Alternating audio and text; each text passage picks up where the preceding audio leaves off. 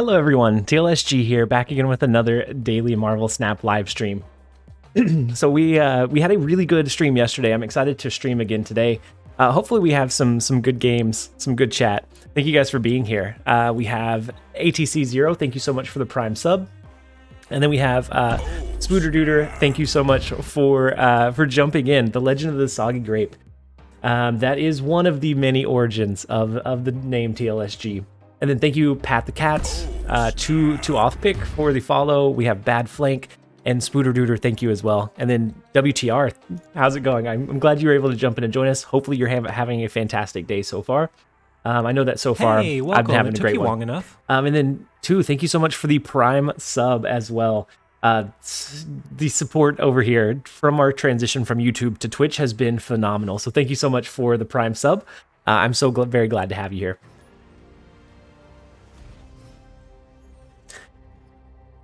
And so I don't know if we just posted a video. We used a tip that Jeff gave us yesterday in using the video and kind of giving a shout out in the beginning. So I don't know if you've seen the video that we just posted on YouTube, but it runs this negative deck, and I'll fix the deck tracker because it looks like it's not picking up. But it runs an Absorbing Man negative deck, and it's one that I ran last season. It's kind of slightly modified now that the cards have been nerfed, but overall it still runs really, really well, and I've had a lot of success with it. Dan, how's it going? Thank you for being here. And then Shape Shades, welcome as well. It's going well today so far for me. Hopefully your day is going well as well. We could fill up Clintar, but with the broods, but then it becomes a 4 power or 4 cost.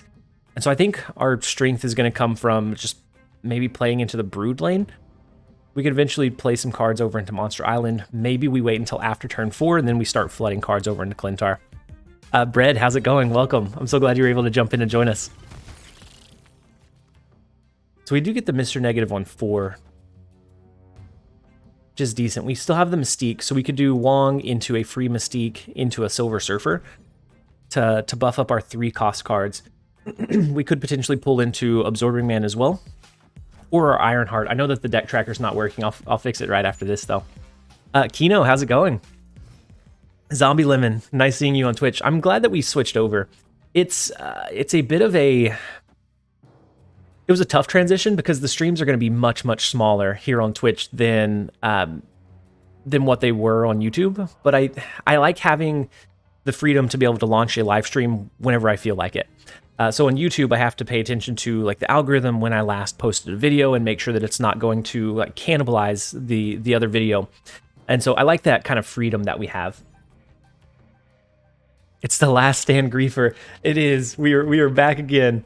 Maybe we have a new origin story for you guys. Hey, Lock, welcome. It took you long enough. Thank you so much for the tier 1 sub. It is very much appreciated. I'm so glad to have you here.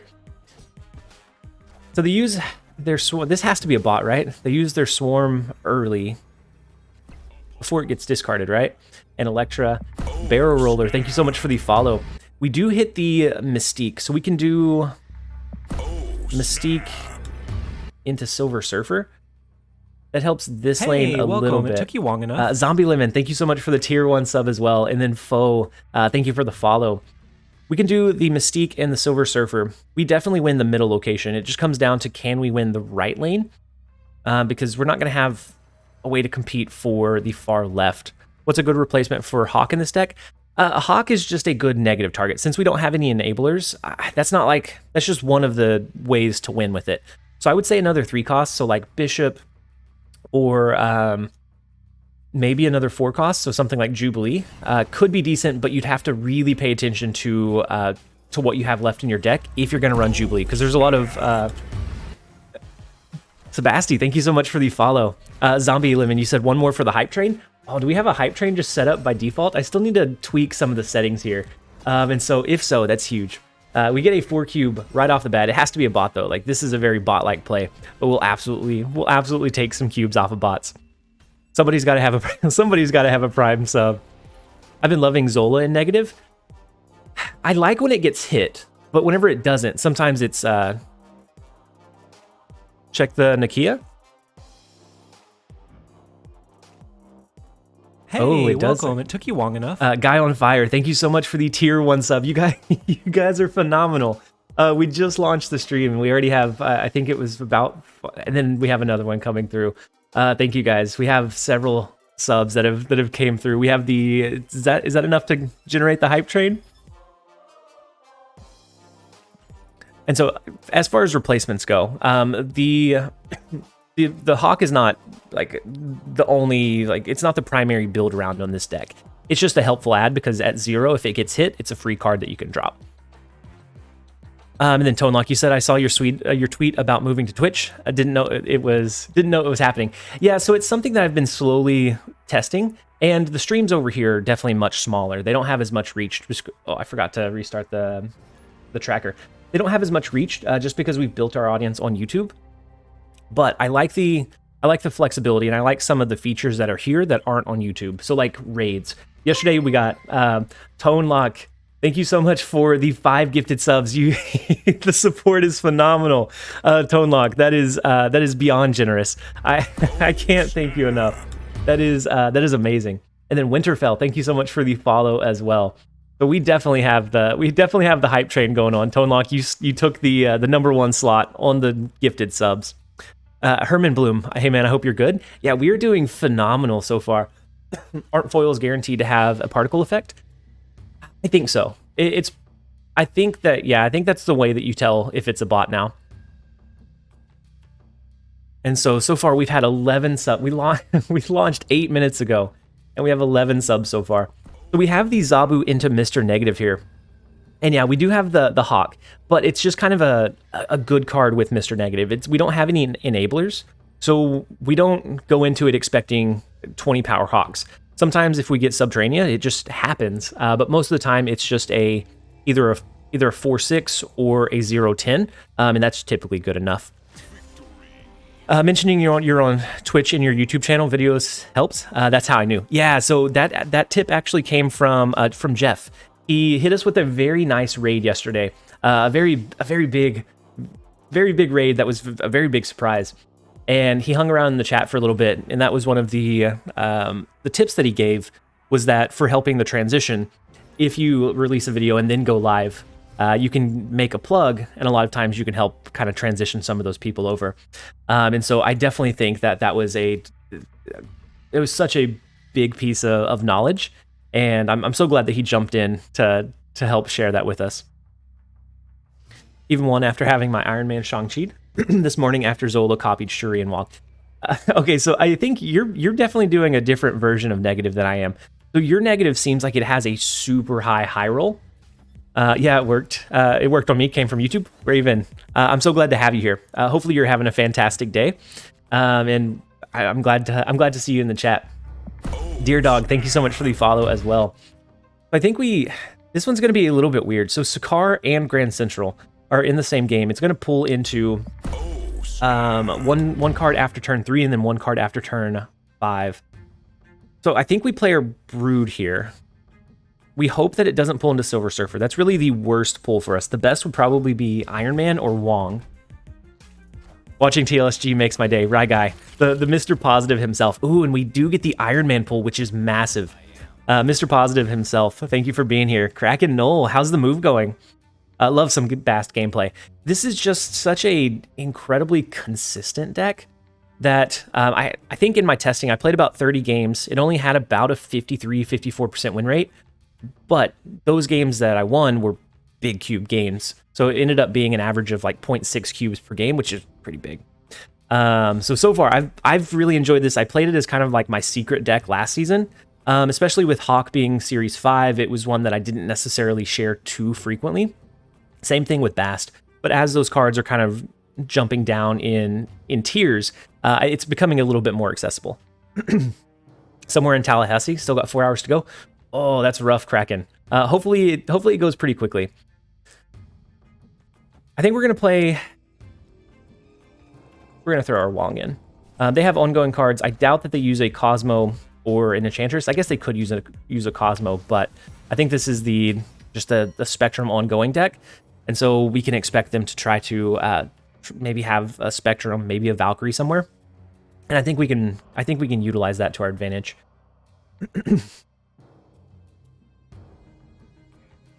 So we either do Hawk to the side.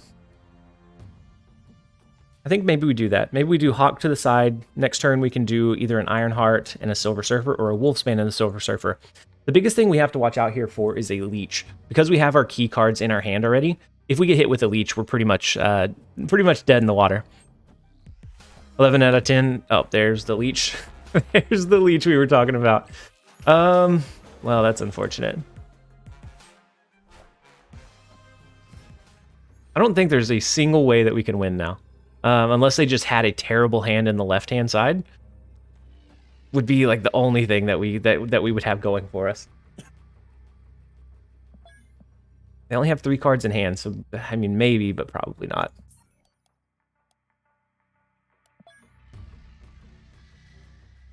Herman, yeah, just missing Bass from this deck. Soon then. Mind you, I'm the only person who can't seem to climb with Shuri.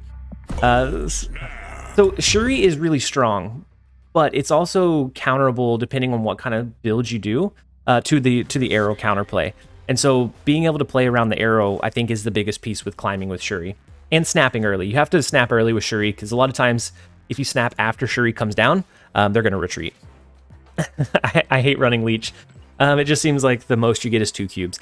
Yeah, a lot of times. It's kind of like any hard counter. So like a Professor X lock, you're going to encourage the opponent to retreat a lot more often with the Leech. But I do think it's very necessary in certain games and certain matches to be able to have that strong counter. So we have the Brute, we have the Zabu into Mr. Negative into an absurd Sinister London lane. So we're going to snap on turn 1 against him. Yeah, snapping is my nemesis. Lost snapping twice and just stopped doing it.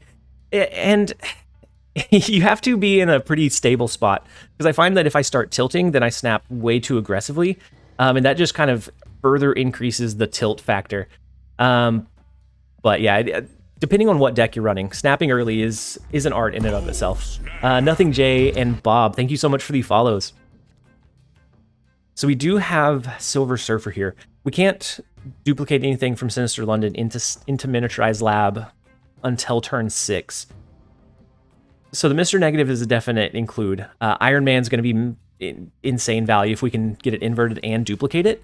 And then if that and the Mystique get inverted, then unless they're running a Leech, it's going to be really hard for them to counter. Got to run Leech in Cerebro 3 because I want it to be a monster. Cerebro 3, I already feel like has a pretty high curve, right? Would Leech fit into it?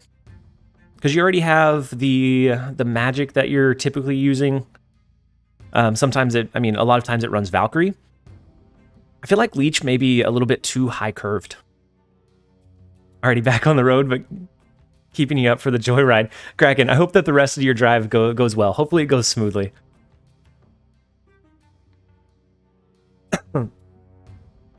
So we do get the inverted Iron Man. They played Polaris, and that's the only piece of information that we currently have.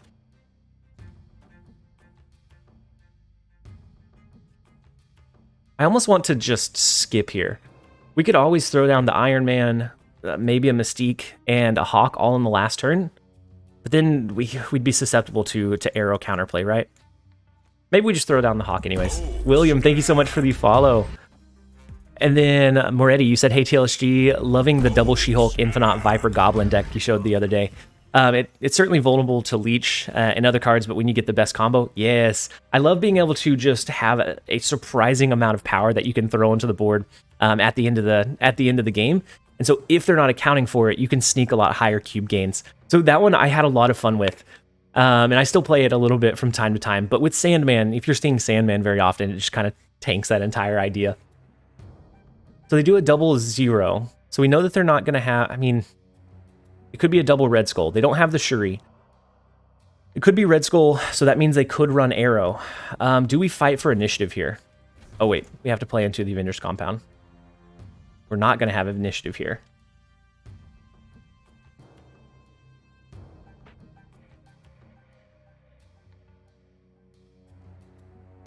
I don't really want to play any of these. I think we may just skip Iron Man and hope for Mystique. I guess we could. That could give us... Hey, Wodar, thank you so much for the resubscribe with your Prime. Thank you for the 2 months. I'm glad to have you back. Going to start streaming more on Twitch. Yeah, I want to. I want to start streaming more consistently on Twitch. It's a little bit more flexible and easier to do on Twitch. So like if a new card releases and I do a deck spotlight around that card and I still want to stream, I still want to play, it's really hard to do that on YouTube without kind of cannibalizing that video. And so on Twitch, I could always launch it after the fact and be just fine. And so I think we are susceptible to a potential arrow. If they do an arrow and then something here, but as long as we can beat the arrow play, we should be okay. I think we do the Wong, the Silver Surfer, and then the Absorbing Man. Actually, that only affects this lane, yeah?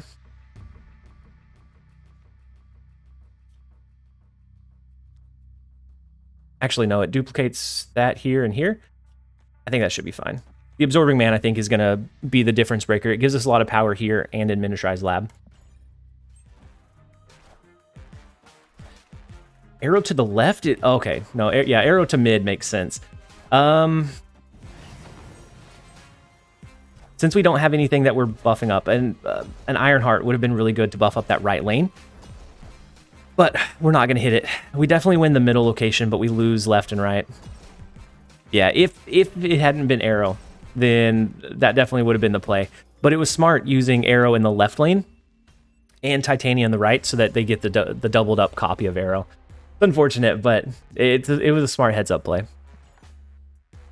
Rest in peace, Zabu not being 3 anymore. Yeah, that's the only downside to this deck. Before, where he would get buffed up massively, he doesn't quite get that anymore. And then Nothing Jay, you said, hey, TLSG, keep up the good work. Always watching your videos on the way to work. Hey, hopefully you're not driving, or if you are, you're just listening. But I'm so glad that you're enjoying the content and that you're able to jump in and join us live. KK Simmons, do you find you have to snap pretty early with negative decks, or people just assume you'll have something crazy? I don't want to... See, I think there's a balance to it. You don't want to snap too terribly early, because then you might end up running into the Leech or something that, like a Sandman, that really heavily counters your negative. So I think it's a kind of a middle ground. Once you can identify that you, 1, have your good hand, and that 2, you have a good shot against whatever the opponent's running, that's typically when I'll snap. Or if I'm feeling really confident, I'll snap as soon as I know that I have the ideal curve. But there are some risks to that. Shuri Sauron and then using Ebony Maw and Arrow on turn 6 is dirty. Yeah, that's the Shuri deck that I have built, is that version, just because it has such a surprising amount of power. It has a lot of like low tempo power plays, and then you have several ways to kind of push your power into different directions to make it hard for your opponent to know exactly what you're wanting to do. And then Night Spy, Ringar, and Fabi, thank you guys so much for the follows. So we're not going to reveal this turn. A Mirror Dimension could turn into another Lemuria. So we might not be able to play Mr. Negative. I mean, we could play it on 4, but it wouldn't take effect until we would only draw 1. It would only take effect after turn 5. I think Rock Slide might feel better with the Absorbing Man fix. It might. I'm sure that there's a couple of different ways to build it. I have 2 Absorbing Man decks that I want to try today. There's this one, and then I have a Luke Cage Hazmat version that was also doing pretty decently for me, that I want to run a little bit for today. But I do think that the Absorbing Man fix or buff was a step in the right direction for him. I don't think it makes him crazy by any means, but I do think it makes him very playable. Case Bar, thank you so much for the Prime sub. It is very much appreciated. I'm glad to have you as part of the team. What do you think about Kang? I think Kang has a lot of promise, but I also think it really depends on how his interaction works. So like if it works with Lockjaw and still rotates it back into your deck, could you just kind of stall out the game permanently? Cloning Vats. How does it work with Cloning Vats? Can you continue to use it in the Cloning Vats lane and just continue to restart that turn? Does it count? Do you get a draw phase after the turn restarts? There's a couple of like intricacies with it that I'm not sure how they're going to work just yet. But I do think he has a lot of potential. I think he's going to be a little bit harder to build around, at least off the jump, because he's such a unique effect. So similar to Thanos. Yeah, I definitely think this one's a Galactus deck, and we lose pretty heavily to Galactus. Well, I guess not always. We played Wong less. We could do...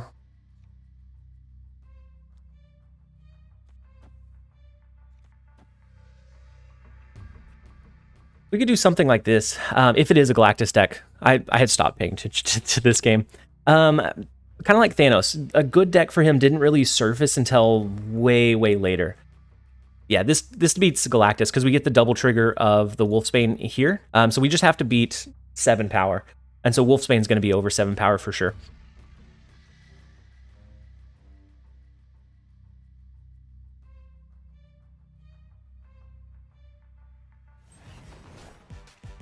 You crocheted an adorable Devil Dino this morning? Now I'm gonna order a Shang-Chi action figure. It's a slippery slope. Like ooh, that could have been. I guess no. There's no way that they won just off of the 1 card. What a strange game. They played 2 cards that whole game, right? Take it. We will definitely take it. But it's weird. It's definitely a weird play.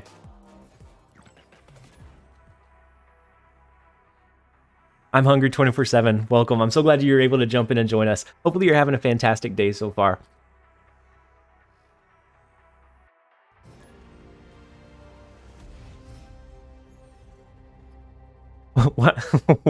Why can't my games be like that? Not all of us are. Not all of our games are. It's just whenever it happens, it's really satisfying. You're right, Wodar. They did only play 2 cards and they still almost won. Which I think is the better way to describe that one. Instead of it being they only played 2 cards wide, they still almost won, and we played quite a few. Case Bar, love your content, learning a lot from you. Thank you for the effort you put in. Thank you for being here. As a creator, honestly, that's all that I could ask for. Because content creation is not something I did before Marvel Snap, or at least not consistently. And so this is all still really, really new to me. So a lot of it came from feedback from viewers, feedback from other content creators, so I could kind of like adjust and make sure that I was trying to put out as good of content as I possibly could. Our Mr. Negative got hit with their Iceman, which is unfortunate. They likely run a wave, so I don't know that Mr. Negative is great anyways. The only good targets left would be Mystique, maybe Hawk. Maybe we'd still do like a Wong. We could do Ironheart on 5, maybe Absorbing Man on 6. Because it's going to quadruple trigger each time. I dropped an 84 power Taskmaster against an Apocalypse discard deck. And Smugly thought you're going to need more discards. It's the... Oh wait, we need to order this differently. We do Zabu first so that it gets hit with Ironheart. That way she has 3 targets to hit. We can re-trigger it with our Absorbing Man, and now that it works correctly with Wong, we should be able to get some value. I think we probably see Wave here. Is there a replacement for Silver Surfer for this deck build? This one particularly, I don't think so. I think Silver Surfer is very crucial in giving it that flexibility. I think there are other ways to build negative decks that aren't kind of focusing around the Silver Surfer aspect, but I don't have one off the top of my head. So they do use Wave. Since we have Zabu, we could do 2 4-cost cards, but we don't really need to. All we have to do is Absorbing Man.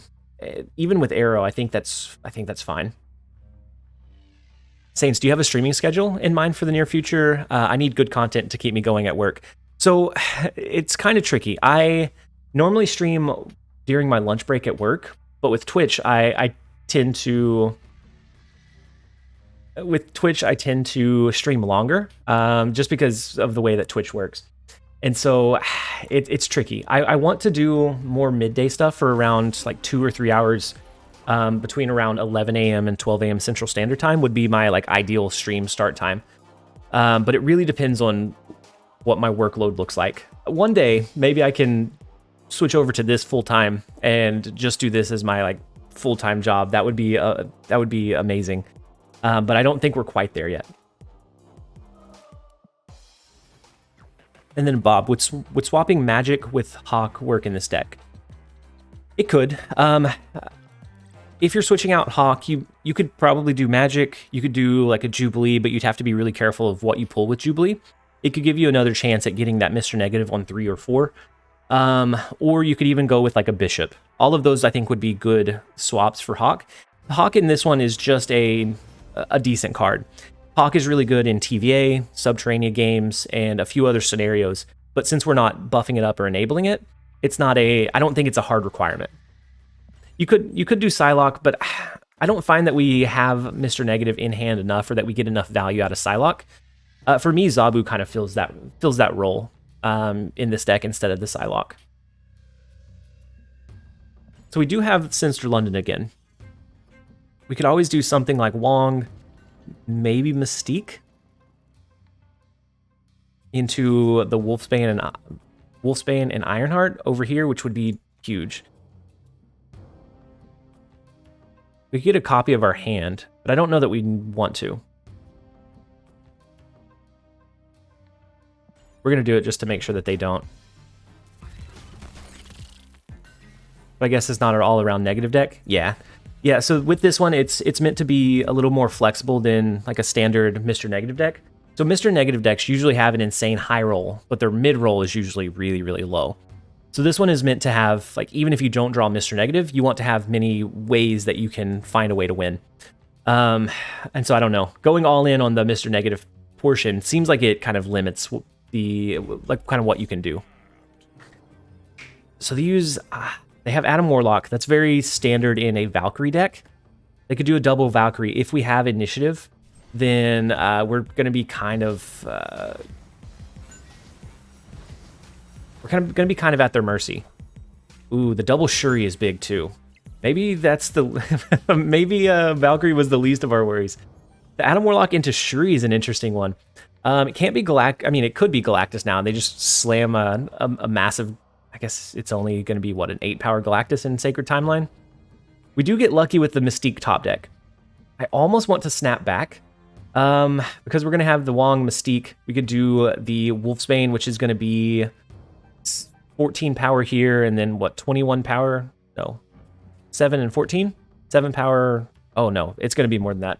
I can't even begin to fathom. It's going to trigger 4 times. So they're going to be really, really big. I think it's going to be like a 50-something power Wolfsbane on the right, if they let this trigger how we want it to. Yeah. I went down an incorrect math rabbit hole. And so they're going to have a really big follow-up to their Shuri play. Maybe we can squeeze out enough. Oh, the Doc Ock is deadly.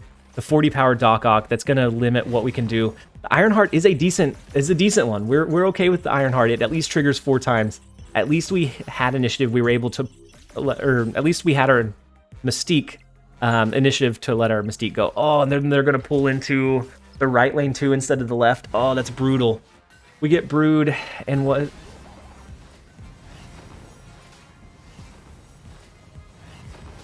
That's unfortunate. That one hurts. We don't win. We don't win any of the lanes. I'm glad we didn't snap back. That quadruple powered Doc Ock. I don't typically like the Shuri into Doc Ock, just because there's a lot of Shang-Chis that run around. But in this matchup, this scenario, that was a solid one. We're gonna go ahead. We're gonna go ahead and humbly retreat. Yeah. At least it's just 2. It's not 4 or 8. But that one was rough. People be playing Galactus and everything now. I don't find that Galactus is all that great. With how popular Arrow is, and with how popular cards like Polaris and Cosmo, I feel like it's a little bit more work than it's worth, because Galactus, you're usually only going to get about two cubes out of it, and it can be pretty consistent. It's just, for me, it's kind of boring. It's a kind of a boring play line. Maybe if we build more towards like a turn 6 Galactus, so like when Nimrod comes out, that has some potential to get kind of exciting for a little bit, but just in general, I think that Galactus is a little bit more boring to play.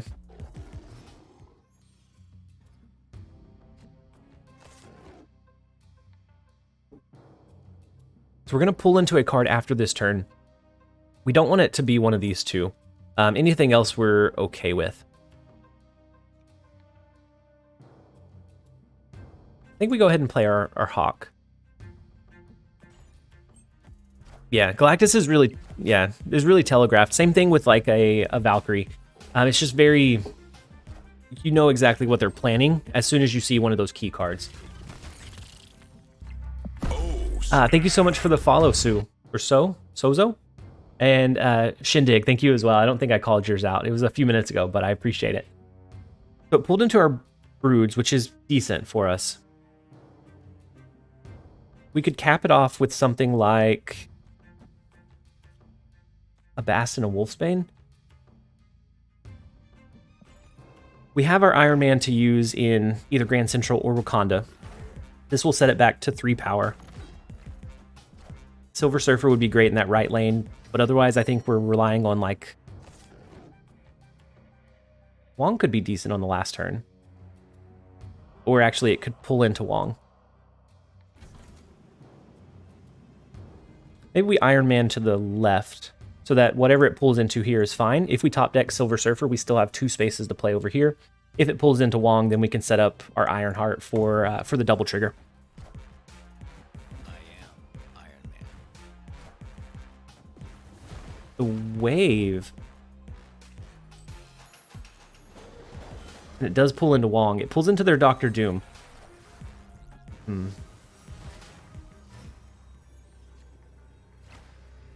We pull Mr. Negative. That's not great for us.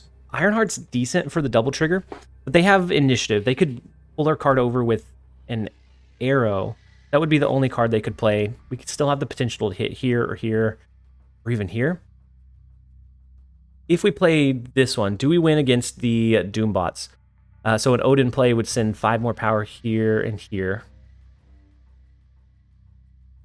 Yeah, it'd send 5 more over here. That'd bump them up to 6.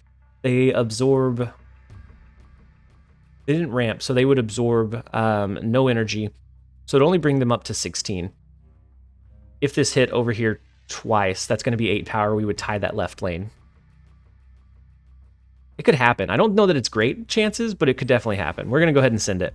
The Magneto is not what I wanted to see there. It had so many choices to pull from.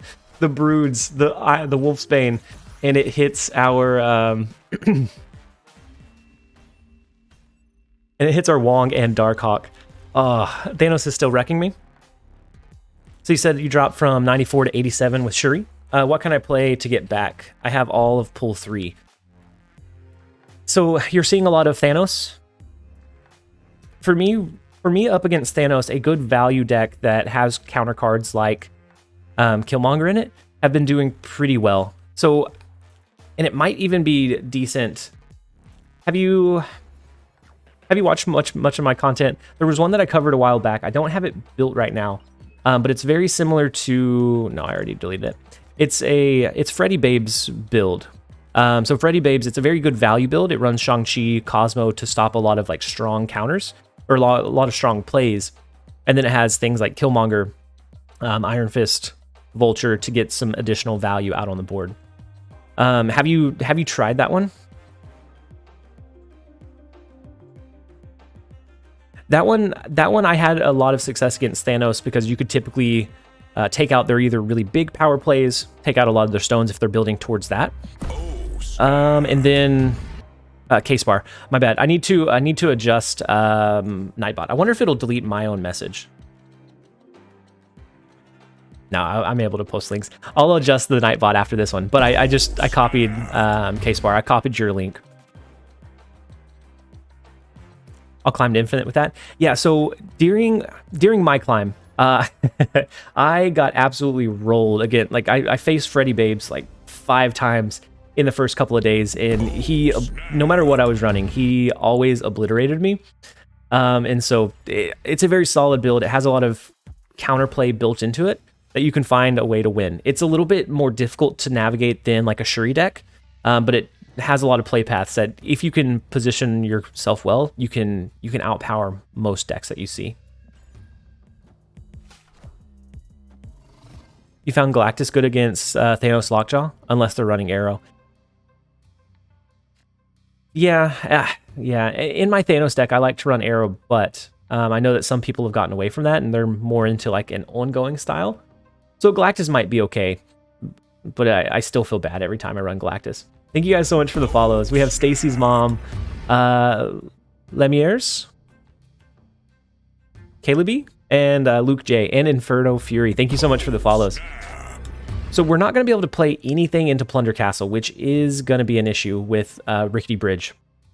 I don't think we have any way to win this one. We probably should have played Bast into the Rickety Bridge. Okay, so they armor into that lane. That helps us a little bit. Plunder Castle is still out unless they send us a 6-cost card. But we know that we're not going to send them one. We can do Wong on 4. On 5, we can do... Actually, maybe we just do our Hawk.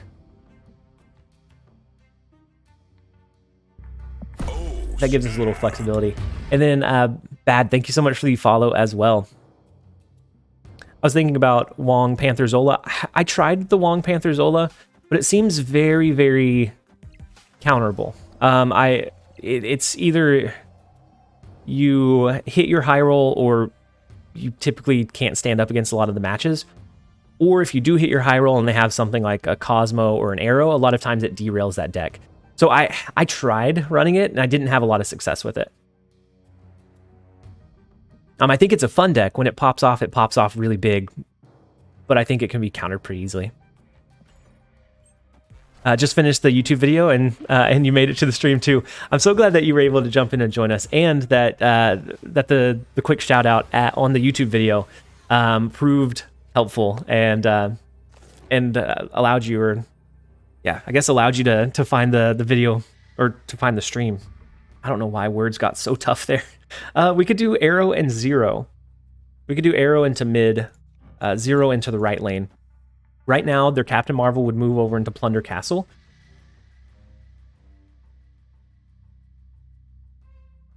And so they're probably going to lose, or they would lose Plunder Castle. But whatever they play, would it beat the Mindscape lane? I honestly don't remember what we sent them. We sent them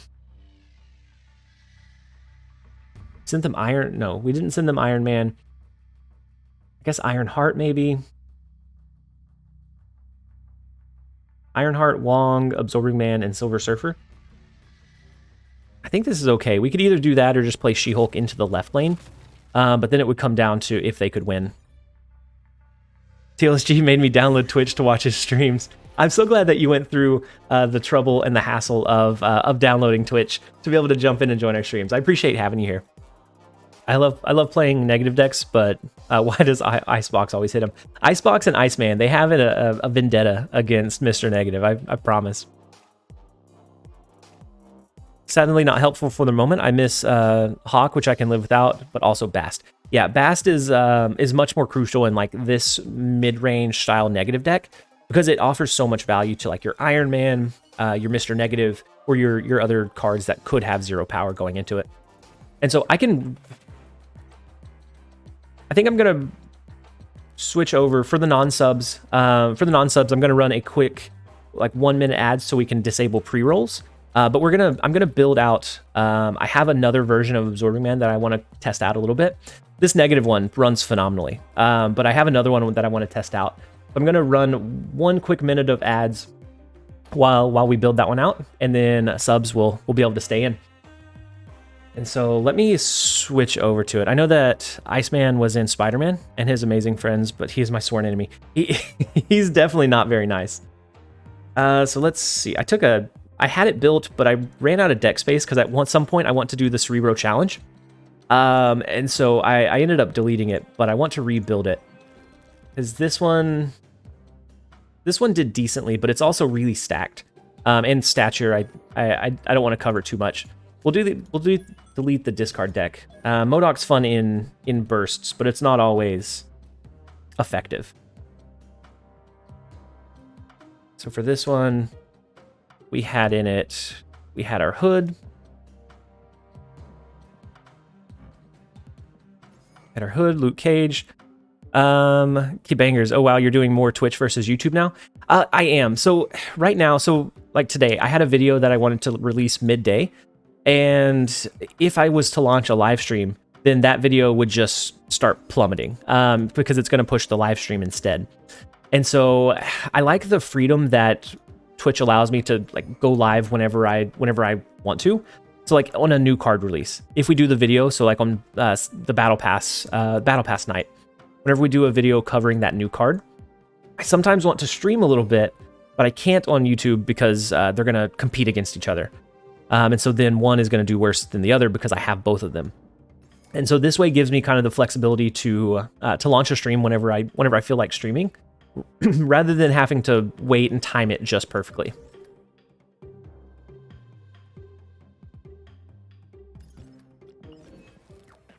All right, so we'll run this one a little bit. I had some decent luck with it, but I do think it has some faults of its own.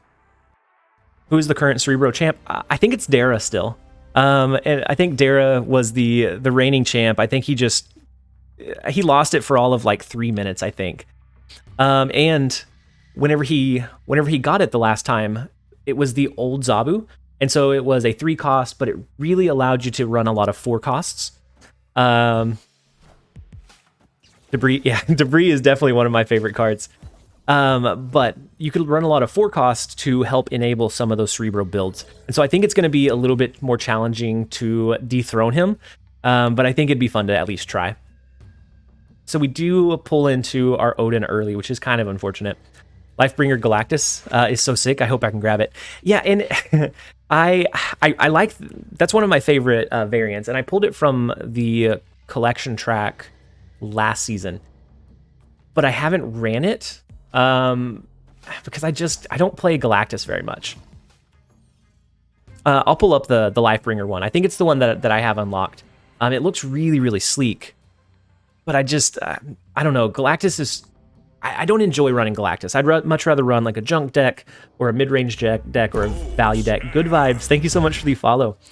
The animation on that hazmat looks cool. On the one that I have. And then Zip Ethic and R34L, I guess Real Nightmare. Thank you so much for the follows as well. We can do Debris either into the left lane or maybe we throw it into the right. I know that they will likely get a rock in this right location, but since they already have 1 card each over here, it works a little bit more in our favor to start clogging it up. Ardilla, how are you doing today? I'm doing well. How are you? I hope that you're having a great day so far. I'm glad you were able to jump over and join us. Have you seen the upcoming Thanos animation change? Yes, I have. I think that has been one of the most requested changes. And I'm glad that it's finally going to happen, because sometimes you can get surprised by a Thanos deck, and I think he deserves, because it's such a kind of it's an archetype of its own. And so I think it definitely deserves to have some kind of recognition so that you know that that's what you're going up against. Much better day now that you're live. That's thank you so much. That's so nice. We do get the lane cap in Sakar. So they play the Shuri. They're going to have a really big card to drop down next. But luckily we get the cap in this right lane. We can extend the game with our magic. We're still looking for our Wong, maybe Absorbing Man, potentially a Hazmat. But with the Shuri, if they have their Taskmaster, it makes it kind of difficult to match up against. I still think we do it. We'll play it into middle.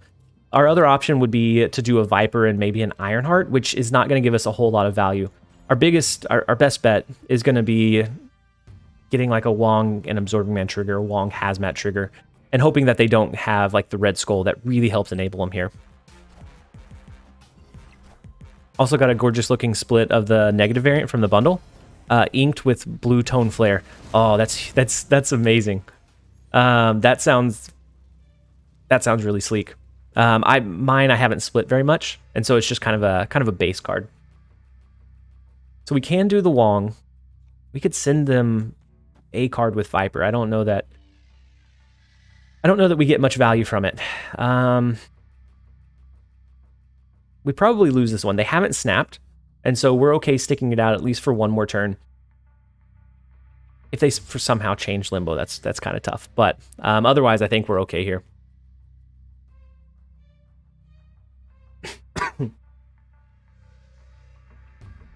And then Jexo and Tragic, thank you so much for the follows as well.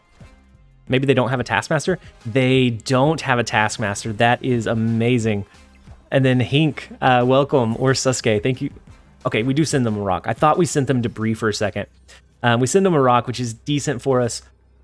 Is it enough though? We can do Carnage to clear up this lane into a double trigger of Ironheart. This would be 2, 4, 6, 8. It's either that or we hope for it to spread the power a little bit more and give it more targets to hit. I still don't know that that's enough. With the arrow, they probably have like a Titania or another decently big last turn play. We'll play it. I think we lose this one, but since it's only for 1 additional cube, I'm okay. I'm okay risking it. Back to your junk roots, I see. This one's a little bit more toxic than our normal junk roots, but yes. The Khazar, the Cosmo blocks our Wong play. We're not going to get the Ironheart trigger, unfortunately. Even if we did, it would not have been enough, most likely. It would have had to hit 5 times? 5 times out of 8 triggers. So really, really poor odds for it to have been able to make enough of a difference. And so the Cosmo is just kind of insult to injury at that point. By the way, isn't Lizard or Typhoid Mary higher value? It is, but this one is leaning a little bit more towards the Luke Cage and Hazmat. For the Lizard and Typhoid Mary, which one would you take out? You could always take out Absorbing Man, but I wanted to test him with Wong. That's kind of why we started building this list. I wanted to test him with Wong, and everything else is designed to either have good on reveals with the Wong or clog their side of the board. So there is a lot of value with Typhoid Mary and Luke Cage, but I don't know. I wasn't able to find something that I would want to cut to make it fit. It's about time they changed how Absorbing Man works with double active. Yes, I'm so excited because it's been so long, and it was counterintuitive the way that it worked before, and I get why it did it because Absorbing Man was double copying the previous on reveal, but intuitively it should double trigger. So I'm glad that they were able to fix it. So they changed the Altar of Death, so we don't get the extra energy, but we can send them the hood now. We could either do that or clear it up with Carnage, but I think we tried to start clogging some of their space. Slacks, wait, are we streaming on Twitch these days instead of YouTube? I am, and I may need to make a command at some point, but we're streaming over on Twitch because there's some clash between the YouTube algorithm, and so, like, for instance, I released a video on YouTube an hour and a half ago. An hour and a half ago. If I was to go live on YouTube, then it would stop pushing that new video and it would push the live stream instead. And so that video would underperform a lot more in comparison. And it just created some strife between, like, me having to really try to plan when I was going live, and then it always became a point where it was like, well, maybe I just won't go live today. So I like the freedom that Twitch brings, and there's a couple of other really cool features that Twitch has that YouTube doesn't. So, like rating and being able to kind of share your community with others in that similar game or that similar community is so cool. It's such a rush to be able to, help someone out that's kind of small, or have someone that's big raid you with a few people. I don't know. It's just, I like a few of the things over here on Twitch. Okay. Oh god, he's not gonna have room for anything. That's the plan. That's the idea. We're gonna do the debris. Actually, let's reorder it. Let's do the demon and then the debris. We could either use Absorbing Man here to send him. It would copy the Green Goblin, but I would rather potentially do the debris next turn, or the Absorbing Man to copy debris next turn. Oh yeah, the Killmonger clear could be part of his game plan. Yeah, it might have been better to hold it. Slacks, you said, gotcha. I heard you mention it on your video today. When it was bummed I hadn't caught your streams for a bit. Yeah, so it's something a little bit newer. I haven't done it for very long. It is something a little bit that I'm doing that's a little bit newer.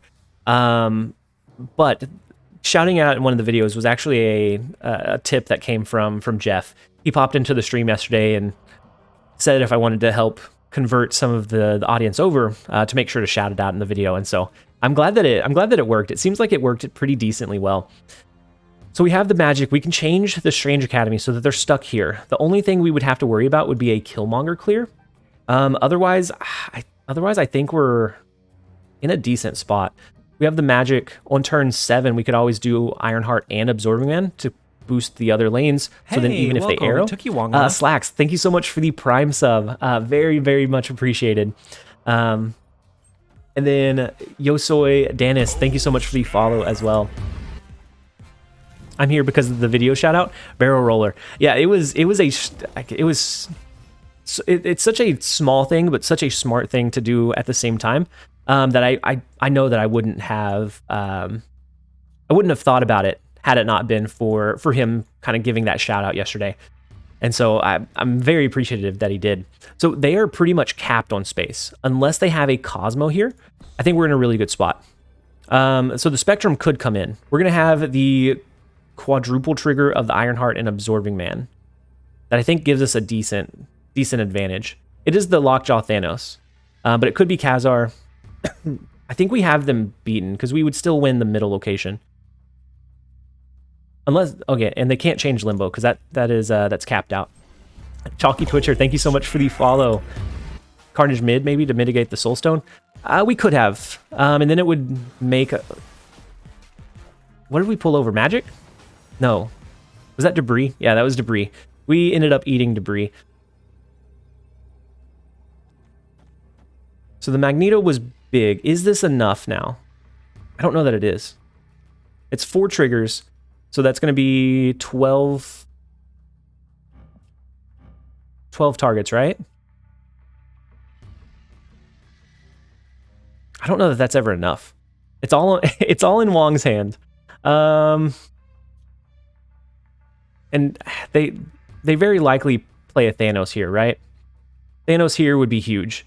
We would have to hit this one 6 times to overcome this power.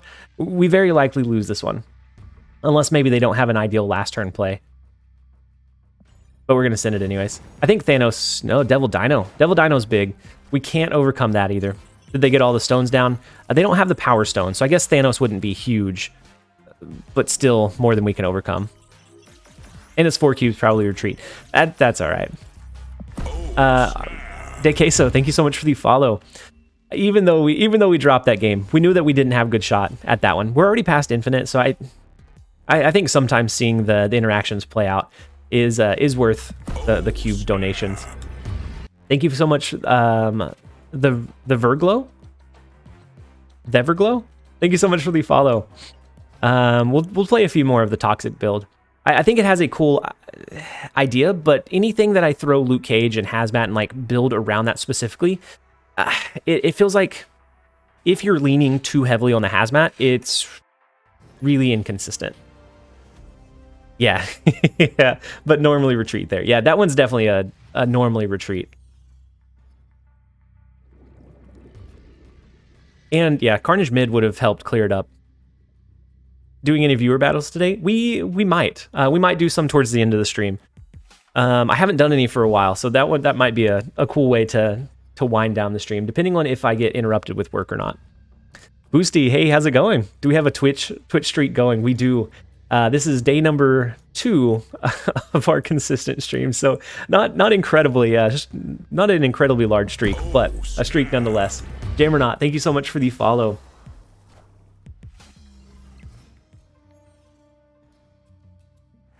I definitely think you need a big play for tempo, either Typhoid or Lizard.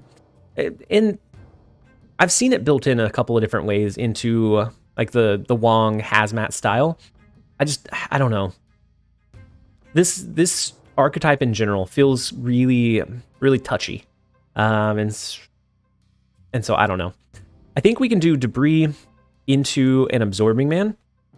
That would push a couple of rocks into these 2 lanes. We make sure that we lose Hala because they already have the Scorpion there, so that they keep their rocks, ours get cleared. We'll have that additional space.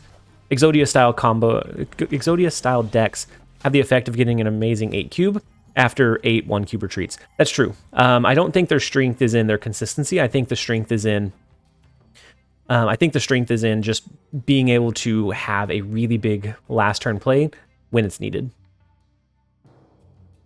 Beast if you want to get even more greedy. I always feel that I lose too much tempo with Beast in like a Debris style deck. I was really excited to do a Beast in Debris, but it was never, it always cost a little bit too much for the return that I got. I'll make an archetype real quick. Maybe we can have fight in the viewer battle later. Which archetype are you building? And then Raw Game, thank you so much for the follow. So they did cap out this lane. They have the Nightcrawler they can move.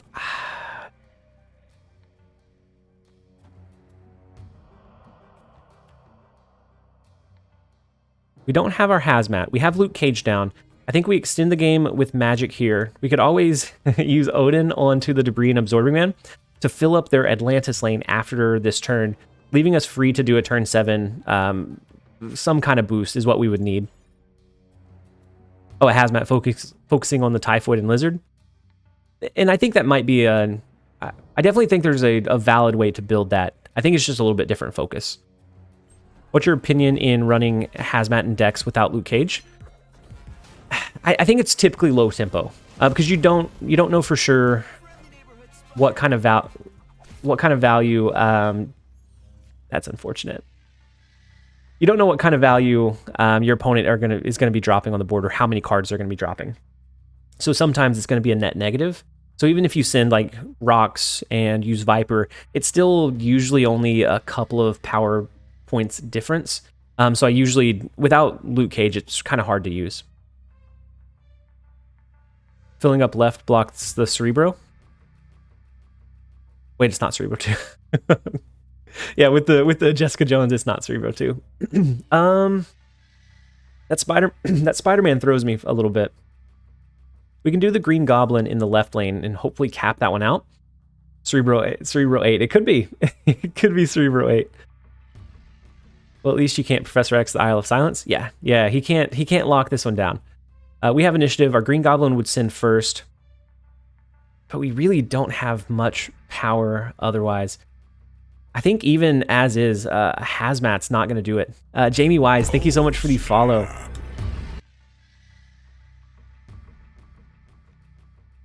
If we do the Green Goblin, then we can't do these other two. Maybe we do something like that. That way we can trigger it with an Odin. We could Carnage in turn 7. If we don't Hazmat, then that could probably win that lane. You're right. We'll see. We'll see what they play here. They could play an Arrow and just force our cards over. Dr. Doom, interesting.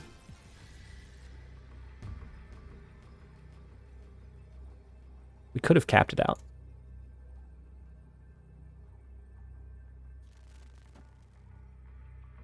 So an Odin wins here. Does it ever win here as well? Probably not. Sinful Shooter, thank you so much for the follow. Because they likely do an Odin, right? Or is this more of a like lane lockdown, so like Storm, location control into a Doctor Doom? They might not have the Odin. I don't think they have the Odin. And then Raw Walrus and Artimka, thank you so much for the follows as well. Toby, hey TLSG, first time catching the stream on Twitch. Is this a big change? Thoughts on the recent patch? So the streaming on Twitch is a big change. If you Odin right, does Absorbing Man copy? No. So Absorbing Man is kind of like Mystique. Absorbing Man is now locked into Debris. The switching over to Twitch, I think we lose this one, but it's only for one extra cube. We're gonna lock it in. The switching over from YouTube to Twitch is a big change. So before on YouTube, we're typically streaming to like between 400 and 600 people. And Twitch is going to be much, much smaller for quite some time. I think in the long run, it's going to be a very good change. We needed one more trigger over there to tie it, but we would have lost the tiebreaker. I think in the long run, it's going to be a really good change. So that way we can release a video on YouTube and have that separation, so that we don't have to worry about them kind of feeding off of each other and cannibalizing how well each individual one can do. And there's a couple of pieces on Twitch that I like a little bit better than YouTube. And so we're actually going to switch back over to the negative absorber, the negative surfer absorber. That one's a little bit more consistent. I think toxic is a cool idea, but I don't know. It's intermittent in how well it works. Cruel Master, I never got a notification for your video today. For some reason, it happened a few times now. I know that the bell icon has to be clicked. There's some kind of, and if I release too many videos too frequently, which is another reason for moving the stream from there to here. Because if I release more than I think it's 2 in a day, then it doesn't send the notifications to everybody. Did you even draw Zombie Living? I did not. I didn't draw Hazmat, not once, I don't think. No, I didn't. I'm sure it's in the deck, but we didn't draw him at all. I'll play one more after this. Maybe I was too hasty on switching. It's just whenever you don't draw Hazmat, you lose a lot of your oomph. Yeah, yeah, Hink. I'll switch back over to it. Oh, that's it. Yeah, unfortunate draws happen. So if Mirror Dimension copies into Onslaught Citadel, that's great. We have a lot of ongoing cards. They do have Zabu, so their 4 costs are now 2.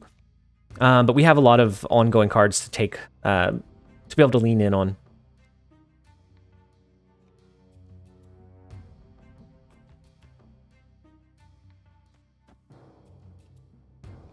I think we're going to do Hawk over to the right.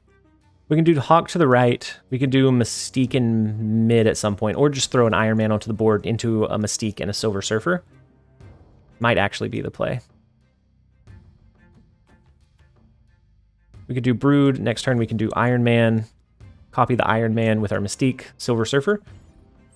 They could have an Enchantress. Ooh, it's a Luke Cage. Interesting. We switched off of Hazmat. Sorry, I read that wrong. Thank you so much for the follow. Toby, thank you for the follow as well if I didn't shout yours out. So the Hazmat could be really, really scary here. If they have the Wong, the Hazmat, potentially an Absorbing Man or Odin, it's going to trigger an absurd number of times. And the Sarah. Oh, their cards are going to be so cheap here. Enchantress and Shang-Chi simply do not exist. I can't believe that they exist. Let's go ahead and do the play this way. I think that gives us pretty good. I mean, it's only for 1 cube. I have to see this one play out. They're gonna use they're gonna use Hazmat against us better than what we were running. I think they deserve to see it. They don't have Wong on the board yet. Is like my only hope, but we're not in a good spot. Toby, are you gonna have days where we test experimental decks on friend battles? Or are you comfy just grinding ladder? I think both. Oh, we got obliterated. It was close. Close game. I think both. I like the idea of doing friendly battles on stream. I like the idea of doing like experimental decks on friendly battles, and just climbing on the ladder or climbing down on the ladder. I guess climbing doesn't necessarily mean that we're climbing up, right? Whew. If you want to try out decks, you can friendly battle anyone in the Discord. Yep, exactly. Ooh, I was gonna switch.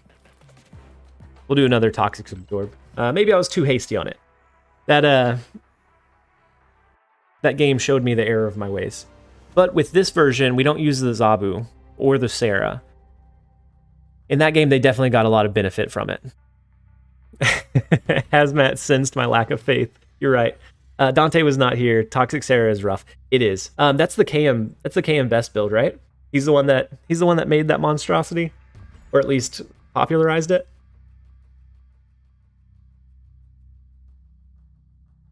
No wonder we got obliterated. The locations were really good for that deck at that time too. Hey TLSG, sorry about that. Was that you? Are you the one that just obliterated me with Hazmat? If so, no worries at all. If so, no worries at all.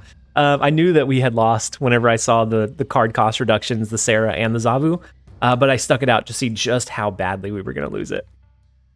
I had fun against a friend playing the Fishing for World Ship deck. I swapped one location over 30 times in one turn. In one turn? My gosh. I didn't know that was a game that people played, but it sounds like it might be fun. You just hit infinite and started using Hazmat again? I think Hazmat can be fun, but I don't know that it's ever consistent. And so yeah, I had been trying it. I had just said that we were gonna bail on Hazmat, and then you just obliterated us with it. So we decided to jump back on the train. So we have our Wong and our Hazmat here. We don't have our Loot Cage, so we're still potentially missing that. They used Bass, so that tells me they're probably not running a Killmonger. So I think we have an okay shot at maybe clogging up their board here. I'm glad that you hit infinite, by the way, Maverick. And absolutely no hard feelings on just destroying us here. So they played Angela and then bounced it back into their hand. So it's cheaper, but it doesn't get buffed up when you bounce it the same turn. Several of the locations changed were to Kamartaj. Oh, I could see that. So we have a really good setup here. Elysium helps us kind of flood all of our stuff. We have the Loot Cage, the Wong, the Hazmat. This could be our game. We want to save one space to have at least 3 spaces to play our cards. He probably runs a Hawk to the right. He might. Hey, Specimen, thank you so much for the raid. Hopefully you had a fantastic stream. I'm glad that you were able to jump in and check out the stream. I appreciate anyone that followed over. Jordy, it looks like you're part of the raid crew. Welcome, guys. Specimen, how long were you live? Did you have a pretty good stream? I think we do magic into middle. We want to leave probably this right lane free for our Wong Hazmat, potentially like an Absorb Man or Odin. Oh, like he probably has that card in his deck? Maybe. He might. Can't kill me. I didn't know you were actively streaming on Twitch now. It's something that came up pretty recently. So it's something that I've kind of teetered back and forth with and never like truly made a choice of what I wanted to do or where I wanted to do it. But there's some active like strife against whenever you release a video on YouTube and then whenever you launch a stream. So if they're in close proximity to each other, they start kind of cannibalizing, and neither one does as well as it would have otherwise. And so they're going to be much smaller streams, but I do like a lot of the features that Twitch has over the other. Hink, you're getting ads. Right now, pre-roll is enabled. I haven't ran any mid-rolls. I have them turned off. So I only run them whenever we're like changing decks or maybe taking a short break. But otherwise, farewell TLSG. See you next year. So did you jump out of the stream and jump back in, Hink? Specimen, you said that it was a short 90-minute one. Oh yeah, you just got back from the Clash. How was that? I watched it on the stream, but I can't even imagine how just how cool that whole experience must have been. Yeah, I can huge shout out to Kawa for setting that up. That's a really impressive thing to have organized and set up and just been able to navigate. So we only have a couple cards left in our deck. Do we ever Absorb Man into mid instead of to the right, in case we draw Odin? I think we're just gonna do it to the right. We're gonna hold it off, but for one turn as well. Don't forget there's a turn 7. Yeah, and I was gonna play it out just so that we couldn't get hard countered by something, but a Thanos deck, I don't know that we have a chance against anyways. He might have the Reality Stone. Thank gosh he didn't. Ready Freddy. I wasn't even paying attention to what stones he had played. He absolutely could have shifted that on us, and we would have lost the extra cubes.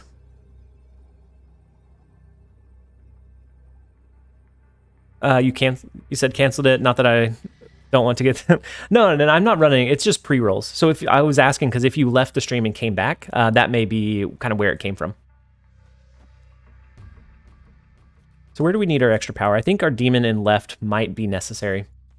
We can do the Hazmat and the Absorbing Man, and flood the rest of the board. It was great getting to hang out. I've got a dip though and eat. Great to catch a stream. Specimen, thank you so much again for the raid. Hopefully you have a great rest of your day. And I'll definitely make sure to repay the favor sometime when you're still streaming when I end. Biscuits, hello. I love you on YouTube. Hopefully you love me over on Twitch as well. Hopefully you're having a great day. I'm so glad that you were able to jump over and join us. I think we got very fortunate that we beat that matchup. There was a lot of things that could have went very differently. I don't think we should have ever been in a position to win that one. We were very glad that we did, but we'll play a couple more of the toxic debris, and then while we're switching, I'm gonna run and take a quick break here in just a second, and I'll run like 1 minute of ads while I'm away. That way we can disable pre-rolls so that Hink doesn't get slammed with more ads. I want to try and mitigate as many of them as we possibly can.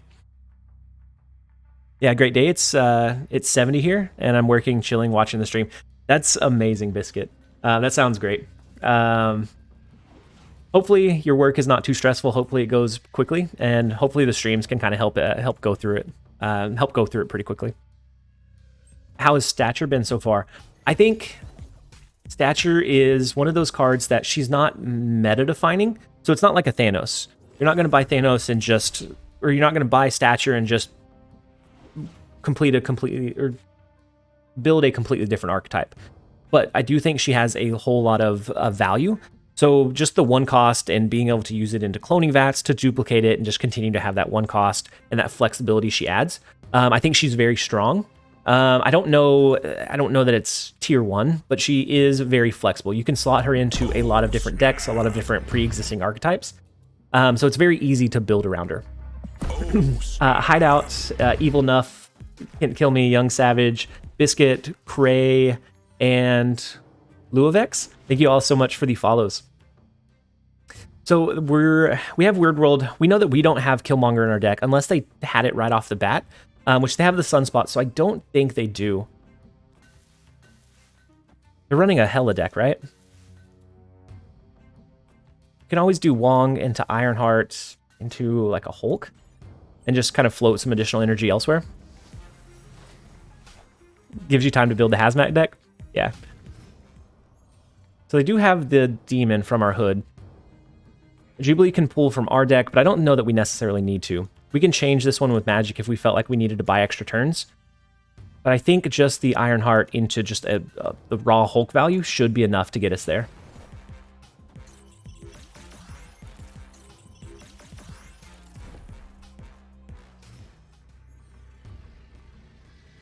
And so they skipped on last turn. Do they have a She-Hulk maybe? Or maybe they're going to do... I guess they could have an Arrow. This looks like a standard like Hela discard. I wouldn't see them having an Arrow. Maybe they have She-Hulk and they're going to do She-Hulk and their Demon. And we have our Magic, so we know that they didn't draw our way to change the Nexus, so we should be safe in that one. Kraken Null, it's the final countdown. The rest of the trip is all coastal driving. That has to be a little bit better than like being in big cities and just having a lot of traffic. Hopefully the rest goes smoothly for you, Kraken. I know that you've been at it for a while and you haven't been feeling the best. And so I am going to run to the restroom, get another drink really quickly, so I'll be back in about 60 seconds. I'm going to run one quick 1 minute ad break to disable pre-rolls for everyone new that comes in, and then we'll be right back, guys.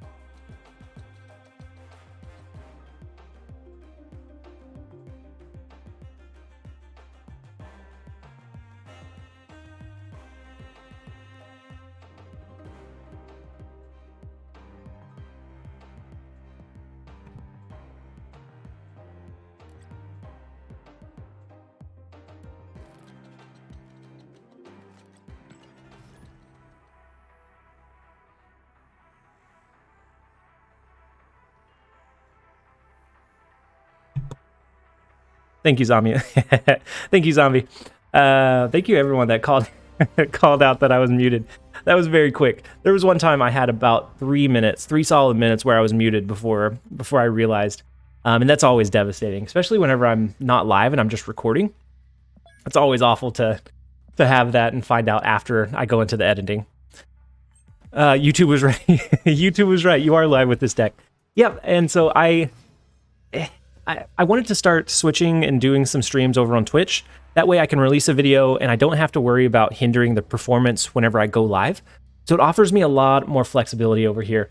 And that little piece of like that gem of advice to insert the like that we're live with the deck came from Jeff yesterday. So I'm so appreciative of him for that call out. I remember when you were muted for like 5 minutes. Yeah, Hink, that does happen. It happens from time to time. It is pretty unfortunate. So they are running a Thanos deck. They did get a card over into Death's Domain. We can get some power there with Brood. They have Space Stone though, which is kind of tough to go up against. We have our Iron Man, our Mystique. I don't think it's great, but I do think we stick in it at least for a little bit. So they play their Time Stone. They're going to go Leech, aren't they? They're leeching us. Anytime I see a Time Stone on 3 and a preemptive snap before that, I always expect the Leech to come down.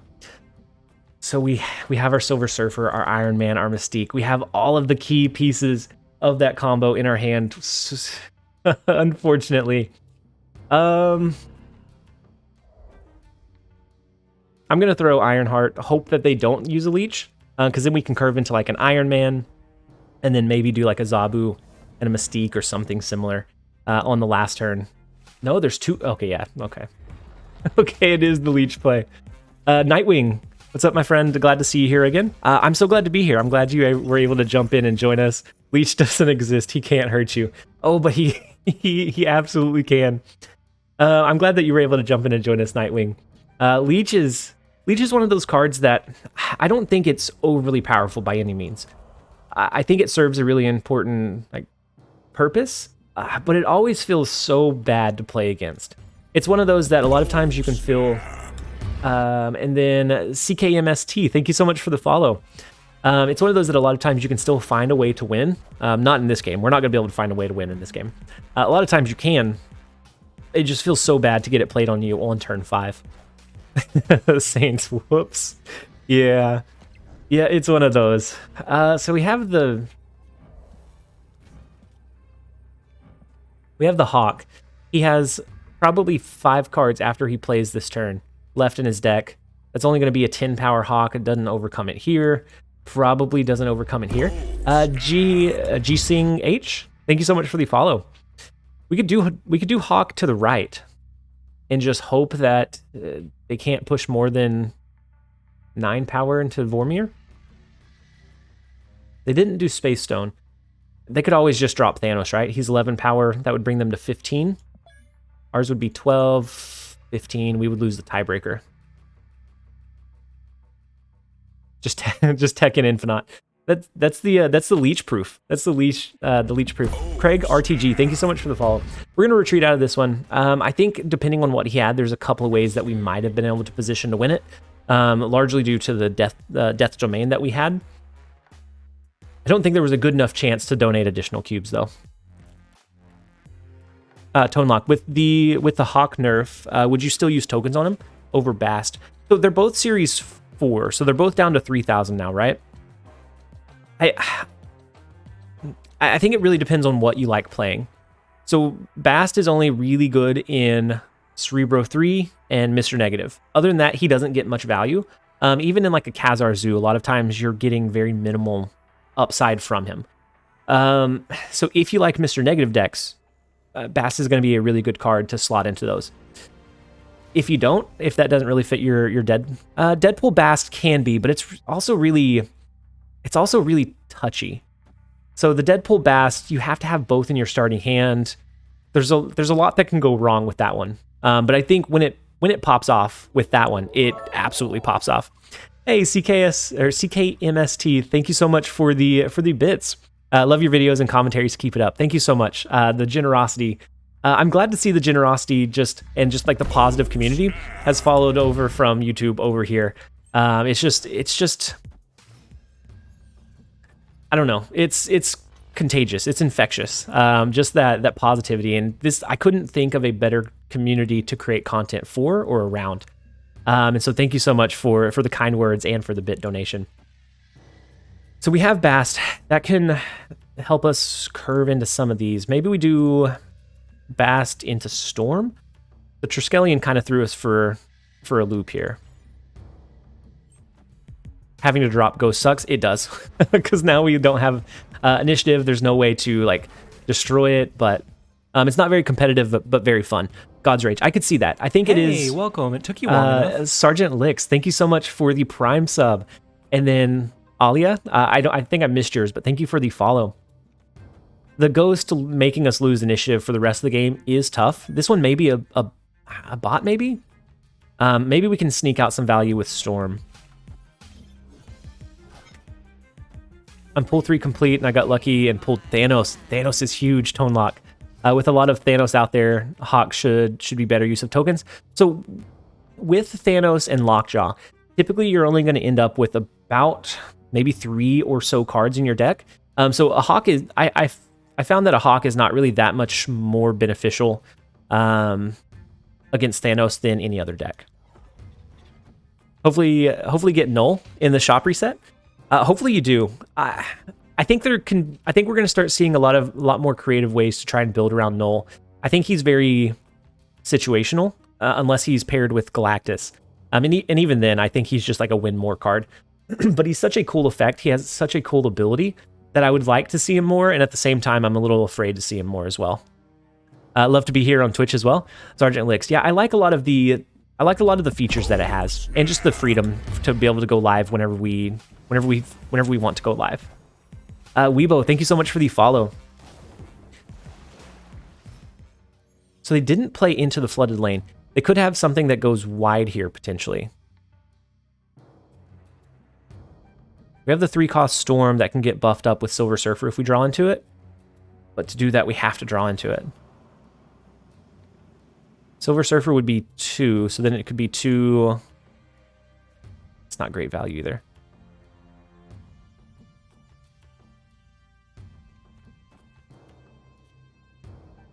Do you ever just tank our chances of drawing into it and do something like Wong and then Ironheart? Next turn, we could always do either an Iron Man or Absorbing Man to double that Ironheart effect again, depending on what they drop. I think they have something that can go wide here. I don't like any of our plays necessarily. Weibo, yeah, I caught a live stream. I'm so glad that you were able to jump in and catch us while we were live. I'm going to try and to do a little bit longer live streams than normal. And it's going to take a little bit more pre-planning on my part for like work responsibilities and making sure that I take care of what I need to ahead of time to try and reduce the number of breaks that I have to take to handle work requests. But I do like the idea of being able to do longer streams. Nightwing, I only have Bast, Shuri, and Hawk in all of Series 3.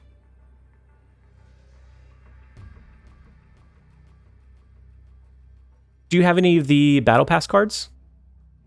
Yeah, Noel will probably really like Nimrod as well. Nimrod is going to open up so many kind of crazy play lines that it's exciting and scary all at the same time. This has to be a bot, right?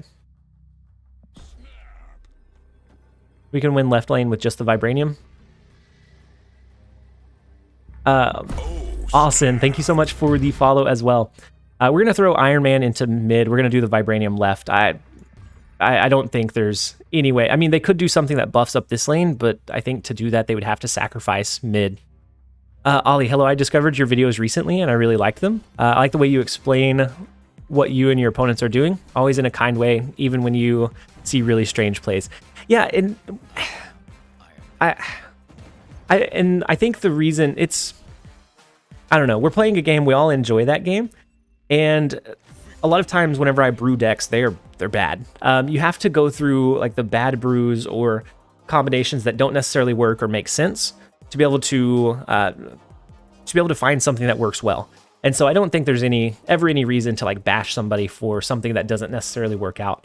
And so I always try to find like a positive spin on anything that I see, even if it takes me off guard. Hey TLSG, I'm a Nightwing. I missed your question, or I missed answering your question. So you have all of Series 3. So honestly, a Shuri deck with Red Skull, Taskmaster, Arnim Zola is hard to beat. You could probably do the mid-range version. I posted one on YouTube about a week and a half back. Maybe it was 2 weeks now. But we do have one on the YouTube channel that I think does really, really well. There's a couple ways to build it. I think in mine I ran armor, but you might take out... I think there was one sub that I would make to my free-to-play one that my more accessible build that I made. But otherwise, it's really, really close and it's really competitive. It has a lot of counter cards like Armor and Cosmo to stop the arrow plays. And then just the insane power push from Shuri, Red Skull, Taskmaster. And then Lucid, you said, I like this deck, but I'm missing Hawk and Bask. Hawk, I think, is very replaceable in this. He's just kind of a good card to get hit with Mr. Negative. I think Bask is a lot more crucial in this build. And I don't know that there's a solid way to build it without the Bast. Because like you can, it's just not going to have as much consistency. So Bast really helps with like your Mr. Negative. You get 4 points of value off of it just on that one interaction. You have your Ironheart that gets 3, your Iron Man, your Mystique, that all get a lot of value just from the Bast play. So it increases that consistency. Your high roll is still going to be really, really high. It's just you're not going to be quite as consistent. And then Austin, I love the move to Twitch. I like a lot of things about the Twitch side of about the Twitch side of like streaming and some of the features that it has. And so I'm really excited. It's going to be much smaller. The streams are going to be much smaller for quite a while, but I think with that will come a lot of good things as well. Hey, welcome. It took you long enough. Lucid Faith, thank you so much for the Prime sub.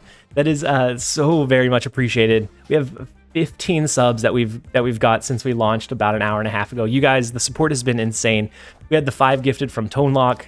Just so much support that I can't thank you guys enough. And then Coco, thank you. Coco, thank you so much for the follow. So we have the Mr. Negative we can throw into Xandar. We still have Iron Man in our deck. Not Mikuru and Centurion Nova. Thank you guys so much for the follows. Welcome. And then Centurion. Thank you so much for the Prime sub as well. The support is just so massive. I can't thank you guys enough. So we have the Mr. Negative. I think we play that. We have the Iron Man, the Hawk, the Wong still in our deck. So those are going to be really good to get inverted. So they're going with a Khazar Zoo style. So they probably have Khazar. I would imagine that they have Blue Marvel that they'll play into the Citadel as well. And I think that has a... Oh, what a beautiful, beautiful immediate top deck.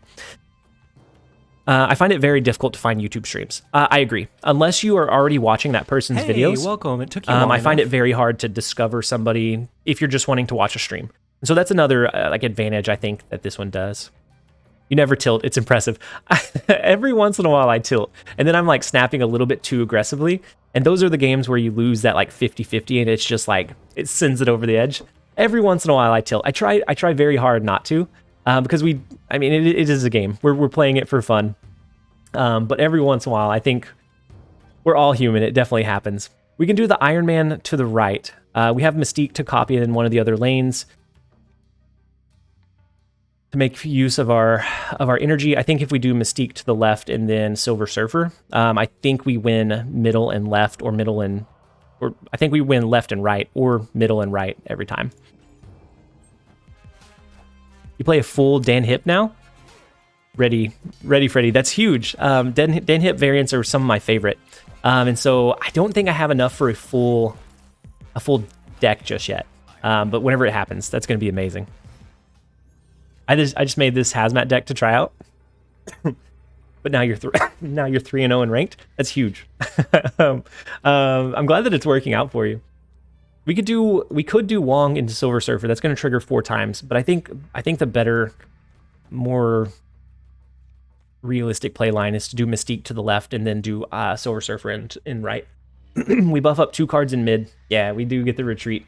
we would buff up. And then Lemon Drips, I missed your Prime sub, but thank you so much for the Prime sub as well. That brings the total for today up to 17, which is double, it's double what we had before. So just absolutely massive support from you guys. Can you give any insight as to the health of Marvel Snap, given your viewership and other creator inputs? So I think it's really hard to gauge. Marvel Snap's still really new. And one thing that I think they're doing really well is they're experimenting. So they have taken a lot of feedback. They've made a lot of changes to the game that sometimes something on launch feels like really bad or like a feature. And they've taken a lot of that feedback and adjusted it from there. So I don't know. I think the friendly battles is really great from like a competitive aspect where we can organize tournaments. I think the card acquisition system might always be a question mark until they roll out a different system, but they are actively trying to make the way that we get cards and just the game in general a better experience. So I think with the developers being that in tune to how the player base feels, I think we'll have a lot of success from Marvel Snap. From me as a creator, we're almost at 30,000 subs on YouTube, and when I started it, I didn't think I thought a couple hundred. Like I just created it because I enjoyed playing the game, and so I think it still has a lot of promise.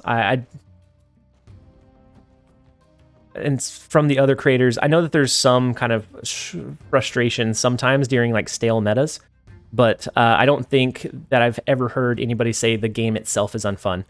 Just like the leader or the card acquisition system or one like particular point of the game is what makes it frustrating. So as long as they're in tune and they can kind of adjust from there, I think we'll have a long, healthy Marvel Snap life.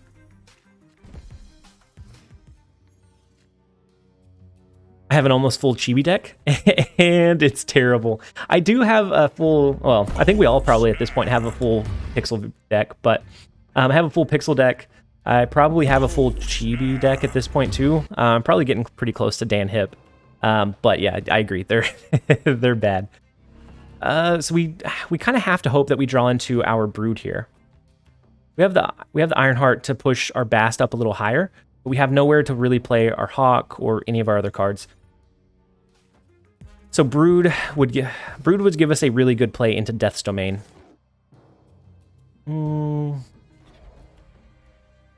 Brood, if we play Mr. Negative, Brood would potentially become 2. So would Iron Man. So if they can't play into Death's Domain, then an Iron Man and an inverted Mystique might be enough to win us the middle location. And it could invert our Wolfsbane, so we could do Iron Man and Wolfsbane. Might also get us the win as well.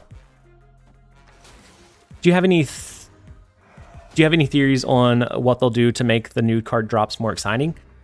I don't know. I know that they said they're working on a couple of different systems, but they've kept it very kind of close to chest.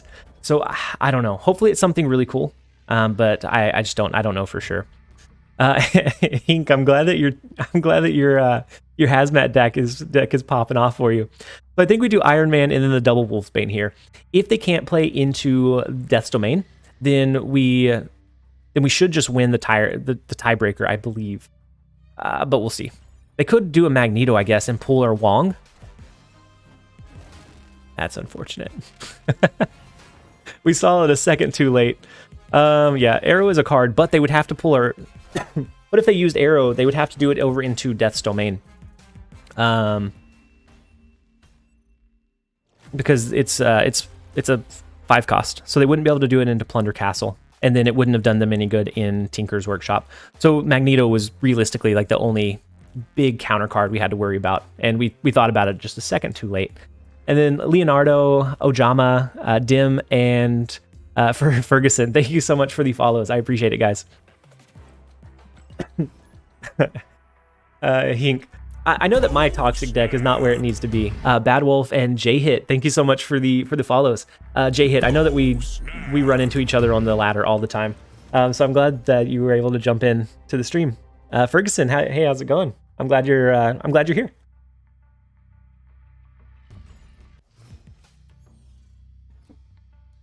So Hink, What did you end up building? You said you were going with like the lizard and the typhoid Mary, right? J hit, yeah. It's always a good game whenever I go up against you. I know that it's always going to be really, really close.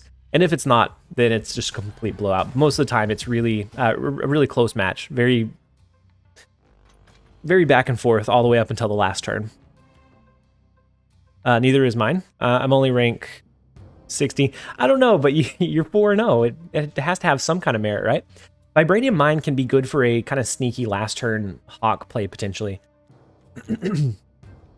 I think maybe we do Brood, we leave a space open.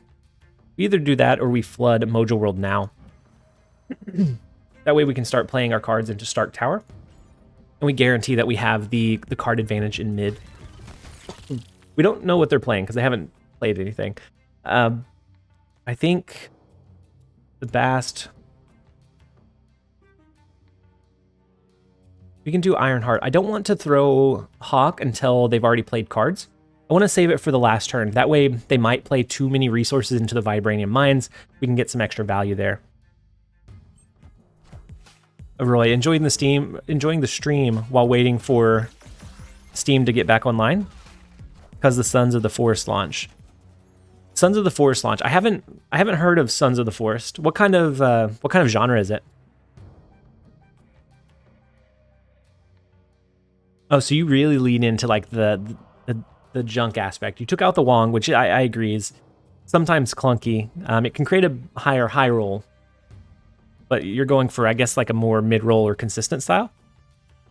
Or at least I don't see Wong in your list. So we can do Iron Man. They use She-Hulk and Zero. They could be doing maybe a Shuri ramp and they miss their ramp. Oh, you don't have Wong? Oh, my bad. My bad, Hink. For some reason, I thought you were Series 3 complete. Survival Horror. It's the sequel of the 2014 The Forest. That might does it look pretty good? Depending on how it's made, those always have quite a bit of promise. So they haven't played into Vibranium Mines. They've only played 3 cards. I don't see how they win this one. They could copy the Red Skull and do a 1 cost here. I think that's it for them. And then if they don't... I mean, I don't think we ever overpower their 28 here. If they play the last card, then they're just going to win this lane. So I think we lean in with the Wolfsbane and then the Vibranium, or the Hawk into the Vibranium Mine. So if they play over here, they're going to be inadvertently buffing the Hawk while they do it. I was wrong. I was very wrong. So it's going to be the 15 power. Yeah. Yeah, I was very wrong. We should have played both of there, yeah? We brought it up to a tie. The Vibranium Mine shuffled just enough power to buff up our our Hawk to 15. I had given up on that game. I was sold that we had lost that one. Just enough to match their Taskmaster power. We can say that was planned, but that was just very fortunate. Flex your best pixel variant? Oh, the Hawk? So I have so many pixel variants. We have Hawk, we have I have one for Shuri too. And those are the only variants that I have for them. Same thing with Moon Girl. So we have one for Shuri that I don't think looks great. Same thing with the Hawk. It's not terrible. Like, I've seen worse pixel variants. But I would still like one of the other cooler ones. And then we have the Shuri one, which I don't necessarily care for as much, but hey, Hot Dynamite, or Hot Dynamite. Thank you so much for being here. I'm glad you were able to jump in and catch us as well. 5-0, I don't know what's going on anymore. Deck really shouldn't work, but it does. That's all that matters. Bob Dwyer, Reckless Monkey, thank you guys both for the follows. I appreciate it. Hopefully you guys are having fantastic days. I'm glad that you're here. Oh wow, at Tone Lock, thanks so much for the sub. Yeah, it was huge. He came in, we started the stream really early, and he dropped 5 gifted. So Tonelock, again, thank you so much for the support. And so if you're one of the ones that received a gifted sub from Tonelock, make sure that you give him a thank you. And then Adizi, how's it going? I see that you just dropped us a follow. Thank you so much for the follow. This deck is very similar to the one that you sent me that I had a lot of success with last season. I think the only change we made was taking out Black Widow for Absorbing Man. What got destroyed? It was their Time Stone, right? Or their Space Stone? Did they mean to destroy it? Or was that more of like an... Or was that more of like an oops thing? Enough. Hey, Hot, thank you so much for the Prime sub. It's pronounced Hot Dynamics. Hot Dynamics. I see it now. I'm really bad with pronunciation, but I do see it now. I'm going to play Mr. Negative into the Strange Academy. The Bifrost will push it over into Fisk Tower. Their Sunspot and Reality Stone are going to get destroyed. We are all good for a snap here. It probably is going to encourage them to retreat now that Reality Stone is already on the board.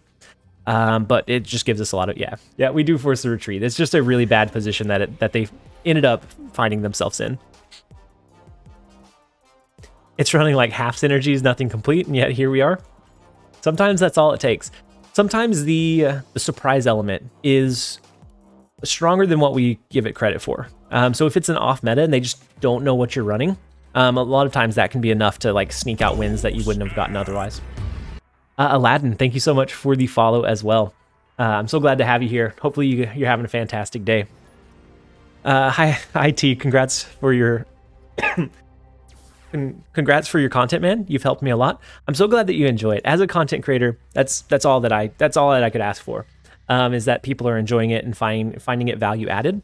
And so I love hearing like feedback and things like that. Not to say I don't like critical feedback. So like if something is off about it or needs tweaked, I'm perfectly fine hearing that. But I love hearing that you guys enjoy the content. Hink, you said true. Actually, no one with even somewhat of a brain would even think to run this. Yeah, I think you're being too hard on yourself, Hink. I think you're definitely being a little bit too hard on yourself.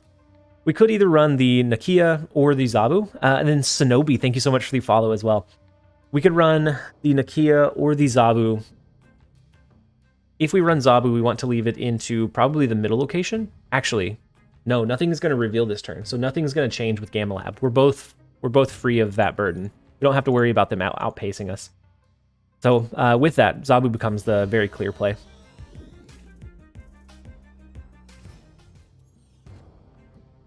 We do get Mr. Negative on 4. So we get to drop that. We unfortunately already have our Iron Man. And then and then we already have our Mystique as well. We could invert our Wong, our Ironheart, Brood, and Hawk. So we still have some decent targets. I still think it's worth dropping over... We don't really have a better play line. So it's a discard deck. They have the Dracula. They got rid of their Apocalypse one time so far. So they could probably have a MODOK. The Dracula lane is going to be tough to overcome. Without having Iron Man buffed up, that's tough as well. I think we lose this one. They haven't snapped, but we don't have really much power here. There's not really a whole lot that we can do to position ourselves better. We don't have the Brood to lean into like a Wong and a Silver Surfer. Most of our big cards didn't get hit with the Mr. Negative. And discard decks, whenever they're uninterrupted, are usually pretty potent. So we have the Wong that becomes 1 cost.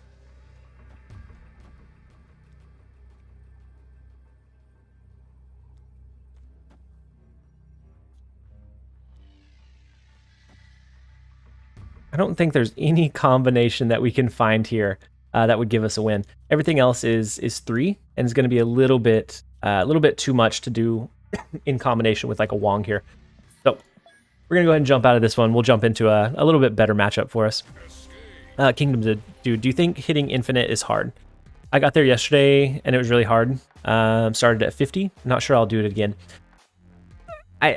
it's not. I definitely think it's not easy. I do think that most people could do it with enough time investment, but it becomes a balance because a lot of times it comes down to like a really long grind. And I do feel like as the season gets later, it gets a little bit easier. So right after season refresh, when everybody's really trying to grind again, it becomes a lot more competitive. I think it drops off a little bit, not to a large extent, but a little bit later on in the season. But I don't think that would. I do think it'd be. I'm trying to think of a comparison. I think as a comparison, it's easier to hit legendary in Hearthstone, or at least 7 months ago whenever I was playing it. I think it was easier to hit legendary in Hearthstone than it is to hit infinite in Snap. And I think as we continue, as the game continues to grow, I think that continues to get harder and harder. Because as more people get complete collections, they continue to learn different decks. They continue to kind of refine their skills. And so I think the player base becomes more competitive as a whole. We start seeing less bots, and then it becomes a lot more challenging. Mogwai said it was the hardest game to hit top rank out of all the games he plays. Yeah, I agree. Because I've played Legends of Runeterra as well, and I was able to hit I think it's Master, Challenger, whatever the top rank in Legends of Runeterra. That one took a little bit more of a grind for me, just because I wasn't as familiar with like the archetypes. So you guys can't see it, but their name is Wow Yor, and I was expecting the absolute garbage title, but their title is really, really hot. So it turned into what I thought was going to be an insult into a very a very nice name and title combination. We're gonna go ahead and play the Brood. They're frustrated because we're taking so long. Pro rank in Gwent is really easy. Anyone with a pulse can do it. I haven't played Gwent. I actually hadn't heard much about Gwent until I started creating content for Snap. And then like people were pointing out different similarities and things like that from there.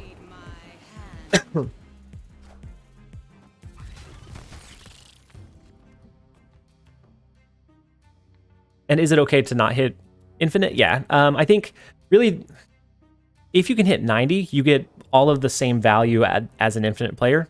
You just don't get the card back. And so if a cosmetic is not that important to you, then I don't think it's something you should like stress over. I think the enjoyment of the game is more important than like really stressing yourself out to hit infinite. For me, I play so much, and that's why I'm able to hit infinite, because we create content, we're playing every day, but not everyone is able to do that. So it's a Cerebro 2 deck. I don't know that Hawk ever... I think we just lose the flooded lane every time. I think we might play Hawk into the Onslaught Citadel. We can do Iron Man into the Vault, because their Cerebro is going to buff. Their Cerebro, Mystique, and Blue Marvel are all going to buff these cards up quite a bit. So we need a pretty competitive push into the Vault. I had 11x in Hearthstone, so it was easier for sure.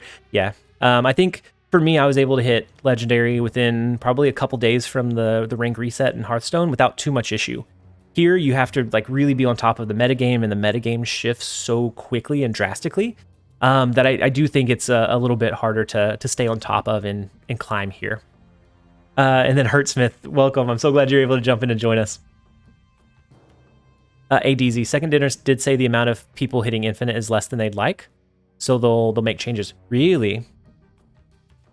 We can't... I mean, we can do...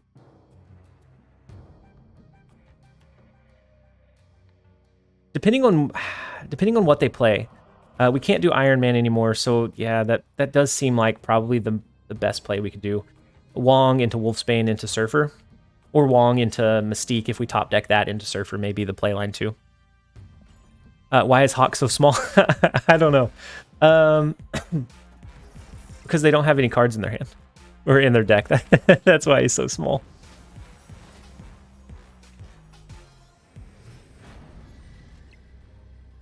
So the Cerebro comes down. The Goose is could have been scary had we not dropped Wong already. Now we can do... Is it better to do... We need to get as much power over here as possible. So I think the Ironheart and the Silver Surfer, but I don't know that that's enough. Well, it's 4 triggers. 4 triggers is quite a bit. from both of them. Maybe it's enough. If they have the... I mean, M'Baku could jump into the vault and win it for him. Wait, I do have Wong, I forgot. Hertzsmith, I can't play enough games to get infinite. Yeah, and with this, the meta changes so quickly that if you... Oh, yeah. With the Mystique, that's going to be really hard to push anything over that really massive power. Hey, welcome. Murdoff, thank you so much for the Prime sub. And if they have M'Baku in their deck, it jumps here and becomes 40. That's going to be a tough sell. Murdoff, thank you so much for the Prime. Very much appreciated. And Conduit, thank you so much for the follow. Wait, do we have a chance here? I always underestimate the Wong into Onslaught Citadel power. Now, okay, now we're outside of the M'Baku range, so we're safe. We are able to take that one. And thank you, Murdoff and Metriox. Thank you so much for the follows as well. Should be enough. Hey, welcome. It took you long enough. I always underestimate how many times that triggers. And then not Mikuru, thank you so much for the Prime sub. That brings us up to 20 subs for the day, which is massive. We just for context, we have a total of 38 subs on Twitch. So that more than doubles what we had starting the stream today. You guys, the support has been phenomenal. You're making the transition from YouTube to Twitch such a pleasant experience. It's something that I have I've been really worried about. It's something that I've wanted to do for a while. And then Han Yolo, thank you so much for the gifted sub. You now take the number 2 spot for the gifted subs. Hey, you are phenomenal. It took you long enough. And then Conduit, thank you as well. You guys, the support is massive. I appreciate you guys so much.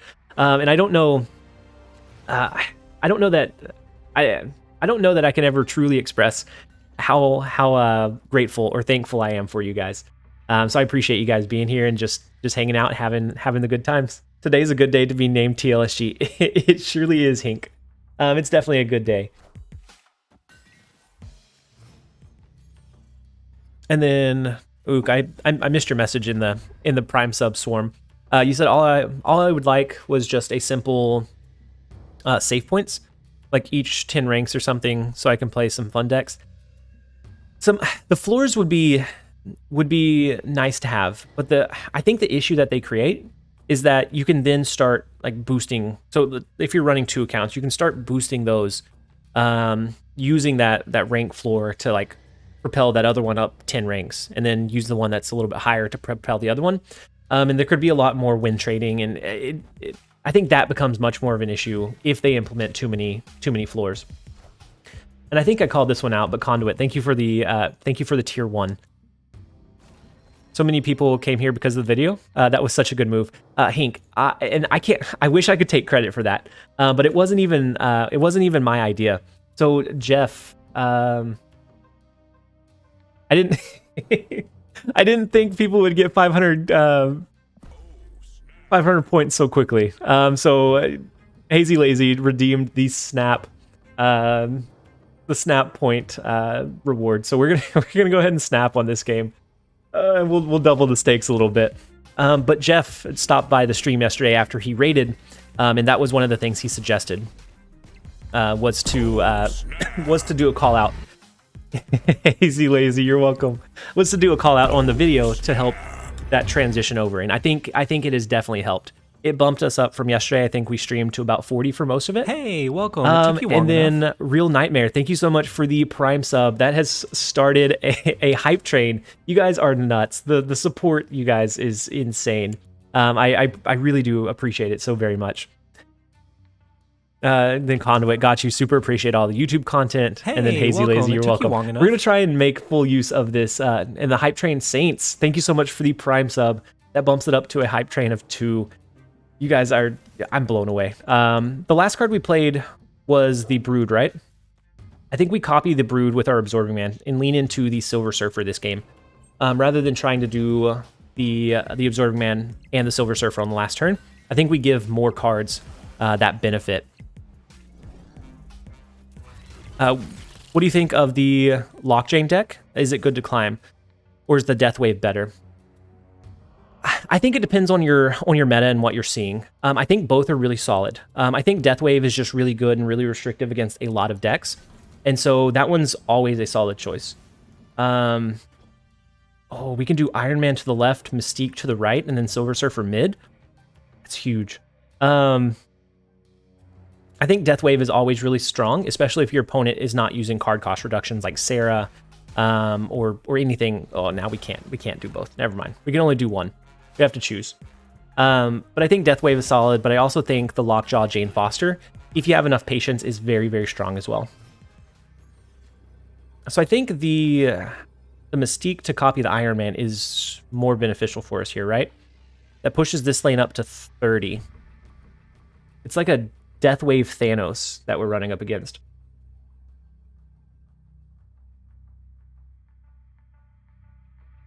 And then Kingdom Dune, obligatory, what does TLSG stand for comment. And then Adizi, are you still going to stream on YouTube? I think we're going to switch over to Twitch. There's some strife between like the YouTube algorithm and the videos versus live streams that's made it difficult to kind of plan around when I want to go live. So I actually loaded and signed up for ChatGPT just for this TLSG origin story. So to figure out what TLSG specifically means. And then Hazy Lazy, thank you so much for redeeming the snap. You got us 4 cubes versus the 2 that we would have gotten otherwise. Absorbing Man copying Brood. I prefer not to think where they come from. yeah, we probably shouldn't. Bummer, I watch YouTube a lot more than Twitch. And so Lemon Drips, as soon as I'm for sure that I'm fully switching over, I plan on uploading the videos on demand over to YouTube. They of course wouldn't be live, but I will do a separate like video on demand channel. And so as far as what TLSG stands for, so I used to be really big into like hiking, right? And just, trying to see and explore and go wherever I could. And there was one day that I got off the trail and off the path, and I got lost. I was lost for a really, really long time, and I couldn't find my way back. And so I was out there for 3 days with no food, no water, and eventually someone stumbled upon me, found me. I was able to get back into civilization. But once I got back, I started working on something to help other people from being into that same scenario. And so the TLSG it's an invention that I came up with to help other people if they run into that same thing. So it stands for Trail Location and Safety Guide. So it would help you find like trails. It's kind of like a GPS, but is able to connect and carry on even if you are in like remote areas, so that if you lose the trail, you can always find your way back. That one was courtesy of ChatGPT. I typed in create an origin story for the acronym TLSG. But the true meaning for TLSG is that live stream guy. So about 8 years ago, I had a Twitch account. I bought that hook, line, and sinker. Yeah, ChatGPT gave me like the backstory and everything to go with that.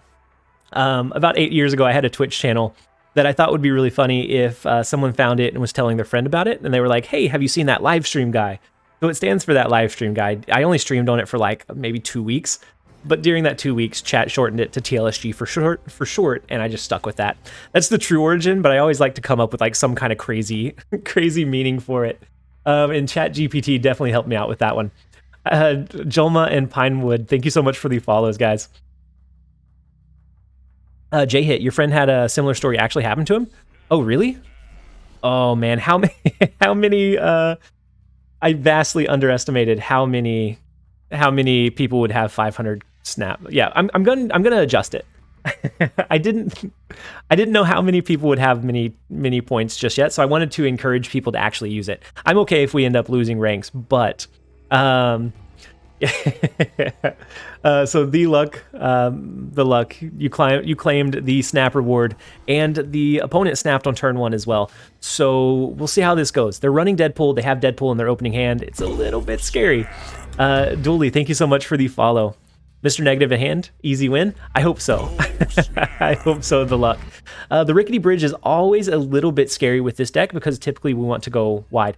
Oh, Ravens, so does that mean we have to snap next game? Okay, so yeah, I vastly underestimated the number of points. Never seeing you use Null. I bought him, but I never featured him in a video because I think he's really restrictive. And then Yield Swank. Okay, after this game, I'll load up my avatars. I'll let you pick between them. Was a joke, sorry. Oh no, you're okay, Ravens. I have them there for that reason. I want people to be able to engage with the chat points, encouraged to kind of continue like viewing and build them up. But finding the right balance will be the key, I think. So we have Bast. We could set these to 3 actually. Maybe we do that. I'm gonna not play into Rickety Bridge as much as I can. Actually, they destroy their own Deadpool here, right? Yeah. Oh no, they wouldn't have. Oh, that was a bad call. The Hulkbuster is gonna really help snowball him. That's kind of scary. Amazingly contrived story. ChatGPT is wild. Use it for work often now. Yeah, it's incredibly wild. Because all I did was type in like 6 words and it came up with like all of that out of nowhere. So definitely kind of wild what it can do. And then Insomniation, thank you so much for the follow. I don't think I gave you the proper shout out. Their Deadpool is going to be so incredibly large. And then Murdoff, thank you so much for the 100 bit cheer.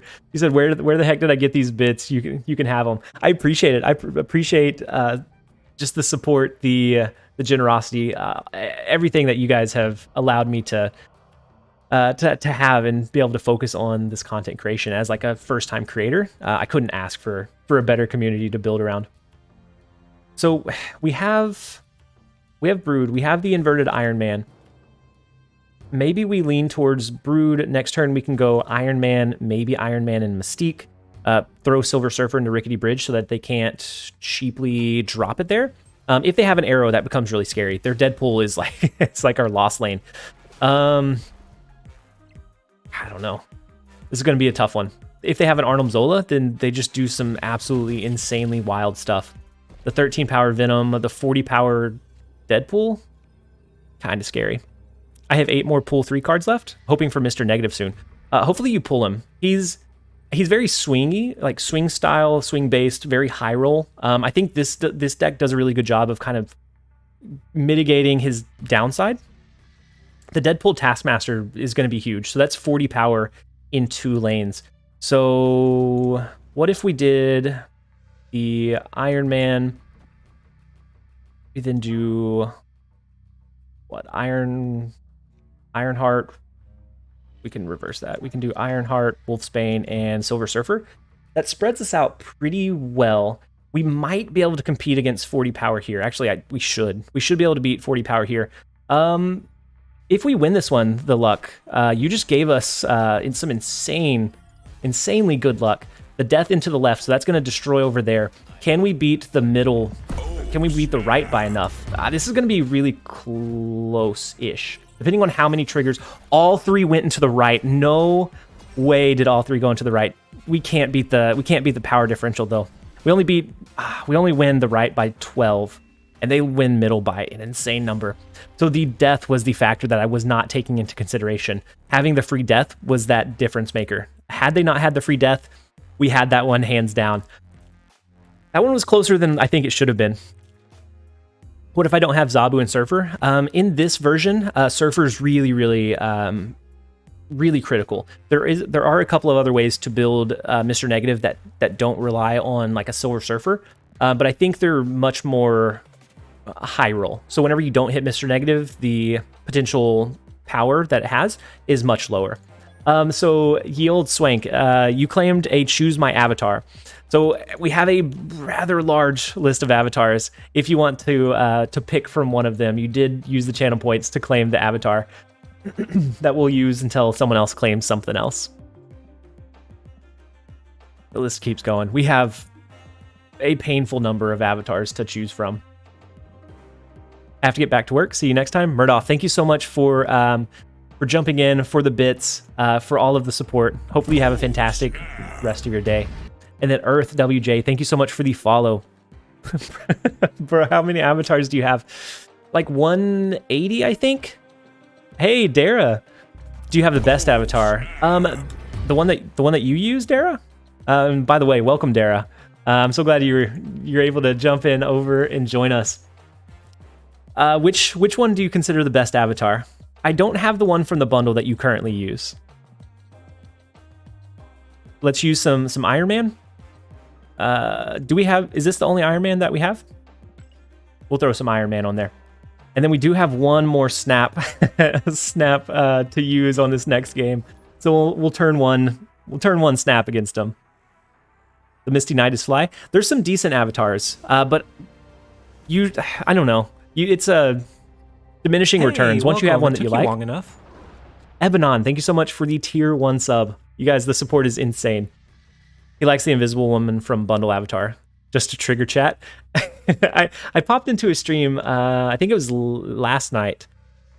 That I popped in for a little while. And I don't have that one. I didn't buy that bundle. That was one of the few bundles that I didn't buy.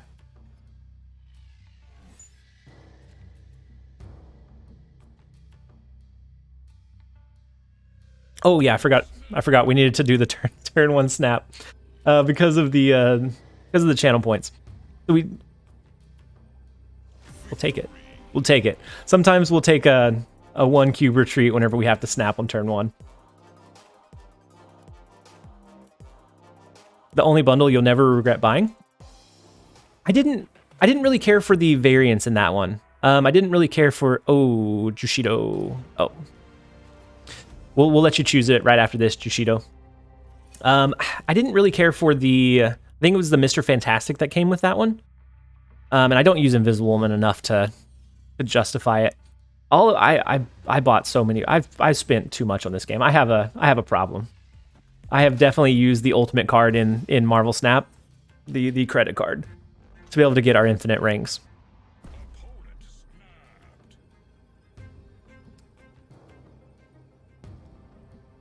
I mean, we have the Bast, we have Mr. Negative in hand. They do have Daredevil, so it could be a Galactus, it could be like a Daredevil, Destroyer, Professor X lockdown style deck. But I think we stick it out for the 2. Ooh, they lock down mid on turn 2. Or on turn 3, interesting. Business expenses. We can write off an extent of them as business expenses. So they have the free resource, but I don't know that that's enough to snap into unless you have something else that really helps support it. Maybe we start spreading our power a bit, just in case they do go with Professor X. We'll play the Mr. Negative. We don't have huge targets for it, but since it's a 3 power resource, it doesn't feel as bad to drop it on turn 4. Is this C2? It might be. And if it's C2, claiming the raft is kind of silly. Are you running into a lot of Sandman? Not really. Just kind of pocket waves of Sandman, but for the most part, not too much. Is this a Daredevil Silver Surfer build? It's interesting.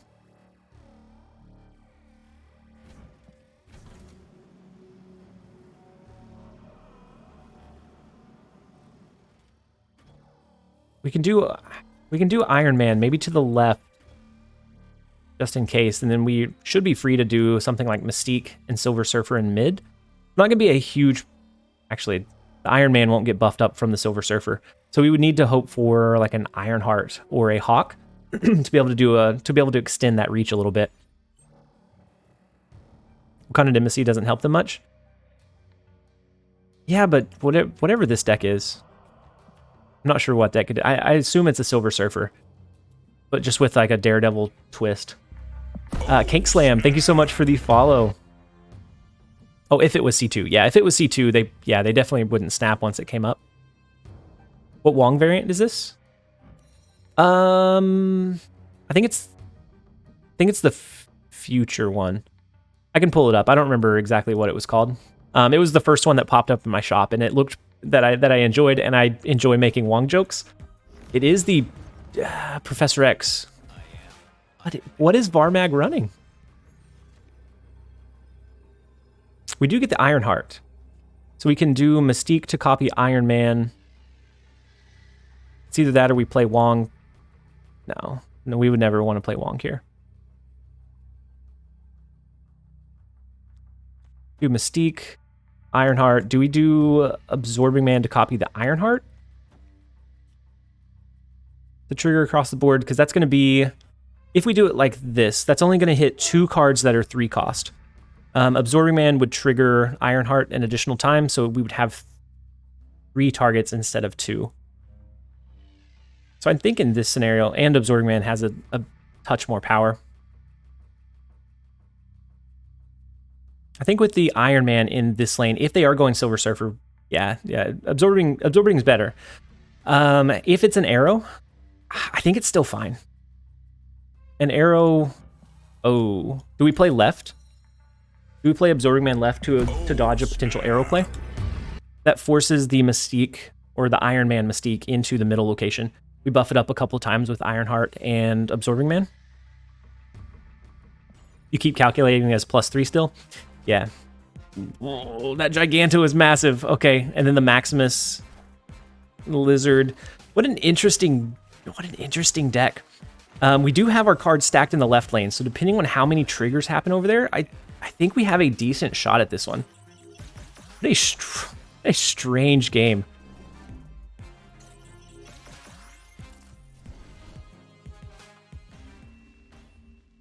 I mean, we'll take it. Random decks are hard to fight against. Yeah, because we can't really anticipate what they're gonna do. There's too many different like variations and different ways that it could go. So Jashido, you get to choose my title.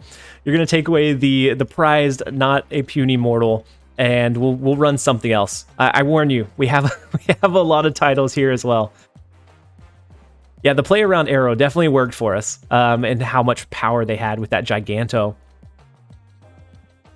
This is why I will just give 1 cube to Mr. Negative. Yeah, imagine dropping 29 power on the last... Oh, from the top rope? Oh, with how many titles they have, I think they should have a way to search for them. Because this is... Searching for... This is not pleasant. Did you see it somewhere? Do I have that one? Okay, we'll start again. I passed it. Where did I pass it at?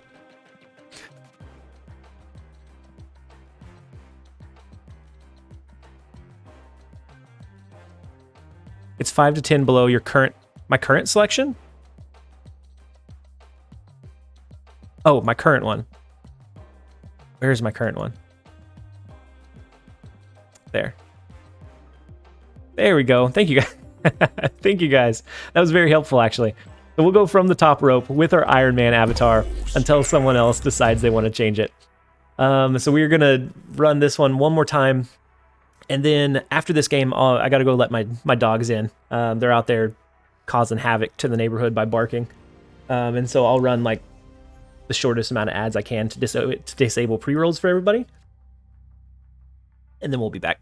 Sonobi, thank you for being here. I hope you're having a fantastic day.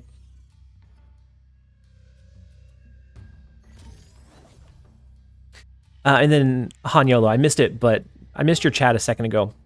But how do you think Shuri could be adjusted? I don't know. I think that's really tough. The luck. How many channel points do you have? Oh no, I vastly underestimated the pricing. Negative into Oscorp Tower. Yeah, negative into Oscorp Tower is going to be pretty big. And so I think, I mean, that's a reasonable snap. We have Zabu into Mr. Negative. I probably should have snapped anyways. So I think you're just doing me a favor on that one. But I don't know how she could be adjusted. I don't think the issue necessarily comes from Shuri herself, but more so the high power cards that we have following it. So like the Red Skull, it just becomes absurd at that point. And so I don't know how it's fixed from there. I had like 1,000 since yesterday when I joined. Oh man. And then Zombie Go Nom Nom, thank you so much for the raid. Hopefully you had a fantastic stream. I know that I saw you live a couple of hours ago, and so hopefully your stream went well. And are you infinite already, or are you still climbing? Gonna be swimming in energy. Did they play over there? I wasn't paying attention. But with Altar of Death, we can play quite a bit. We can do the Brood. We can eventually do Absorbing Man to just bump it up. Yeah, I've been infinite for a while. How quickly did you climb? This season I didn't like strive to hit it, or I didn't strive to hit infinite. I just kind of played it in passing as I was testing out other decks. So I climbed a little bit slower this season than most, but overall, I think I had a decent climb. Maybe we don't do Absorbing Man over there. We already have the Broodlings, which is going to be good value. They have the Rock Slide, so probably a Hawk at some point. I love Absorbing Man. Used to run Zabu Surfer before the nerf. Nobody expected the Surfer absorb last turn. Yeah, it can get... TLSG Nemesis is Asgard? Yeah, yeah, it can be. Like the amount of energy that it can push is kind of scary. I think maybe we do Iron Man. We can do Wong into Mystique.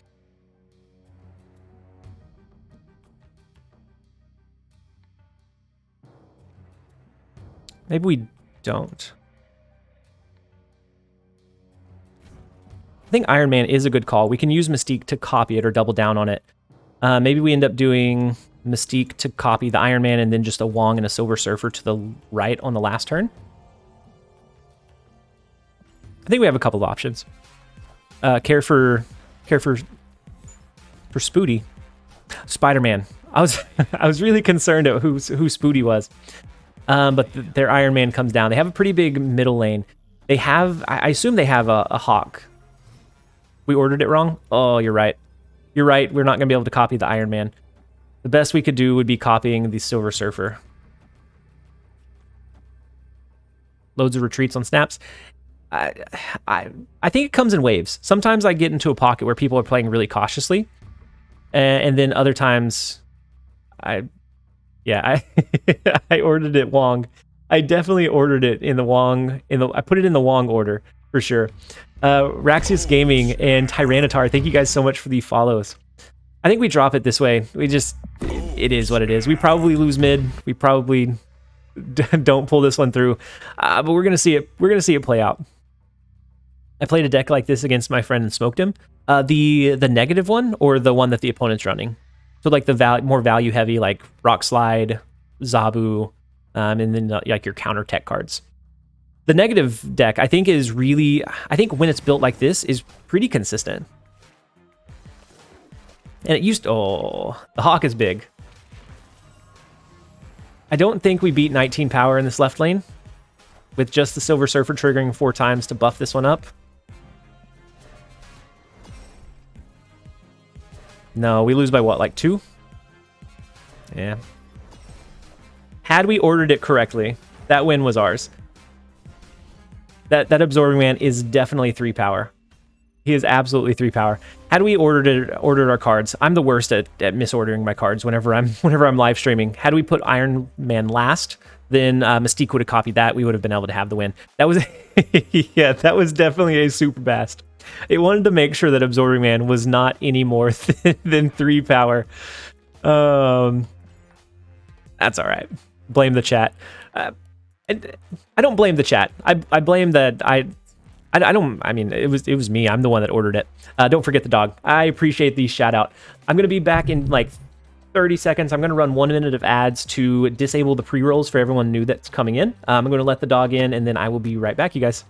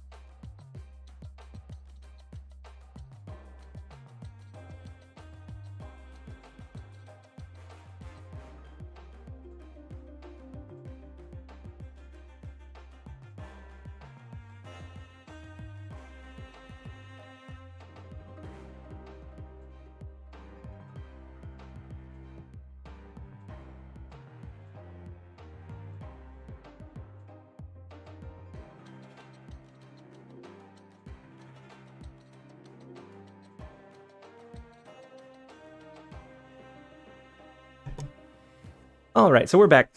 I'm gonna give the puppies some treats for any of the dog enjoyers. Get to see all three of the Great Pyrenees, bestest of doggos.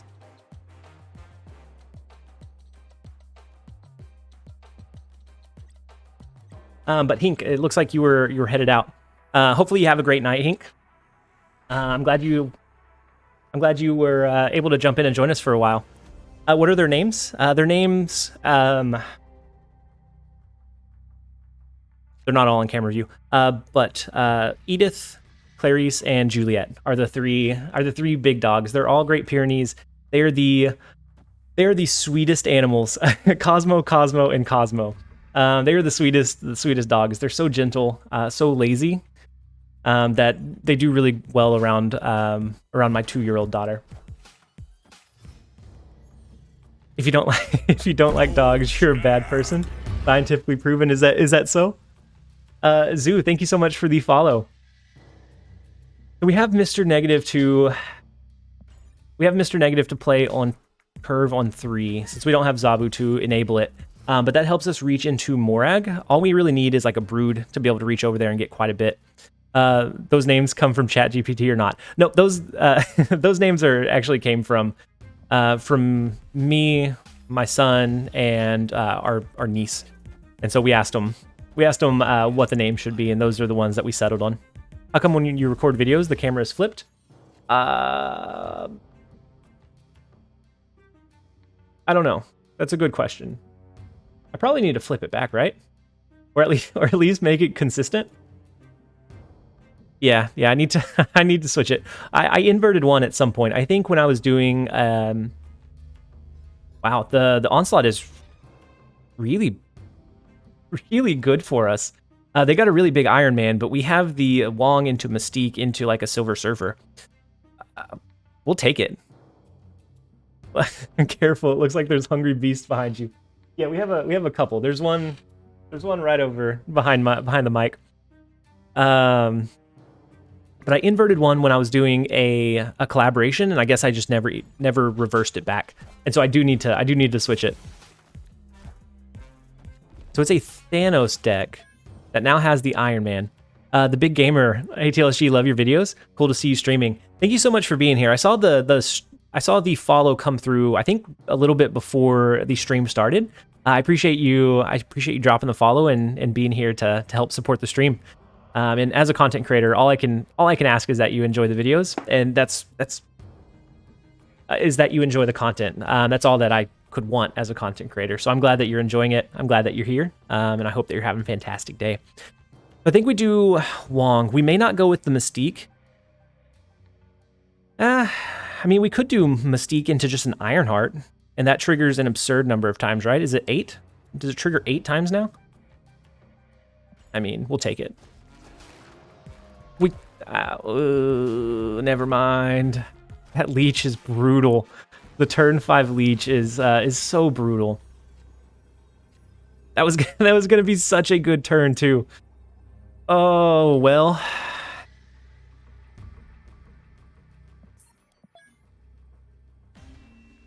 One of those. It's one of those games. I just appreciate they didn't snap into it. I'm guessing they didn't have a good follow-up. But with the Iron Man, the threat of them doing just a Thanos there is a little bit too great.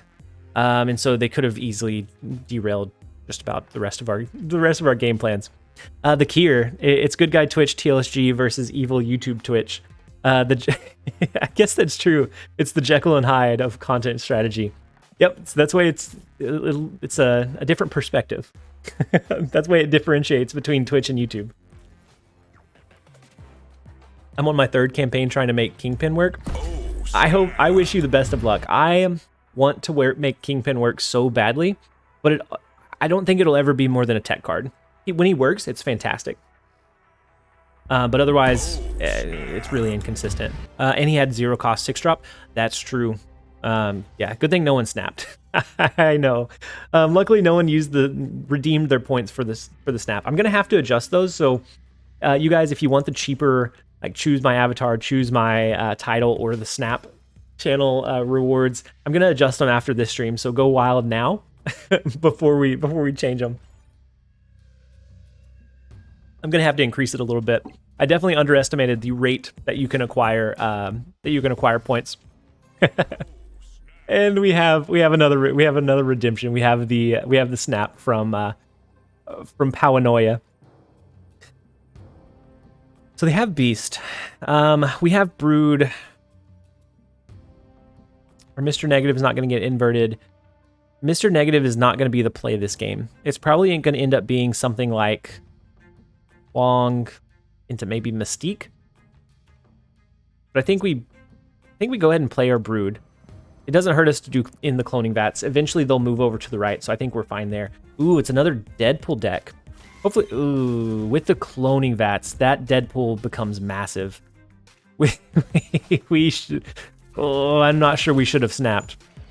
Yeah, the zero cost Deadpool with cloning vats. Yeah. Glad you put choose name to 10k. Yeah, that one, since it can only be done once every 30 days, I figured that one needed to be much more expensive. I got a really good deck where it works just fine. Not the main card, of course. Yeah, I think it has to be kind of like a side card where it has some value, but it's not one that gets used every single time. I don't even know how we go from here. We have the Wong here into Mystique, into a Mystique and Silver Surfer on the last turn.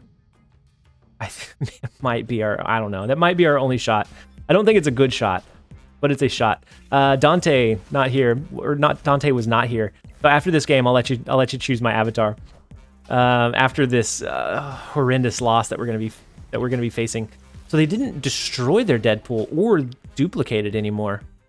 I guess their hand was a little bit clogged, right? So the Wong, we can copy it with our Mystique. That then becomes a set to Wong's ability. So then on the last turn, we could do that and Ironheart or Silver Surfer and just hope. That's going to be our strategy, is just hope. I didn't realize that's how it worked. What, the choose your avatar? I don't know how to do refunds yet. I'll figure it out, but are you not wanting to change the avatar?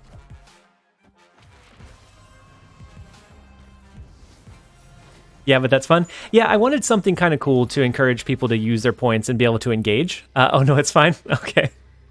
To be able to use their points and engage with the channel. And how big? They have a 12 power Deadpool and a 2 power Deadpool, right? And they didn't use Venom in cloning vats, which is also really interesting. I think that's a misplay because they would get the 13 power Venom back in their hand. Leet1337, thank you so much for the follow. This is going to trigger 6 times. Is that enough? I don't know. We're going to go ahead and send it just because we're stacked in the Mystique lane. Carnage to destroy the hood. Does Mystique copy Bast? No, since we used Mystique first, it's locked into Wong's ability. So its own reveal happened, it copied Wong, and then even though it bounces back into our hand, it's set at Wong.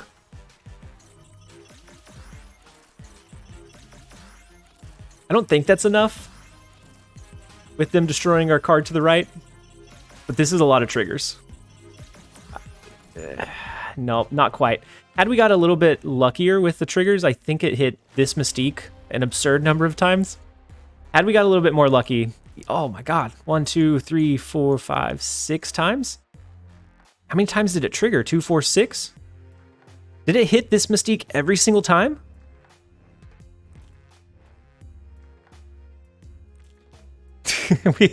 we definitely won the mid. There was no doubt about us winning the mid. So Dante, did you want to choose the avatar? Yeah, we just needed a couple more right. Had it not all stacked into that one lane. Live and die by the RNG. That is true. Sometimes you just have to lean into it. And so we have a lot of avatars. If you see one that you like, just flag me down and let me know, because the list goes on for a while.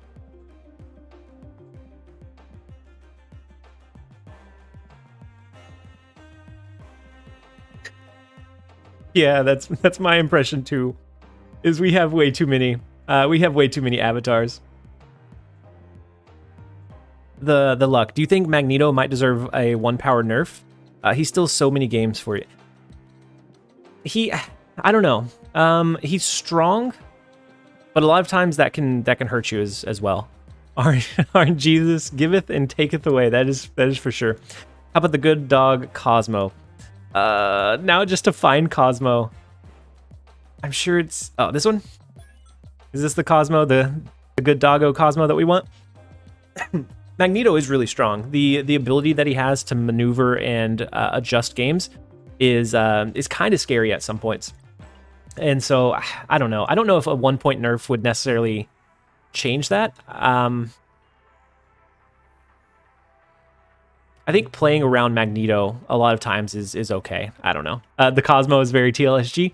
I agree. It matches the pups in the back. It matches our Dan Hip card art that one of the viewers sent me.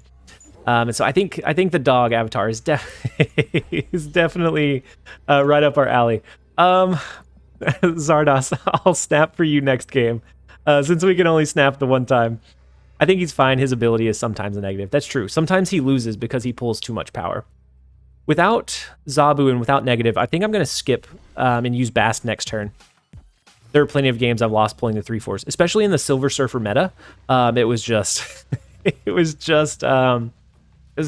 was really. I took Magneto out of every deck that I was running because in the Silver Surfer meta there was Silver Surfer and Zabu. There were so many 3s and 4s that it was a negative instead of a positive. I think now, whenever there's just a few 3s and 4s, I think it's good utility. But during that kind of meta, it was awful. It was a terrible. It was a terrible thing to have. So we do have the Wong to use into the Citadel. We have the Ironheart, the Hawk. I think we do the Wong, the Mystique, the Ironheart again. We don't have any way to reduce their costs, but I think that's okay. I think this is one of the games that we're not going to go negative either, even if we draw into it. Does that change things? I don't know. So it's no longer the Citadel. We still have a pretty good push with our Wong Mystique combo. We don't have any great cards to get inverted necessarily. At least not to warrant taking a negative 1-power hit. I think we're going to play Wong here. It might be the Wong play, but I think this is what we're going to go with. The luck thing. Thank God. Snap IRL. Thank God you're infinite, otherwise you'd lose so many ranks today. We're almost at like a net neutral. So we started around 105, 106, and that's still about where we're at. So we can continue. I mean, we could send them another Power Stone. I don't know that we want to, but we could. I think we do the Brood to cap out the Raft. We get the free resource. We have Ironheart. Maybe we get Silver Surfer next. I think that's what we'll go with. We might get the Giganto. That's true. X Blue Things, thank you so much for the follow. The Giganto, Dr. Well, it's 10 power. It's 10 power that we didn't have, but breaking even is such a successful snap day. I mean, whenever we have the snap redemptions, yeah, we're down about 5 cubes, I think. So definitely not bad at all. I like the play where you could move their Cosmo to the possible Surfer lane. Yeah, and you can still even do that sometimes against like Shuri decks if they're running the Armor and Cosmo version. And that snap was for Zardos. So that one's yours. We're all caught up now. There's no more snap queue for us to deal with. And it's another Thanos deck. Oof. We might be able to beat him.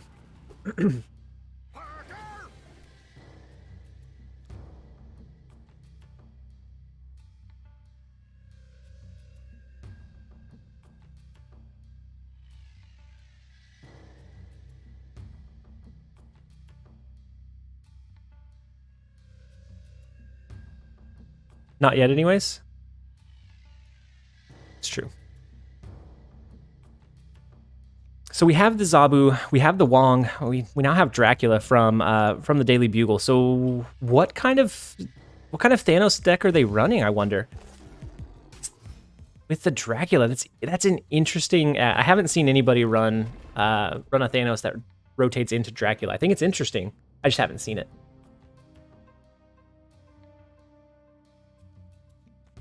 The Wakandan Embassy helps us a decent amount there. If we had Brood, it would help us more. But I think we set up our Wong. We have the Mystique in hand. We have our 2 really good on reveals in Ironheart and Silver Surfer. Probably has Infinite. Yeah, but with a Thanos deck, a lot of times you have quite a few cards left in your hand at the end of the game. So at least a decent amount. So it guaranteeing which target it flips into seems like it'd be tough. Does Thanos gain the plus power in hand too? He does. Ooh. Ooh, I didn't think about that, Metzer. That could be a cheeky way to use it. Because it says wherever he's at, so it should have it in his hand. And so if Dracula absorbed it, it'd be the 21 power, right? All right, finally home from lunch. Hertzsmith, I'm so glad that you're back. Hopefully you had a fantastic lunch. We can do Brood into the middle lane. I think with the Lockjaw rotation, we need a decent amount of power there. I think we're gonna opt to not go with the Mystique on turn 4. I lied. We're gonna change our mind. We're gonna go Mystique. We can always do Brood later. Hertzsmith gave you 5 community subs. Hertzsmith, thank you so much for the 5 gifted subs. The support has been absolutely insane. It looks like we have Jeff, we have Westy Boy, Billy McGuire, PT, and Kraken Knoll all receiving one of the gifted subs. Absolutely insane support. Thank you so much, Hertzsmith, for the gift. That brings us up to 30 for the day, which is, we have a total of 44. So well over. Oops, I guess I needed one. I guess I needed one for myself. You're gonna single-handedly jump us into a. You're gonna single-handedly jump us into a hype train. Hey, welcome. It took you long enough. Thank you so much for the tier 1 now, Hertzsmith. I guess you probably did need one for yourself. That does make sense. We could do the Iron Man, but I think we're gonna go Brood into like an Ironheart and Silver Surfer instead. Those are gonna trigger 4 times. They do have the really big power potential of their Dracula, depending on how that interaction works and what they have left in their hand. So that is a little bit scary. But I think this is going to hopefully be a little bit better than the Iron Man. TLSG used YouTube to Twitch cross-promote. It was super effective. And that idea did not come from me. That came from Jeff. He stopped by the chat yesterday and was hanging out for a little while and suggested that would be a good way to cross-promote. We have so much energy, guys. He suggested that would be a good way to cross-promote is to release a video and do a plug in the intro. So I decided to try out, and it has been I think you're right. It has been super effective at helping transition those viewers from YouTube over here, at least for today. Yeah, your YouTube video this morning pulled me here. That's huge. I think, yeah, it definitely had a huge draw. So how do we want to play our cards here? They have 6 cards left in their deck. Maybe less after this turn, after they rotate, play a couple of stones. I don't know that Hawk is the play. I still think that Ironheart and Silver Surfer is our play line, but that would make our Iron Man not great to play. Yesterday's community post, yeah, I decided to kind of spread around where I was announcing those at. We could do that if we're confident in the right lane, but they do have the Dracula that's going to pull into something from their hand. Maybe instead, I'm so back and forth. We're going to run out of time. I think maybe we do Wolfsbane into Ironheart into Silver Surfer. That would give us a bigger right lane, and then we're going to have to hope that we can overpower them in middle. Here from your YouTube video, seen much Sandman? I haven't. Not very much Sandman at all. Every once in a while you see one, but it's very niche right now. I overthought that to the extreme. I think we were going to be able to find a way to win, but there were several outs that they had. We will take the 2 cubes. We've been pretty fortunate so far. And Zardos, I think that was on your channel point redemption of the snap, so thank you for the extra cube, Zardos.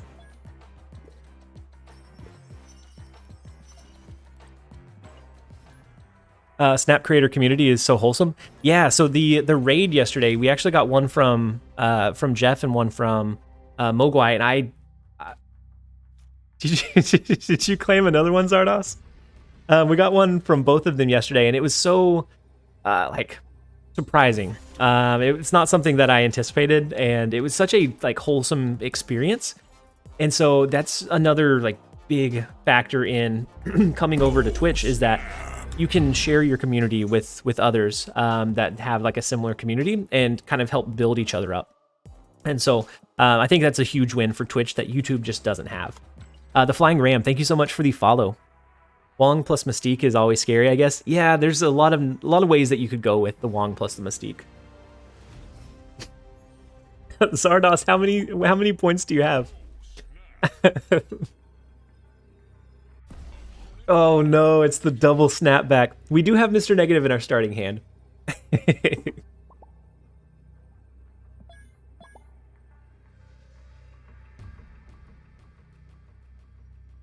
We'll see. Is there a good title that goes with Cosmo? I don't know. We'd have to look and see. Gojo, thank you so much for the follow. So with Kiln here, Hawk gets some value, but since we're not buffing it up, and then Metzer. Okay, so you claimed to choose my title. We'll load it up right after this one. We do get the Zabu to play Mr. Negative on 3. It's not bad. For a turn 1 snap where we didn't have a huge hand, that's very, very fortunate. They play Forge, so it could be another Deadpool deck, or it could be a Silver Surfer deck. I find that Forge is kind of, he doesn't add as much value as you would, as consistently as you would want to justify running him. We do get the Mr. Negative on 3. So we have our Iron Man, our Mystique. Oh, it is a Deadpool. We're seeing a lot more Deadpool. I guess with the Deadpool bundle, it does kind of entice people to play it. Bit smelly, but otherwise fine would work for Cosmo. It might. And it's the Cosmo versus Cosmo. I didn't recognize that. TLSG, was Marvel Snap your first step into content creation, or did you have previous experience? Yes and no. So it. Thank you, Saras, for the follow. So I don't know if you can even classify it as experience. So it was like 6 to 8 years before I started creating content for Marvel Snap. I had dabbled in like Call of Duty commentaries and like some little stuff like that, but I don't think it wasn't very successful. So I eventually got to a couple thousand subscribers and was putting in a lot more time than it was worth, and like life got in the way and all this other stuff. And so I did have a little bit of experience in it, but not enough that I think it really carried over. Like my first couple of videos for Marvel Snap, they were so bad. I keep them there just to be humbled sometimes. So if you ever get bored, you can always go back in my Marvel Snap content and look at some of the first ones. Oh, it's so bad. Like the pacing, the pauses, the length is just all over the place. We definitely didn't have the haul right. That's something that developed over time. And a lot of that was community feedback. So from different people that have created content, they helped us out a lot by giving different pointers and suggestions. And I was able to grow it. And just doing it for every day for so long definitely helps as well. And so I'm very, very fortunate to be at the point that we're at. And it's definitely been it's been an exciting road. We have the Ironheart into Silver Surfer into Absorbing Man, which is kind of massive to buff up. I guess nothing in the left lane, but a lot here and a lot here. Or we could have done Wolfsbane. I think that would have probably been the better play line since we weren't buffing up Kiln anyways. Just a lot of value. Any ideas on replacing Hawk in this deck? You could do Jubilee. You could try for another 3 cost, so like Bishop, something that's good to be inverted and has a good kind of mid-range. Would be the 2 that I would kind of start experimenting with.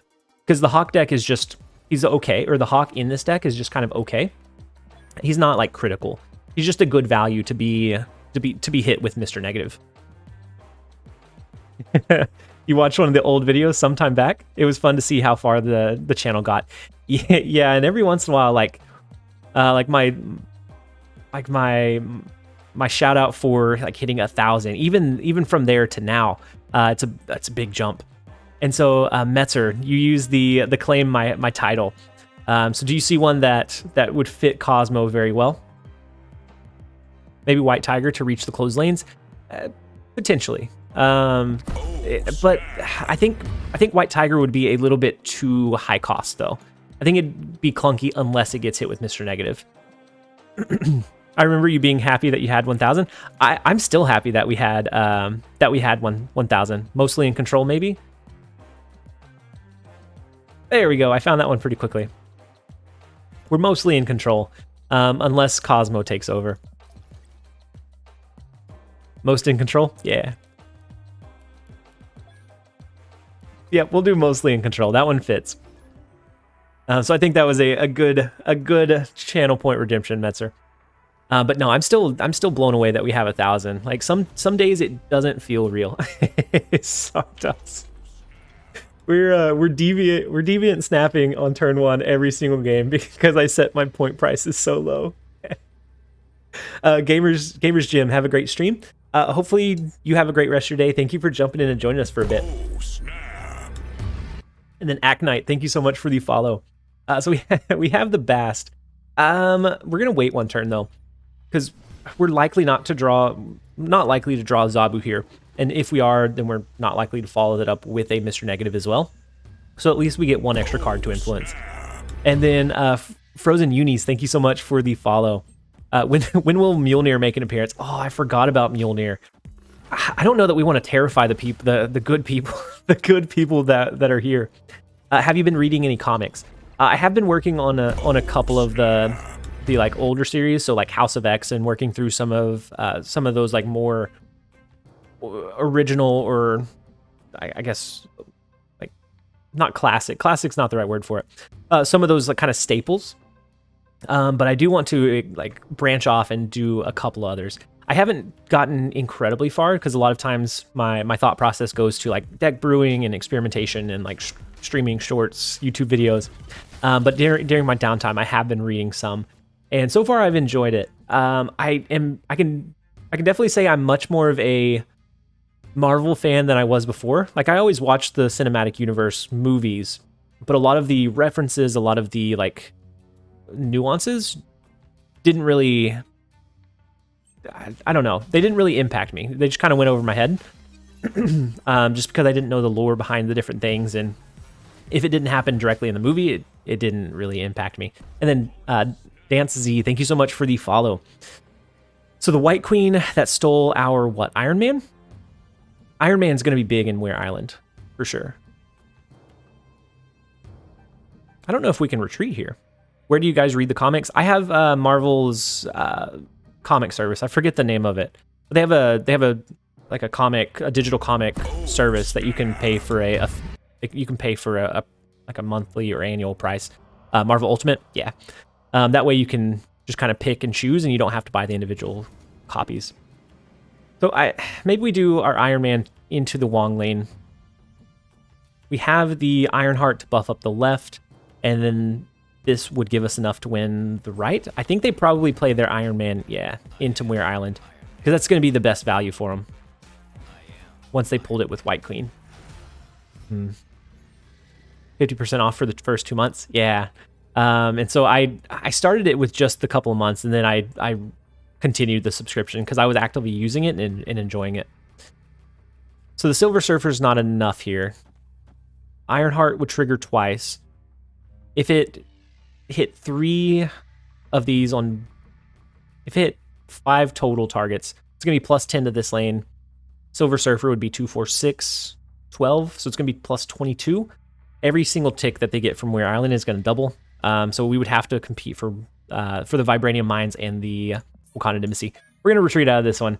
We lost a couple of cubes. I think that's the first snap that you've claimed, Zardos, that we ended up losing. So overall, we were back up to 106 where we started for the day. So we're definitely not getting punished too hard. Marvel Ultimate. Yep, that's the one. Zardos. How many points do you have, Zardos?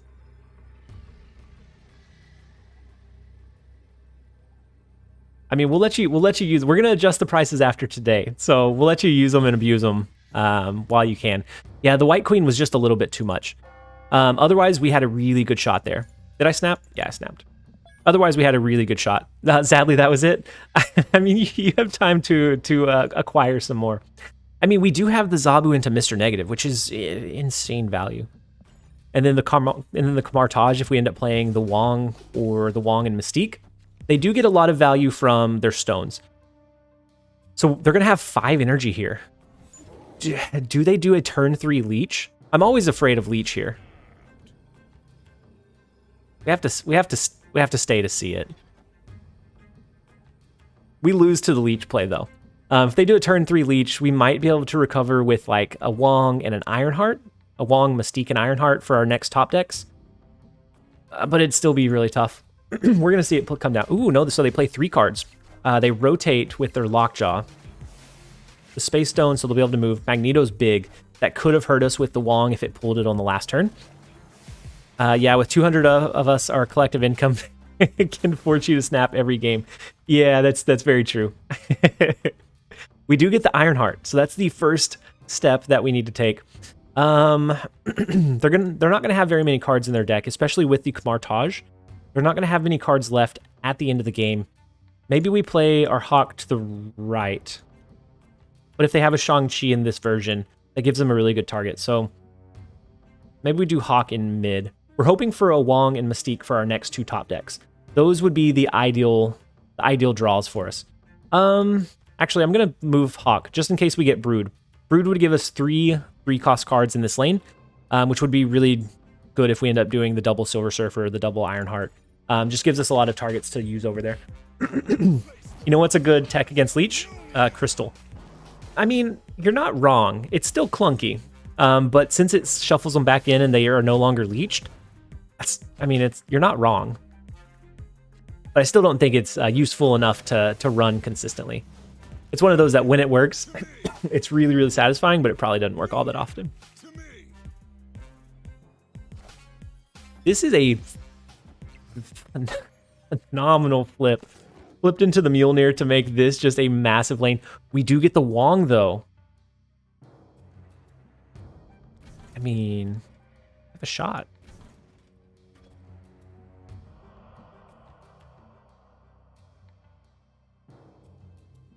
If we draw into Mystique next turn, we can do Wong.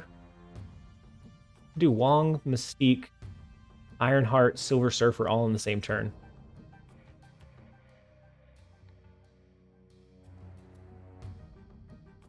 I think we play it into. Do we play it into the right lane or to the middle lane? Surfer. Okay, then we would do instead of the Surfer, we would do Ironheart and Absorbing Man instead of the Surfer. That way, it has an equal chance to hit everything. Because I think you're right. We don't have very many 3 costs out on the board, or really any. The only one would end up being what, Ironheart. It's just I don't know if we play Iron Man into the right or into mid. But we're going to push it over into Monster Island. That should give us a decent shot over there. And then we'll hope. The Wong was just enough to give us hopium that we might be able to carry this one through. Wong, Mystique, Ironheart, Absorbing Man. Yeah, that'd be a lot. Boogie, you did the choose my avatar. So after this game, we'll load up the avatar. We'll switch it one more time. They did change the middle location, so it's no longer Kamartage, unfortunately.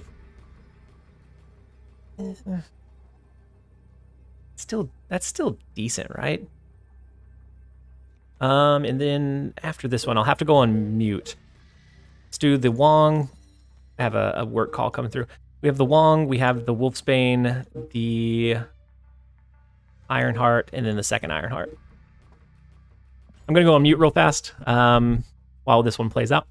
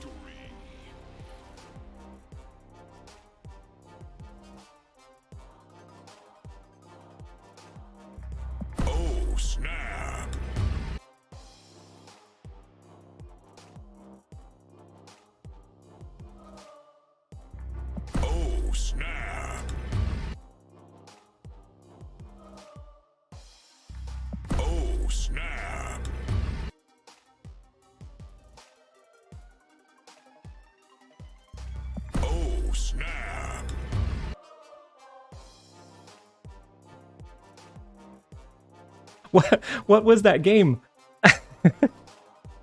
So Zardos, I appreciate the snap redemption now. That was close.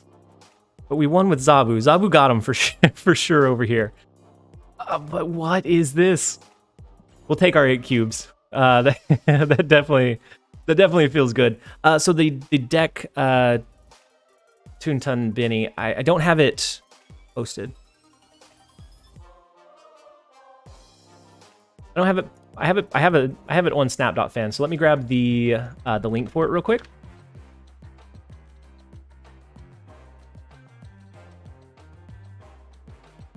And then while we're doing that, we had an avatar redemption, right?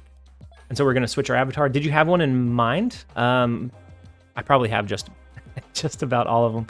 I'm going to grab the link, but if you see one that you liked, and so that is the current deck that we're running. I posted it on snap.fan, and then we also have it on a YouTube video if you would rather see it in like a more structured video context. I'll get you that link as well. We have that one. So the season pass Black Panther. Is that the season pass one?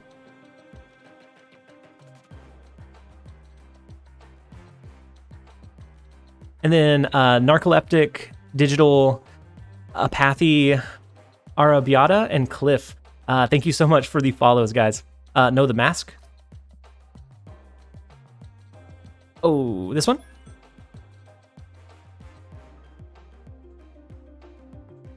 Is that the right one? Yeah, okay, perfect. That one does look pretty sleek. We didn't have any other claims. No, so we're good.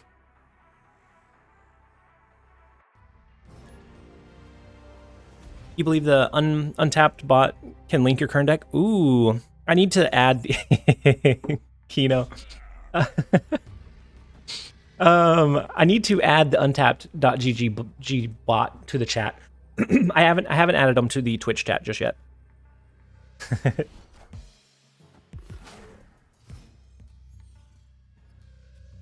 So we get the turn 1 snap.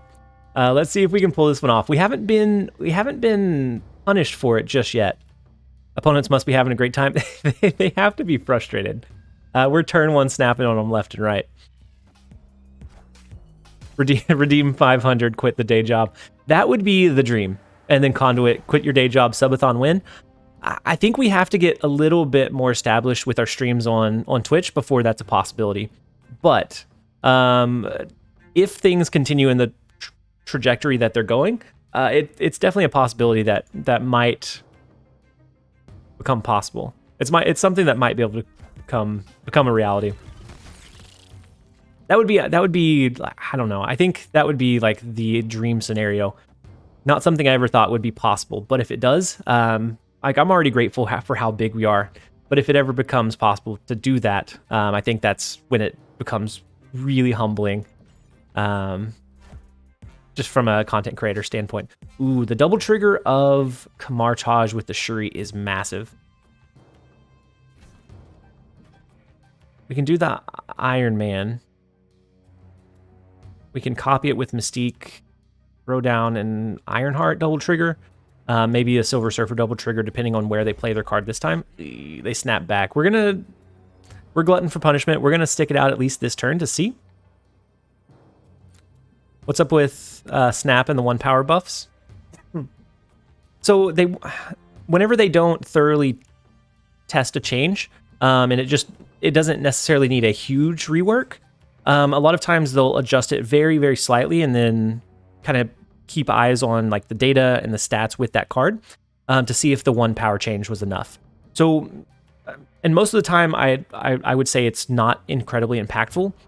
But so for example, the Destroyer 1 power nerf. Oh, I forgot to lock it in. For instance, the Destroyer 1 power nerf. It went from seeing Destroyer like every single game to hardly seeing him at all. And it was just a 1 point change. But that, along with a couple of other tweaks, was enough to kind of shift it in that direction. So they're going to have 40 power come down, probably into... Wait, no. They use Titania after the Typhoid Mary. They can't do Taskmaster. Why would they do that?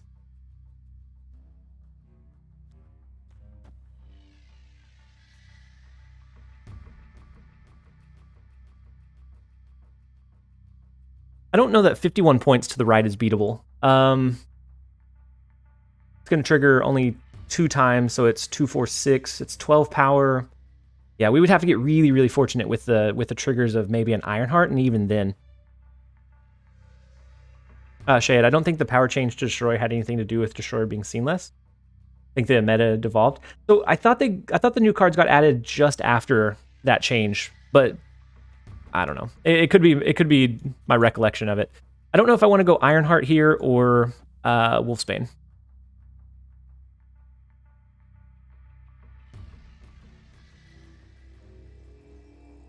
I know Mystique goes first to copy Iron Man, but it comes down to, do we need extra power in the left, or do we need to support middle even further? We're going to try it like this. I don't know. The Ironheart may have been the play. The arrow can't get us because we played 2 cards.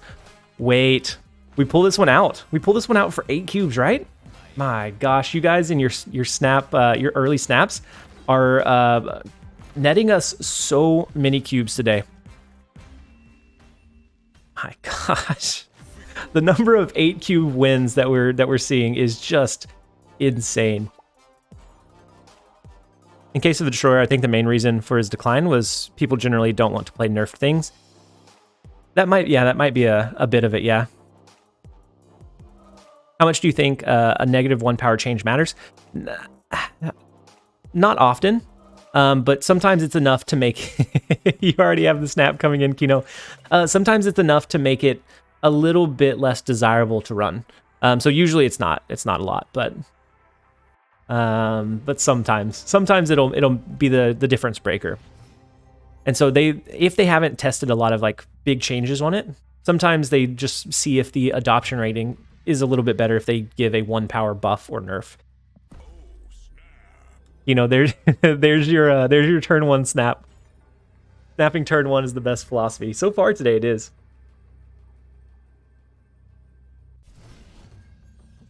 Yeah, and then after the new cards came, it's like that broke open the meta. There were so many different things that we could do that just made the old decks that were really good a lot less frequent, or a lot less consistent.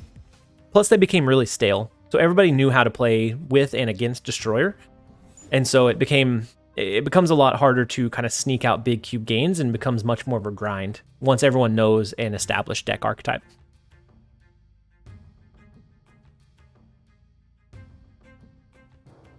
I need to remind myself to snap more.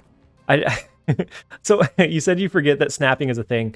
So I was playing chess the other night. Actually, last night. I don't know why I said the other night. I was playing chess last night, and I found myself in a advantageous positioning. And my first instinct was to snap. Like, I went with my thumb to snap on my phone and everything before I realized that that's not the game we're playing. So I think I snap too frequently, whereas you may not snap enough. Do you have the "you snap I slap" title? I think so. We'll take I'll take a look before you spend any points, Metzer. So we can do the Iron Man early here because of the wave. Or do we still go Mr. Negative? Iron Man's out of our deck. We have Wolfbane, Mystique, Hawk that all benefit from it. We'll go ahead and throw Mr. Negative just in case. Maybe that's the way to make chess more exciting for people. Add the snap mechanic. Yeah, so I captured one of their key pieces, and like my first instinct was just we're gonna. Turns out the Mr. Negative was not the play.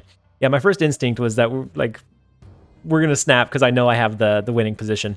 Lou OP, how's it going? Welcome. I'm glad that you're able to jump in and join us. Yeah, Destroyer was patched on the 29th as we got a bunch of new cards. Okay, that makes sense. So then people were trying out the new cards, and at that point, at that point, it just didn't make sense to run the old stuff because we had more powerful combos that we could do. Especially the She-Hulk. That slotted into Death Wave really, really well. Yeah, with the Sandman, I don't think we're going to be able to pull this one out. I expect like a Doctor Doom at some point, just a lot of ability to go wide. I'm out of points. Good luck. Kino, thank you for the gains. You jumped us up from 105 to 107 just with your snaps alone. Like that's the only thing that plays into it. I literally was playing Elden Ring and said I should snap here. Yeah, it's just one of those like mentalities that the keyer. Okay. We'll turn one snap on him again, and we're going against a lot of Thanos decks. We could bast into... Do we rotate here? Do we use the Quantum Tunnel to rotate our bast? What's the worst thing we could pull? Mystique? Mystique, Silver Surfer, Ironheart? Okay, there's a pretty big list. We're just going to play bast regularly. It feels bad not to have She-Hulk. She-Hulk's really flexible, especially in like Death Wave. She enables another consistency piece that I think goes a long way in that archetype being good. So they have the Quinjet, so they have free rotations into the Quantum Tunnel. Feels bad. We get our Mystique, so that's one of the bad flips out of the way. Let's do our Zabu in mid.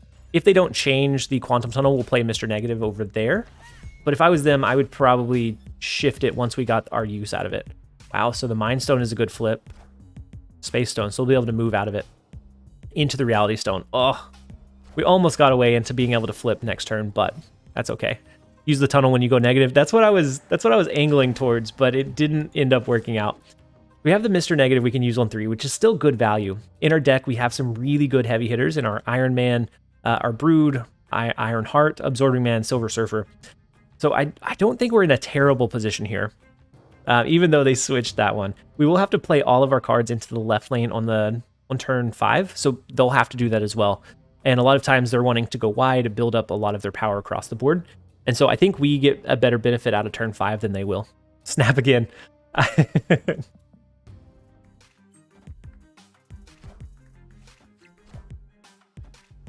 Yeah, they did get some pretty like bad pulls. I'm not sure if maybe they're going with like the Swarm style that uses Khazar and some of those. They have Power Stone in the Isle of Silence now, so they're not going to be able to buff up their Thanos.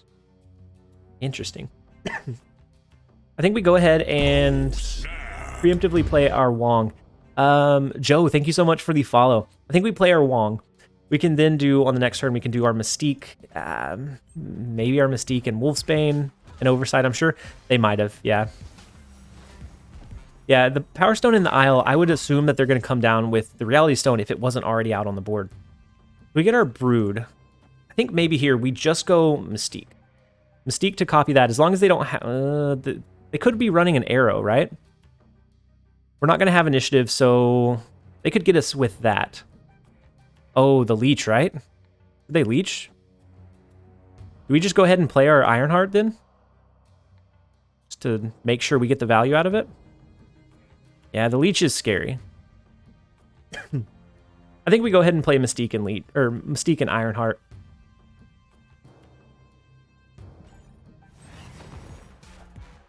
Good call, Dante.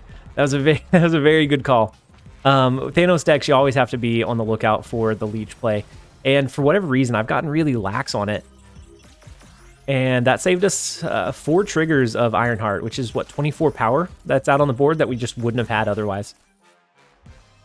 So that takes us from a game that's completely unwinnable to, ooh, inverted Iron Man's big. MH Cross, thank you so much for the follow. The Ironheart is, or the Iron Man is pretty big. We can't, if they have an arrow and they pull over into the Isle of Silence, then we don't get any value from it. Otherwise, I think we just stack into the left and the middle. They have several ways that they can overpower us, but it depends on what their last couple of plays are. If they don't pull our Iron Man out of this lane and they play maybe their Thanos, they won't be able to match us in Wakanda. We'll see. We're gonna go ahead and stay on this one. The Shang-Chi? Hey, welcome. That does do it. Long enough. Apex Predator, thank you so much for the Prime sub. Unfortunately, that does do it for them in the left lane. We're going to be too short of winning that location. So unfortunately, sometimes you win the big 8 cube, or sometimes you lose them. We're still up for the day, but that's two tough losses in a row. We're back down to 106. We're still net positive for the day, but not quite as much as we were earlier. And then Apex Predator, thank you again for the Prime sub. I'm so glad to have you here. And hopefully you're having a fantastic day so far. We've had 32 subs today. And that is just phenomenal. Yesterday we were streaming to about 40 to 60 people for most of the stream. And then now we have 32 subs in one day. You guys, the support has been unreal. We have a total of 51 right now. And so 32 coming today is incredible. I can't thank you guys enough. That one was a tough one. And they may not have had drawn into their Shang-Chi. There was a lot of ways we could have won that one. I think it was worth it to stick it out just for the chance at the win, especially with a turn 1 snap. It's hard to gauge like exactly what that last turn power level is going to be, because you've already given away the information that, like, if we snapped after that, or if they snapped after that, we know that they're on a really strong play. But snapping that early takes away that read. And so I think there's some advantages to snapping early, but also risks as well. Ooh, so the cloak. Their name is G-Man. They're running cloak. We expect a Galactus here, right? And we lose to Galactus.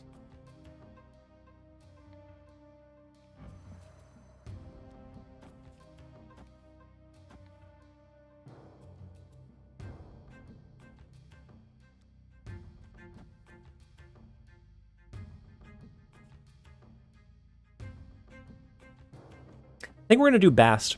If it is Galactus, then we could stack our Iron Man in one lane. On turn 6, we could do like a Wolfsbane and a Silver Surfer to hopefully be able to push that one up.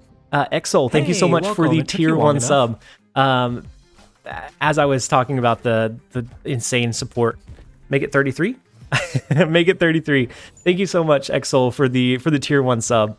33 for the day, a total of I think 52, which is insane that we have had that much positivity. We've had 11 gifted subs this stream alone, and so that is like one sub every like 10 minutes or less. The Mushu Master, that one was so intense. That Shang-Chi was phenomenal. Such a good Shang-Chi. So where do they end up? I mean, they only have 5 power here, right? Or 5 energy. They don't have the ability to do Galactus. I think we play Iron Man. That's going to force them into, if they do Galactus, playing it to the left. That was some luck for sure. That was incredibly back and forth, like all the way until that last turn. It was incredibly close.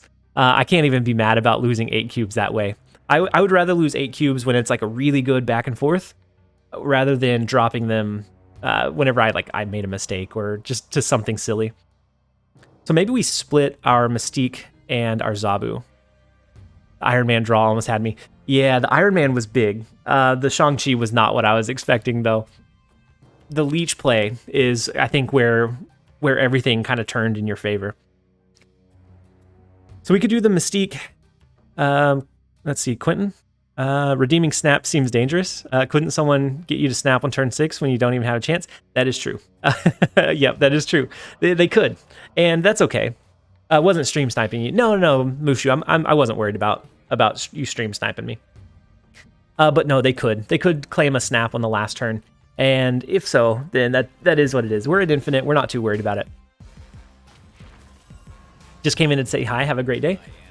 Hopefully you have a great rest of your day, Mushu Master. Another great match as always. Hopefully you have a great rest of your day. The guy on fire. I snapped for you, right? Yeah, I went ahead and snapped. So in the last turn, it's more of an Electro Ramp or Sandman deck, and they just didn't hit that. So do we... We have the 1 free cost here. Maybe we do something like that. It's either the Wolfsbane and the Silver Surfer. That would end up being 5 power, so 16 in this lane. 17, 8, 19? No.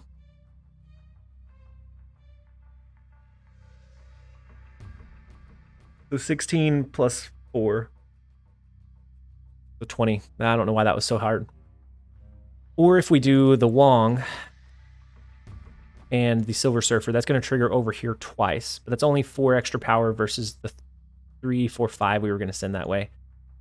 I think we balance our chances and just do the Wolfsbane and the Silver Surfer.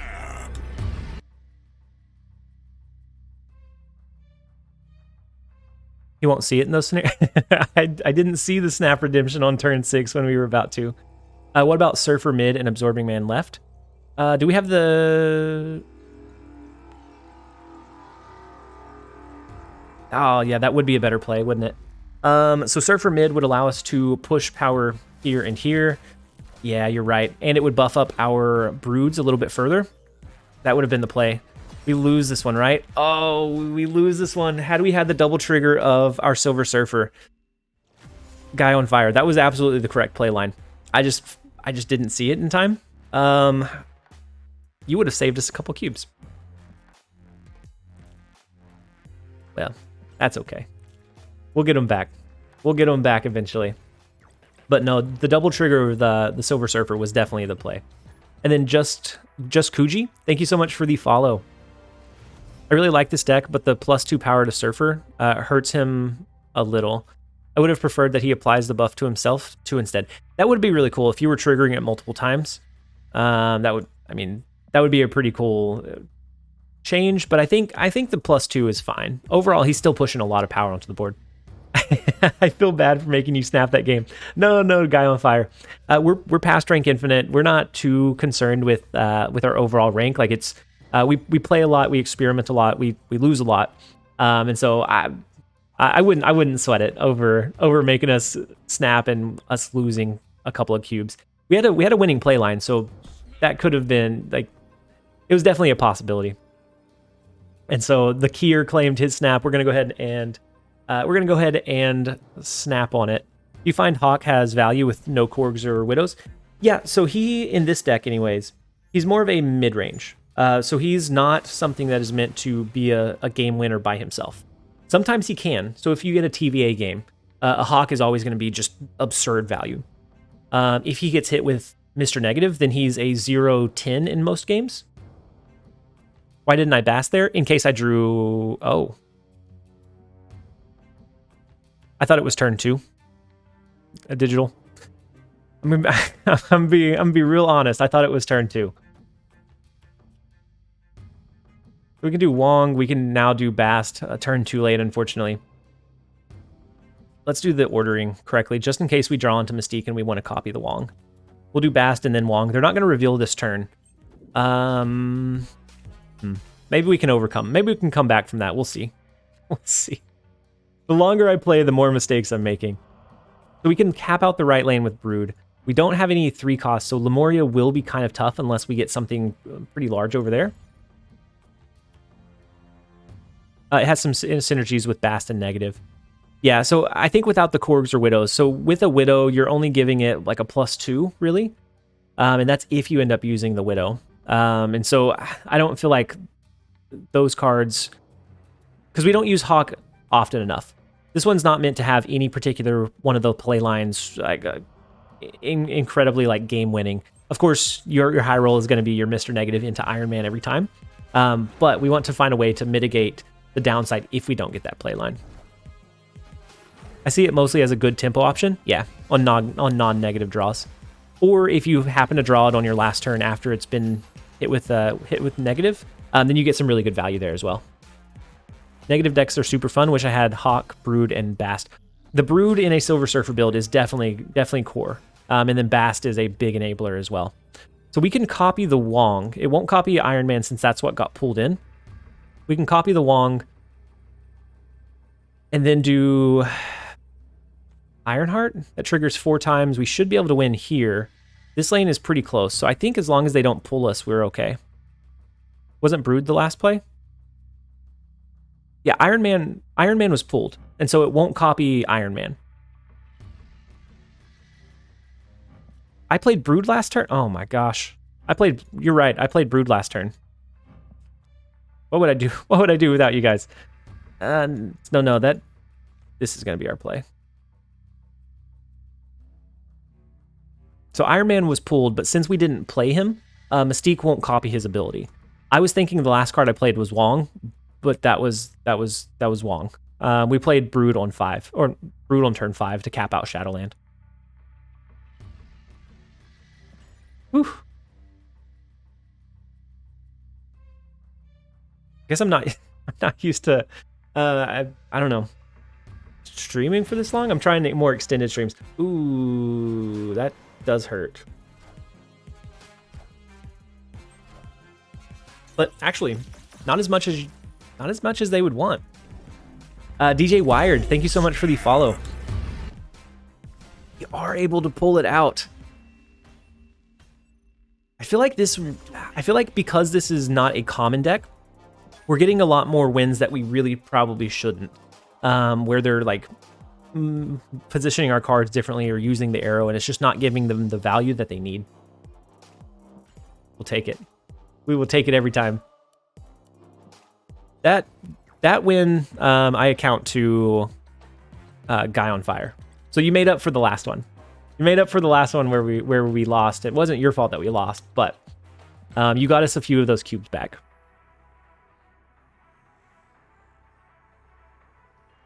Forest Law, how's it going? Hopefully you're having a fantastic day so far. We are streaming. I've been streaming for a little while, and I won't be able to do it until 4 again today. I do have some work things that I've been putting off for 3.5 hours now. But I'm gonna try and be as consistent as I possibly can. So I want to do another one tomorrow as well. TLSG settles his debts. He does. Ooh, it's against. Oh.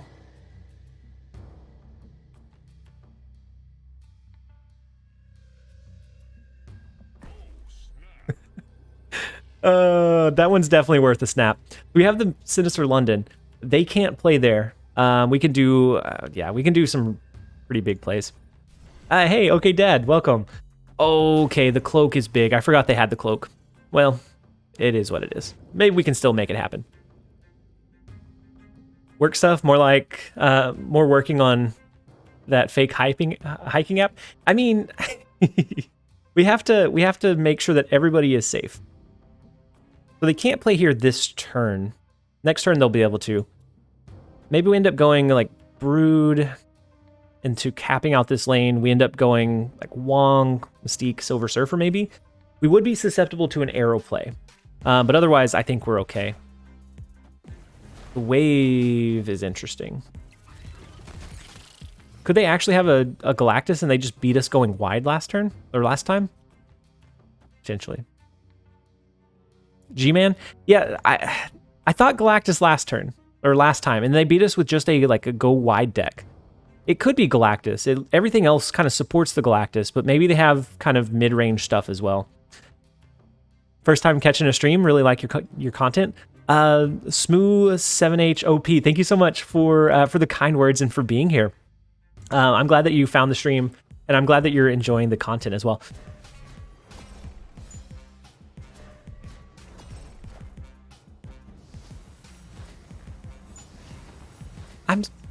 I'm so confused as to what G-Man is doing.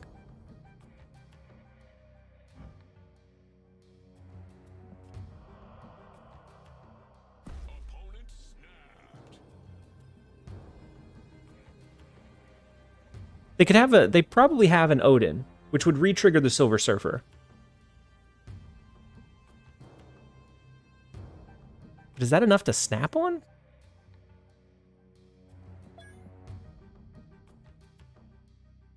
I didn't see the Silver Surfer coming either. How long do you stream? I stream during my lunch breaks. So normally not too terribly long, but I am streaming I'm trying to stream a little bit longer. I would like to do longer streams, but work stuff tends to get in the way. The Surfer was from camp, but it has decent synergy with them using like an Odin on the last turn. I don't even know what we do here to respond to that. Like a Silver Surfer and then Absorbing Man? Okay, Dad, lunch. Yeah, it's our lunch. In the wise words of Blink-182, work sucks, I know. Yeah, it does. There's yeah. Now we get the Mystique, but it's the turn too late. Do we? I don't know that we ever win this. And Odin would re-trigger here. They have initiative. If Odin bounces here, then they just get some absurd value. Over here, we could potentially win it. Or Doctor Doom to fill up the rest of the spaces. So 10 extra power in this lane.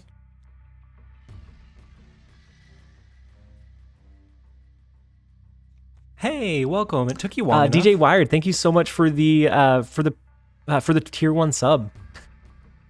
Wait, at tier 1 for 6 months in advance? DJ Wired, that's huge. I appreciate the support, DJ. I don't think this ever wins it for us. The Wolfsbane does become pretty large. Actually, we would want to reorder that, right? That way the second Wolfsbane over here is decent. I think we lose this one. We're going to see it play out. G-Man has an interesting deck here. I think it's an Odin or a Doctor Doom. It's an Odin to the left. Interesting.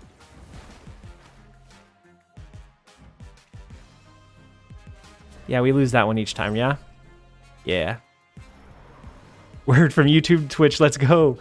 Yep, we are. We're moving the stream over here. I think it just works a little bit better for like longer streams or just midday streams in general. We got by G-Man again. We don't settle our debts. We go further in debt. But I think it's some of the resources and things that are at my disposal on Twitch, I like a lot better than what we have on YouTube. And it just, I think it creates a little bit better division. So if someone doesn't like live streams, they're not going to get hit with notifications. It's GG, man, I guess. Yeah, every single time. Has the deck been working out? Until it actually has. It's been doing really well. Just the last couple of games were not great for us. Where's Lockjaw hanging? He's actually here. He's on the fireplace. We don't use the fireplace, so I don't have to worry about it from it hurting the quality. But yeah, I keep it right near where I create the content. I don't have them framed, and I don't have a wall close enough that I think would be able to do them justice.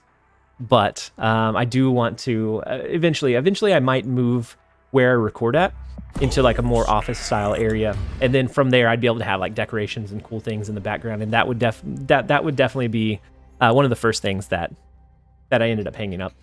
And then Vodrus and Butt, thank you both so much for the follows.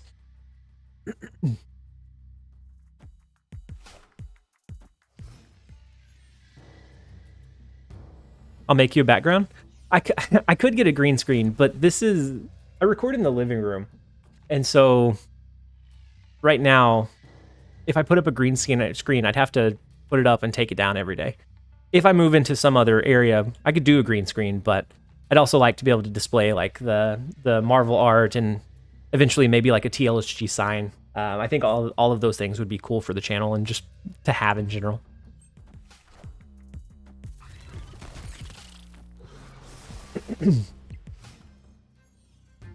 And then X Duco, we already made right your snap, right? That was for last game. I hope. I hope it was for last game. We have the Wolfsbane we could use. Mr. Negative might be decent. I think we'll likely do Mr. Negative into Sewer System. We could always do maybe Wong and Bass, depending on what else we draw into. We wouldn't see the dogs anymore. That's true. If we were in a different space, the dogs wouldn't be able to be as prevalent in the streams as possible. Because a lot of times they don't like hanging out in the office space. But if I ever happen to go full time, being out of the living room would give me better consistency in being able to create. And so I think if that is the step that I ever take, I think I would have to like relocate. So that days when my daughter or my son or just people are living in the living room, that it doesn't disrupt the content creation of the streams. And then Clay, thank you so much for the follow. We get the inverted Mystique here. We still have Iron Man in our deck.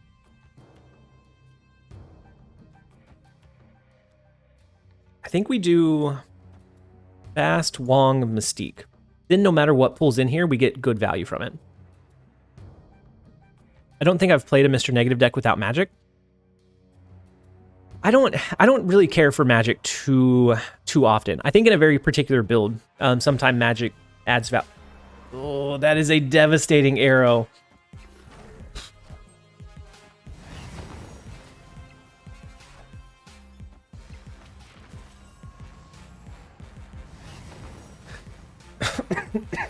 I don't know if the order for their Killmonger was correct or not, but that hurt. That hurts.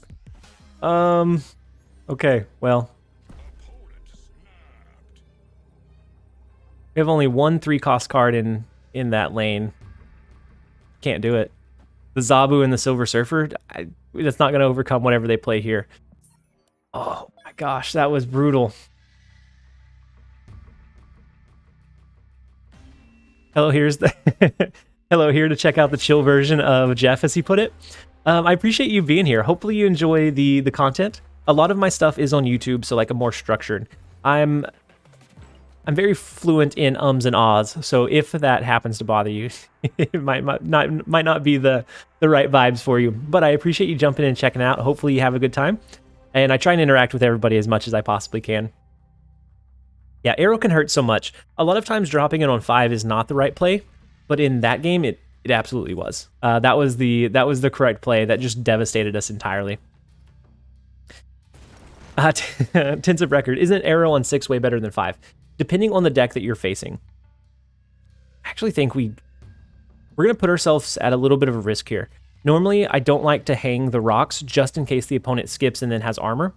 But I think dropping a Mr. Negative 1/3 is going to be more beneficial in the long run. I would rather skip a later turn. But a lot of times arrow on 6 is better. But if you have the ability or potential to cap out one of the lanes, then I think that's the move that you make instead.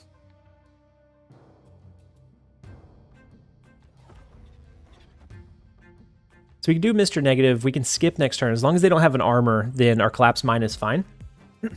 But we can get 2 inverted cards in return. Soyo, glad to see you're doing Twitch. And right after I watch Jeff, I've subbed him for 5 years. So it's a seamless transition. Well, welcome Soyo. I'm so glad you jumped over and joined us to the chill version of Jeff, as he put it in his stream today. I was lurking in his stream while preparing some of the like decks and setups and things from work, and so I'm glad that you jumped over and joined us. Hopefully you're having a fantastic day. Sindor, hey TLSG, huge fan of your YouTube videos. Really happy to catch you on Twitch. I really love your positive attitude. I am so thankful for everyone that has jumped in, just that is enjoying the content and just all of the support that we've had. We've had an insane amount of support. Like, what is it? 11 gifted subs. Just you guys never cease to amaze me with how supportive you are. I think we have to skip here. We have to clear up the collapse mine. I'd love to see his morph copy your Modok. That would have been amazing, to discard his entire hand. Speaking of gifted subs, we have Trav Diddy with the 5 community gifted subs. That brings us up to a total of 39 for the day. So Jone, Delinquents, Yobi, Sharkoko, and Splendor, you all received a gifted sub from Trav Diddy. Thank you so much for the support. That brings you up to number 3 for the top gifted subs. I appreciate the support. You guys are phenomenal.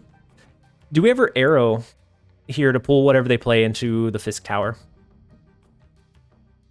They're not going to play here because they have the Jessica Jones. I think we can sneak that. It's not going to be a traditional way to play. I guess your positivity brings nice people to your community. I absolutely agree. I've been very fortunate with how supportive the community has been. Just with like feedback on like the content, just different tips and ideas, and just help along the way. They've all been over the top, insanely supportive. We lose to an arrow and a 1-cost card. So an arrow and a stone here. Does that make Jeff Tints the Jeff Tints version of TLSG? It might. I don't know.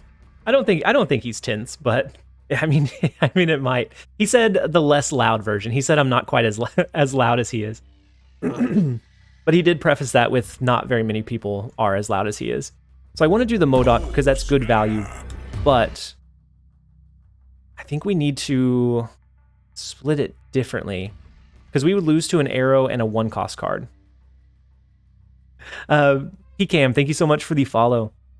I think we lose this one unless they don't have arrow. We're not gonna position our cards very well because of the leech, but we'll go ahead and see it through. It's only 1 additional cube. If it was for any more and I was worried about rank, I would retreat here. We're not in a very good spot. We just have to hope that they don't have good cards.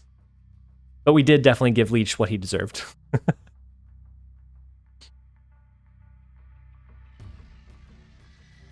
So I thought I took a long time. I didn't think they'd still be considering what to do on this last turn. The Kraken has arrived in its natural habitat. He has. We play into left and not mid.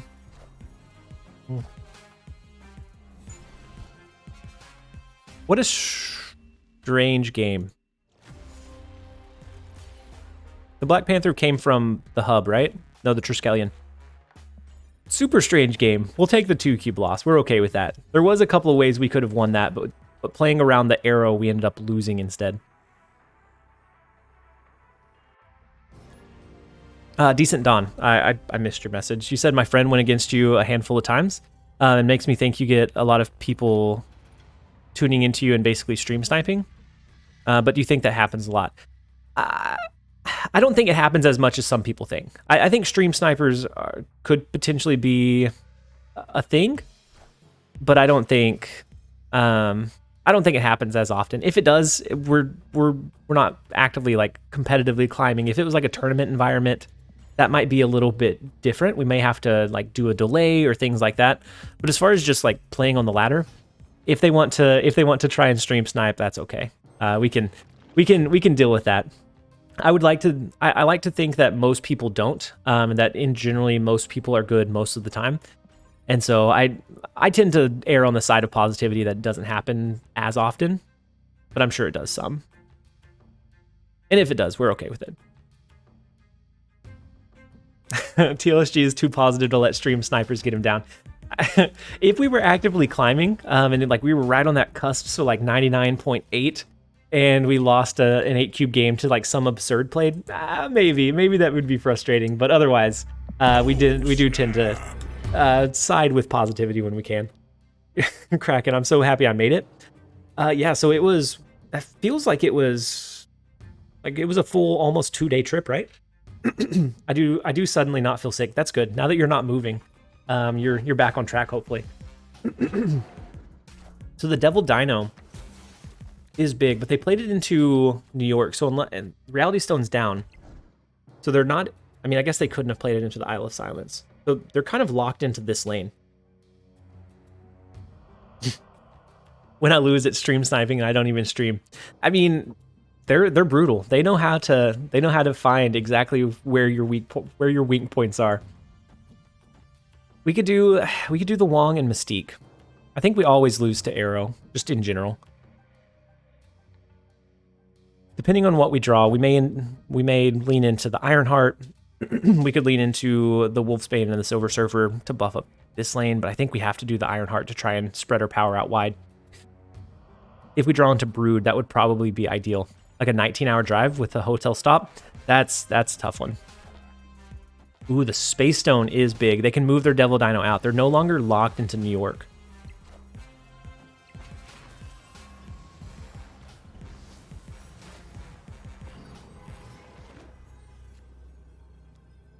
I tried to play you, but I'm only ranked 50. I mean, the matchmaking is much more based on MMR than actual rank. So on our alternate account, I'm ranked like 71 right now, just because I haven't been playing it this season. But I match against most of the same people I do on this account. It's so strange that you can be 70 matching against people that are already infinite. It's just with it being MMR based and you not being able to see what that MMR is. It's I don't know. It's a little crazy how it works. The good old Sulky Hulky. Yep, that is the one. Ironheart Trigger's not going to do it here. The Ironheart Silver Surfer's not going to do it. I think we retreat out of this one. Did you have a specific deck you used to reach infinite this season, or was it more of a variety? So I actually posted on Twitter. Let me grab you the tweet. I used 3. So one was a junk deck that I used very heavily. I really liked the debris junk deck style archetype. And so let me grab you the. It has all the video coverage and the snap.fan links there. But from about 80 to 95, I used a debris junk deck. So it's actually this one. I used a debris junk deck, just really flexible. I just enjoy the archetype. And then from 95 to 88, I was experimenting with Ghost, and I dropped so bad. Then from 88 to 92 was just a standard Sarah Surfer. And then from 92 to 100 was like a She-Hulk Infinite combo, where you double down, you skip on turn 6 into like flooding the board with a crazy amount of power. I know, I know who didn't watch one of your videos if they're asking that. Yeah. And that's okay. There's a lot of videos. Like, if someone doesn't have time for all the videos, that's perfectly fine. So we're gonna do Hood into Viper here. We switched over to the Green Goblin junk deck, and then thank you guys for the follows. We have Will-O-Wisp, Decent Dawn, Curse. I don't think I called yours out, but thank you so much for the follows. So the only bad thing about using Viper here is since it turned into the Raft, it's gonna give them a 0 cost card. We don't have anything that we can play into Plunder Castle. So we have to push to win middle and far right. I only recently came across TLSG. Hey, Quentin, you're completely fine. I don't fault anybody for not watching it. It's a video every single day. Not everyone is going to be able to make that happen. So definitely don't feel bad. I completely get it. I probably don't watch all of my own videos either. And then with that, I'm not the only creator around, and yeah, there's absolutely no sweat. Ooh, so they Rhino the middle location, so that's good for us. With that being their first card, it's Rhino. Are they a Cerebro 3 that runs a Valkyrie and similar cards? If so, we could always send them Titania in one of their lanes to break the Cerebro bonus. I think maybe we do just Sunspot this turn. Sunspot will absorb some energy. We can decide, depending on what they play, where we should try to angle our Titania to cap them out. It is the Cerebro, so it does look like Cerebro 3. And the rock we gave them in Washington, D.C. actually worked in their favor. Ugh. We can do Titania and Polaris here. That would send them the Titania in their lane. It would pull over a rock or the Hood. With the Polaris, it'll cap them out in this location. They can only play in the ruins. We could hit them with like a Gamora and a Demon, maybe. We won't be able to get Titania back, but that's going to break their Cerebro 3 bonus. So we'll go ahead and snap it on them. That's interesting. They snap back immediately. That is a pretty cool Cerebro variant. I just have the base Cerebro. I don't play Cerebro enough that I haven't invested in one. I'm still confident here because we can do Mojo here to cap out this one. We're not even gonna send them Titania. Oh no. Okay. The armor's kind of unfortunate, and we have initiative. Oh no.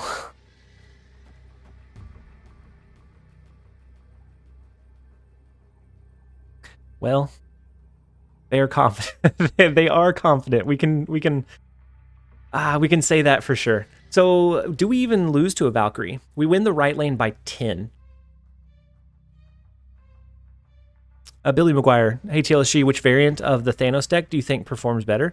The Spectrum one or the KM Best one with She-Hulk and Arrow? So the one that I've used for a while is the She-Hulk and Arrow. I haven't thoroughly tried out the Spectrum one though. So the one I'm more confident with and more, I think is a little bit more flexible and avoids counterplay is the KM Best, but that's coming from someone that hasn't ran much of the Spectrum version.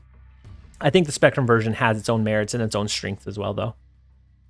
So if they use Valkyrie, we have more cards than they do. I guess they could do Wasp, Yellow Jacket, and then Valkyrie. They win this lane by quite a bit, but if they cap it out, we get the Mojo bonus.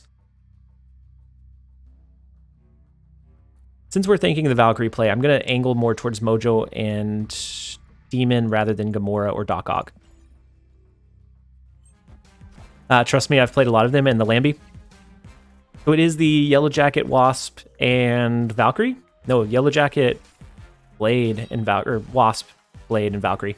So they changed this lane. We get the extra 6 from Mojo to help us lose this one by only 2. We win the right lane by a lot. That wasn't even close. Even though our Titania got blocked, that would have been like we would have only got 4 at that point. Had Titania not got blocked, they would have realized that their Valkyrie was broken, or their Cerebro 3 was broken. So we're probably lucky that Titania didn't bounce that way. I've played them both more than I care to admit. Yeah, it's very strong. Like if I was actively wanting to climb really quickly, that's what I would play. Would be like the Thanos, and I don't know the Lambie version. I know one that I got beat in a tournament. I got beat by in a tournament, and so it's this one. But I want to say Arrow somewhere in here is better. But this is the one that I've used before. I haven't seen the Lambie version, but I think it's probably pretty similar. Okoye could probably cut. She adds decent value in some games, but not in all of them. Oh, it has Wave? Really? That's interesting. So Wave with the She-Hulk to disrupt like combo plays on the last turn? Is that the Ordinary Harry one? So the Ordinary Harry one has Valkyrie. And I'm not sure what else. From the Creator Clash, his had Valkyrie and M'Baku and a couple of other cards. This one I got beat by in just a Black Claws tournament. I got 3rd in that one. They ended up getting 1st. And so I haven't played it in a while, but that's the one that I would climb with. And then that's the Shuri deck. If you're looking for the Sauron version, that's the one that I go with. Yeah, Harry's is much more ongoing, yeah, with the Spectrum and Khazar. And then it has the Valkyrie for a little flair too, right? Yeah, the main thing is the big boy version doesn't care much about getting Leech or Killmonger. Yeah, that's true. Thank you guys so much for the follows, by the way. We have Sound, we have Captain, we have Spiral, and we have Jay Driver. Thank you guys so much. Hey, TLSG, happy to catch a stream. Love the content. I'm so glad that you were able to catch us as well. We are going on just about 4 hours, and we've dodged a lot of work. So we won't be able to go too much longer. But I'm glad you were able to catch us. We are going to be doing the videos on demand on a separate channel. On YouTube, and then I plan to go live again tomorrow around the same time. So as long as I can dodge some work, I don't know if it's going to be another 4-hour stream, but we should be able to go live for a decent amount of time tomorrow as well. And so they do the Wolverine. They could be running a discard deck or a Galactus deck. At this point, we don't know anymore. If it's a Galactus deck, we're going to block it with the debris. If it's a Death Wave, I think we're decently okay. And Arrow is tough. Nagi, hey, thank you so much for the tier 1 sub. That puts us at 40 today. We had 18 before the stream started, and now we're at 58. So 40 of those have come today, which is just phenomenal. You guys have been insanely supportive of the transition from YouTube over to Twitch. This has been a lot more seamless than I thought it would be. I was expecting it to be really, really small for quite a while. But you guys, I should have known that you guys would help that transition and make sure that it was a positive experience. So they do have the Green Goblin, so that also kind of supports a potential Galactus play. But we blocked it with the debris, so I think we're okay there. TLSG, this is your boss. You seem to have been taking extended breaks lately. Can you explain what's going on? Well, you see, I had a really long lunch, and the lunch was really big, and then, from there I had to take a nap because it was just, I got a little too full. No, I can't explain what's going on. We can do the Titania and Green Goblin, but I don't know if they're running an actual destruction deck, or maybe they could be running Destroyer. We don't know. They could run the Destroyer version. What is going to be the best use? I don't think we're going to cap any lanes out with like the Titania and the Green Goblin. Long enough. Gopher, thank you so much for the Prime sub as well. I'm glad to have you here, and I hope that you are having a fantastic day so far. Food comas like they're scary. You can't fight them. You can't fight them. Whenever they're here, they're here. We send them the Green Goblin. I don't know that we even do much here. We can skip so our Sunspot absorbs some energy. The left lane is going to be a concern. What do you think of adding Destroyer to Galactus for situations like this? I've seen a couple. I've actually been beaten by a couple that did exactly that, and I think it's decent. I think it's a decent tech. I don't think it's used all that often, but whenever you need that alternative playline, a wave into a Destroyer can be really devastating. Whenever they're expecting a Galactus and they're trying to play around a Galactus, and instead they get hit with 15 power instead. What I was saying before, it's always a 50-50 last turn, whether they task or Arnhem. Yep, exactly. Brown Boy, thank you so much for the follow. They do Doc Ock into our right lane, so they pull a Mojo. They're not able to pull another one or put another card here without us getting an extra 6 power. So that puts them in a difficult spot too. We turn first though, so doing something like a Titania is kind of tricky, kind of scary too. Fuzzy Dice, hey TLSG, love your YouTube content. I'm so glad you were able to find the stream. Hopefully you're having a fantastic day. I'm glad that you're enjoying the content, and hopefully you enjoy the stream as well. We do get the, so this is like my comfort deck. This is the deck that I go to whenever I just need to play something. This doesn't do great into, this doesn't go great into Death Wave. Other than that, it's, if you play very many cards, it's incredible. This is my comfort list for sure.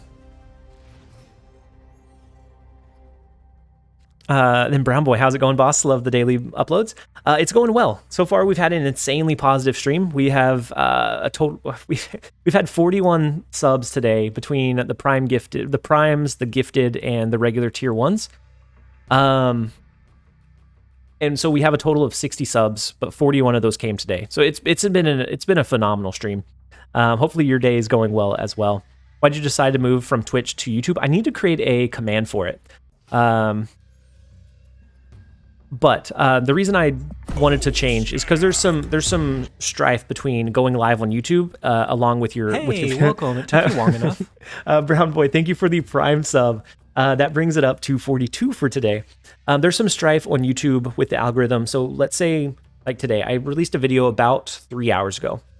I guess about 4.5, 5 hours ago now. And if I decided to go live after that, then the video stops getting recommended and the live stream gets recommended instead. So the impact that the video has and the reach that it can potentially go to is mitigated a lot. And so on Twitch, so let's say there's a new card release, I cover it with a video. I don't have to worry about if going live is going to disrupt how well that video does or the reach that it can do. And there's a few like things and there's a few things here that I like better than on YouTube. So like the ability to raid other channels whenever you're done streaming, I think is just a phenomenal way to keep people on the platform and help support other creators in your community as well. What are good decks against Death Wave? I know there's Magic. So Death Wave, a Leech is going to just destroy a Death Wave most of the time. If they're not seeing it coming, you could potentially do a Sandman, but a lot of times that's a little bit lower tempo. Like a Leech Lockjaw. So like a Leech Lockjaw Thanos, I think is best. KM Best, yeah. Ask me how I learned this lesson. So KM Best, how did you learn this lesson, KM Best? And welcome back, by the way. I don't know what we want to do here. Mojo World is great for our Mojo. We might just do Titania rotation. Could potentially flip into like a bad Hood. But otherwise, I think we have decent flips. Death Wave basically just sucks if they don't Bucky Carnage is... If they don't Bucky Carnage is what I've... Yeah, that's true.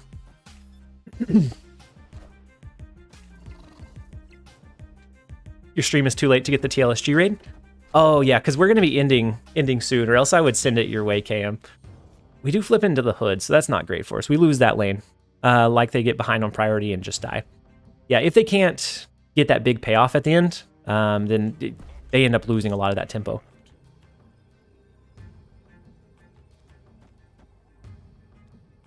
I mean, they have us positionally. They have the left lane pretty much locked down. The only advantage we have is that we have a Doc Ock that we can pull some of their cards out and maybe force them into like a bad lane and then into like a Gamora trigger. I think we're going to stick this one out for now. I don't think we're completely lost. We have quite a few resources in like the demons, but we know the left lane is lost. Shouldn't we snap back? I don't know. I don't know that we're in a good enough position to want to snap back here. Players mid could move them, but I didn't know if they were going to play a card there. Truki, how's it going? Welcome. I'm glad you're able to jump in and join us. So I think we Doc Ock into Central Park. I played this deck on tournament just for fun, no competition or reward, and I actually got to the final and I lost to the old Zabu. Yeah, this deck is surprisingly flexible. This is definitely my comfort list. I like this one much more than any other like debris junk or hazmat style build. It just feels pretty consistent in comparison. Ooh, we pull their Dr. Doom. Oh, we lose the right lane. Oh, well, it was a good thought. And then Mini Bruno, Board, and then Troki, Apex Predator, Unrule, and Tollyhorn. Thank you guys so much for the follows. We'll play a couple more. I told someone I would call them back around 2:45, and we're about 30 minutes late. So I will have to end soon and do some more work related things. But the support today has been absolutely insane. This transition I thought was going to be a lot tougher than it has been. If we keep having streams like this, then this is definitely going to be a very positive change overall. Board, welcome, bro. Love your content. I'm so glad that you enjoy it. I started the channel and content creation not thinking I would really have much reach, just because I enjoyed it. And then Quentin, that's a good call. You used your channel point redemption for the snap.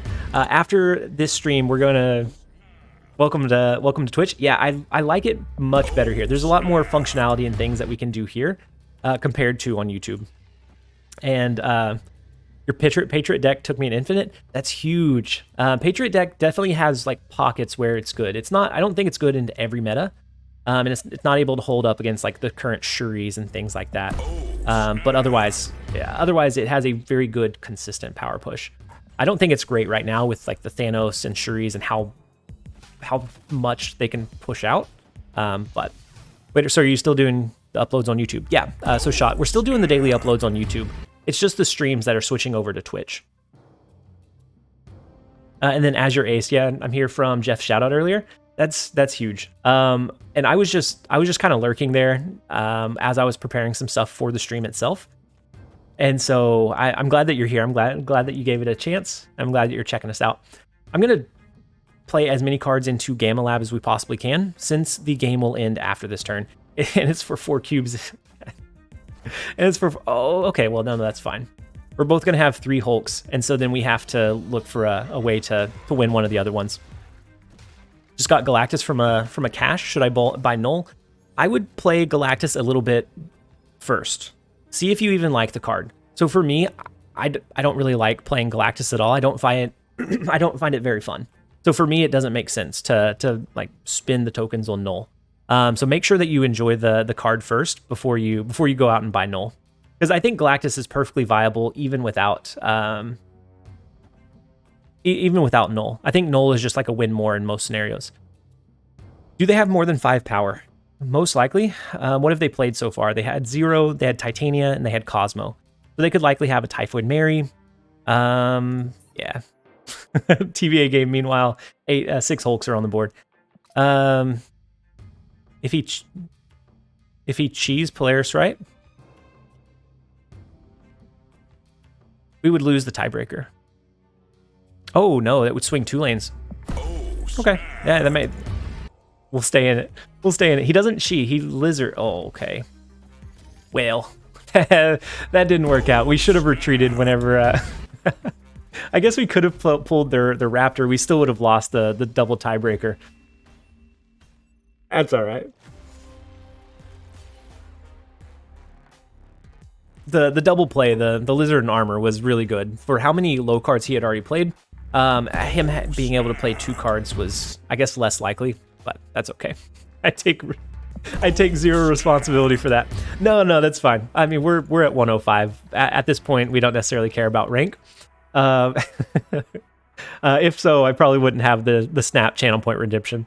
No, I liked the idea that the Raptors would get pulled, because if they only played 1 card at that point, we would swing potentially 2 of those lanes, but it's one of those that you try it out and then you learn from it and you move on. So we're going against Deadpool again. I think Deadpool has Killmonger and Destruction Tools. This is a tough matchup. Most of the time we're going to lose this one, because even if we do a Doc Ock, that's going to pull into probably cards that end up getting destroyed. We can't clog their lanes with something like Debris or Viper, because they just have means to destroy it from there. If we get lucky and they play a card that's not a like Carnage or Destruction Tool here, every once in a while we can get them to accidentally cap it out, but most likely we won't. And then thank you guys for the follows, by the way. We have Crooked Smile, we have Battle Van, we have Sick, Russell, Thirsty Pretz, McGuire, and Koro. Thank you all so much for the support. You guys have been absolutely phenomenal in this transition.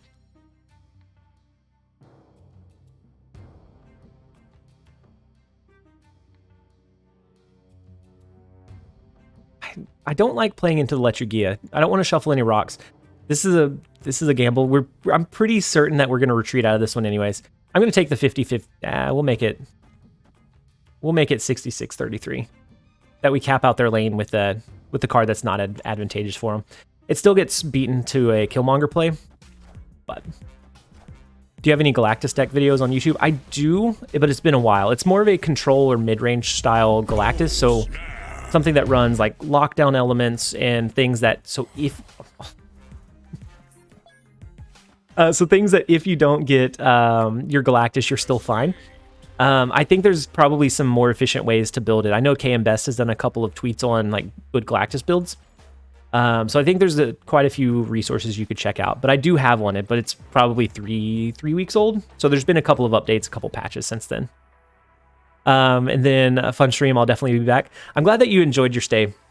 I'm going to play just a couple more. I want to get at least one win before we dip out, and then we'll find somebody to raid here in just a second. But I will have to jump over into work mode probably after this. And then Kent, I'm used to the 1 hour live streams. I'm glad you could stream longer now, and it's something that I'm still navigating. So I still should only be streaming an hour.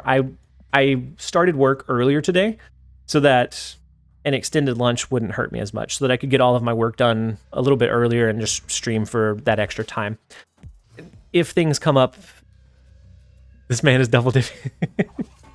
Yeah, okay, invest, yeah. If anybody is here from work, this is all pre-recorded. I am absolutely working very hard right now. But so I woke up early. I started work before I actually have to clock in, so that I could stream longer. I don't know that we could do it every single day, but I do want to do longer streams. I think the switch to Twitch will be much more successful if I can stream longer periods of time, just with how Twitch works and with how the discoverability works. I don't think that 1 hour lunch live streams will get me as much traction as quickly. So we could use Polaris to pull their swarm over. Then next turn we can maybe do like a green goblin. No, never mind. We're going to shuffle our cards into our deck. I think we do move the swarm. Why would they play swarm on turn 2? Unless they're a bot. We'll pull it over to try and cap it out. It's actually 10:30? No, yeah, 10:30 in France. A really cool stream to chill before going to bed. I'm always so amazed at the reach that this game, this community, and this channel and content has. So for me, it's still midday. My school is about to get out, and for you, it's end of day. You're able to kind of wind down to this type of stream. I don't know. It's always so interesting to see how far of a reach this community has. Monkademus, Homer. So I think we play Debris. We cap out the middle location. We don't have a way to send the Titania unless we do it here, and that's not going to cap them out. I think we hold the Titania. Next turn, we might do the Titania and Green Goblin combo to send them 2 cards in one of the lanes. LTSM is the learning bots. Oh, is it? Oh, he's saying it's a bot? So that's something that I had never even heard about. So from that aspect, I think you're much more knowledgeable. Like I just can identify a lot of times where it's like a bad play line. So the learning bots, what exactly do they do? Do they just look for like decks that are played, play patterns, things like that?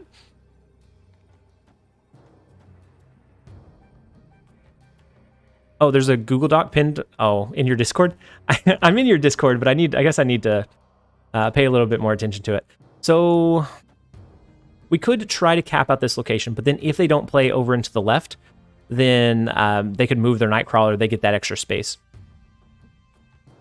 So I think instead we're going to do the Titania, the Mojo. Debris won't necessarily matter. We can let Sunspot soak the rest, and then we can just play whatever we draw into Wakanda to gain that extra advantage. Oh, my bad. The Nightbot's a little on edge about links. They're gonna learn how to lose to TLSG. Maybe not. Like they could always find a way, but hopefully they learn to lose. That's the Google Doc. Oh my goodness, my wife didn't know about Kekyu. Did she not? And so thank you, Surrey and Rebinitz, for the follows. So I think this one we could get beaten. Like there's a couple of scenarios where we get beaten here, but okay, they do end up retreating. So that is going to be the last one for the stream. I do have to jump over. I've put off work stuff. I've double dipped for a little bit too long. But we're going to launch up a raid. Whenever from your guys' reference, when doing a raid, what do you guys prefer? Someone that's a little bit smaller, like a smaller streamer in the Marvel Snap Valentine. I feel like I raid Valentine quite often. Is that who we want to send them over to? Is Valentine?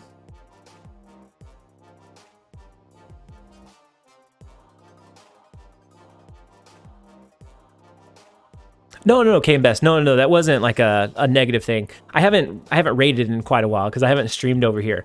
But I do feel like I favor Valentine because he's on quite a bit. And then thank you everyone that jumped in and joined us and hung out for a while. I appreciate you guys being here. You're making this transition incredibly seamless.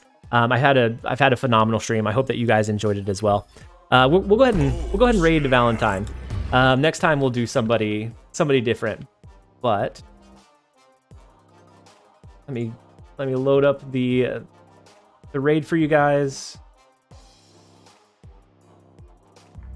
Oh, snap. If I could spell it correctly, that'd be perfect.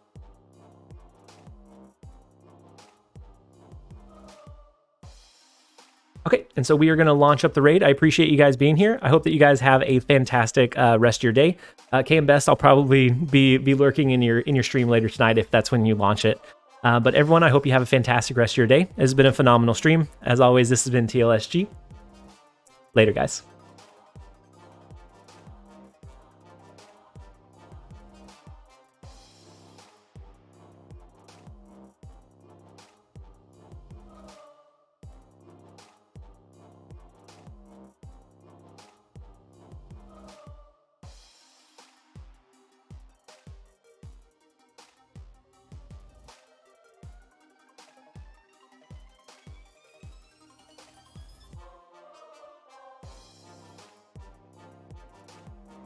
Snap.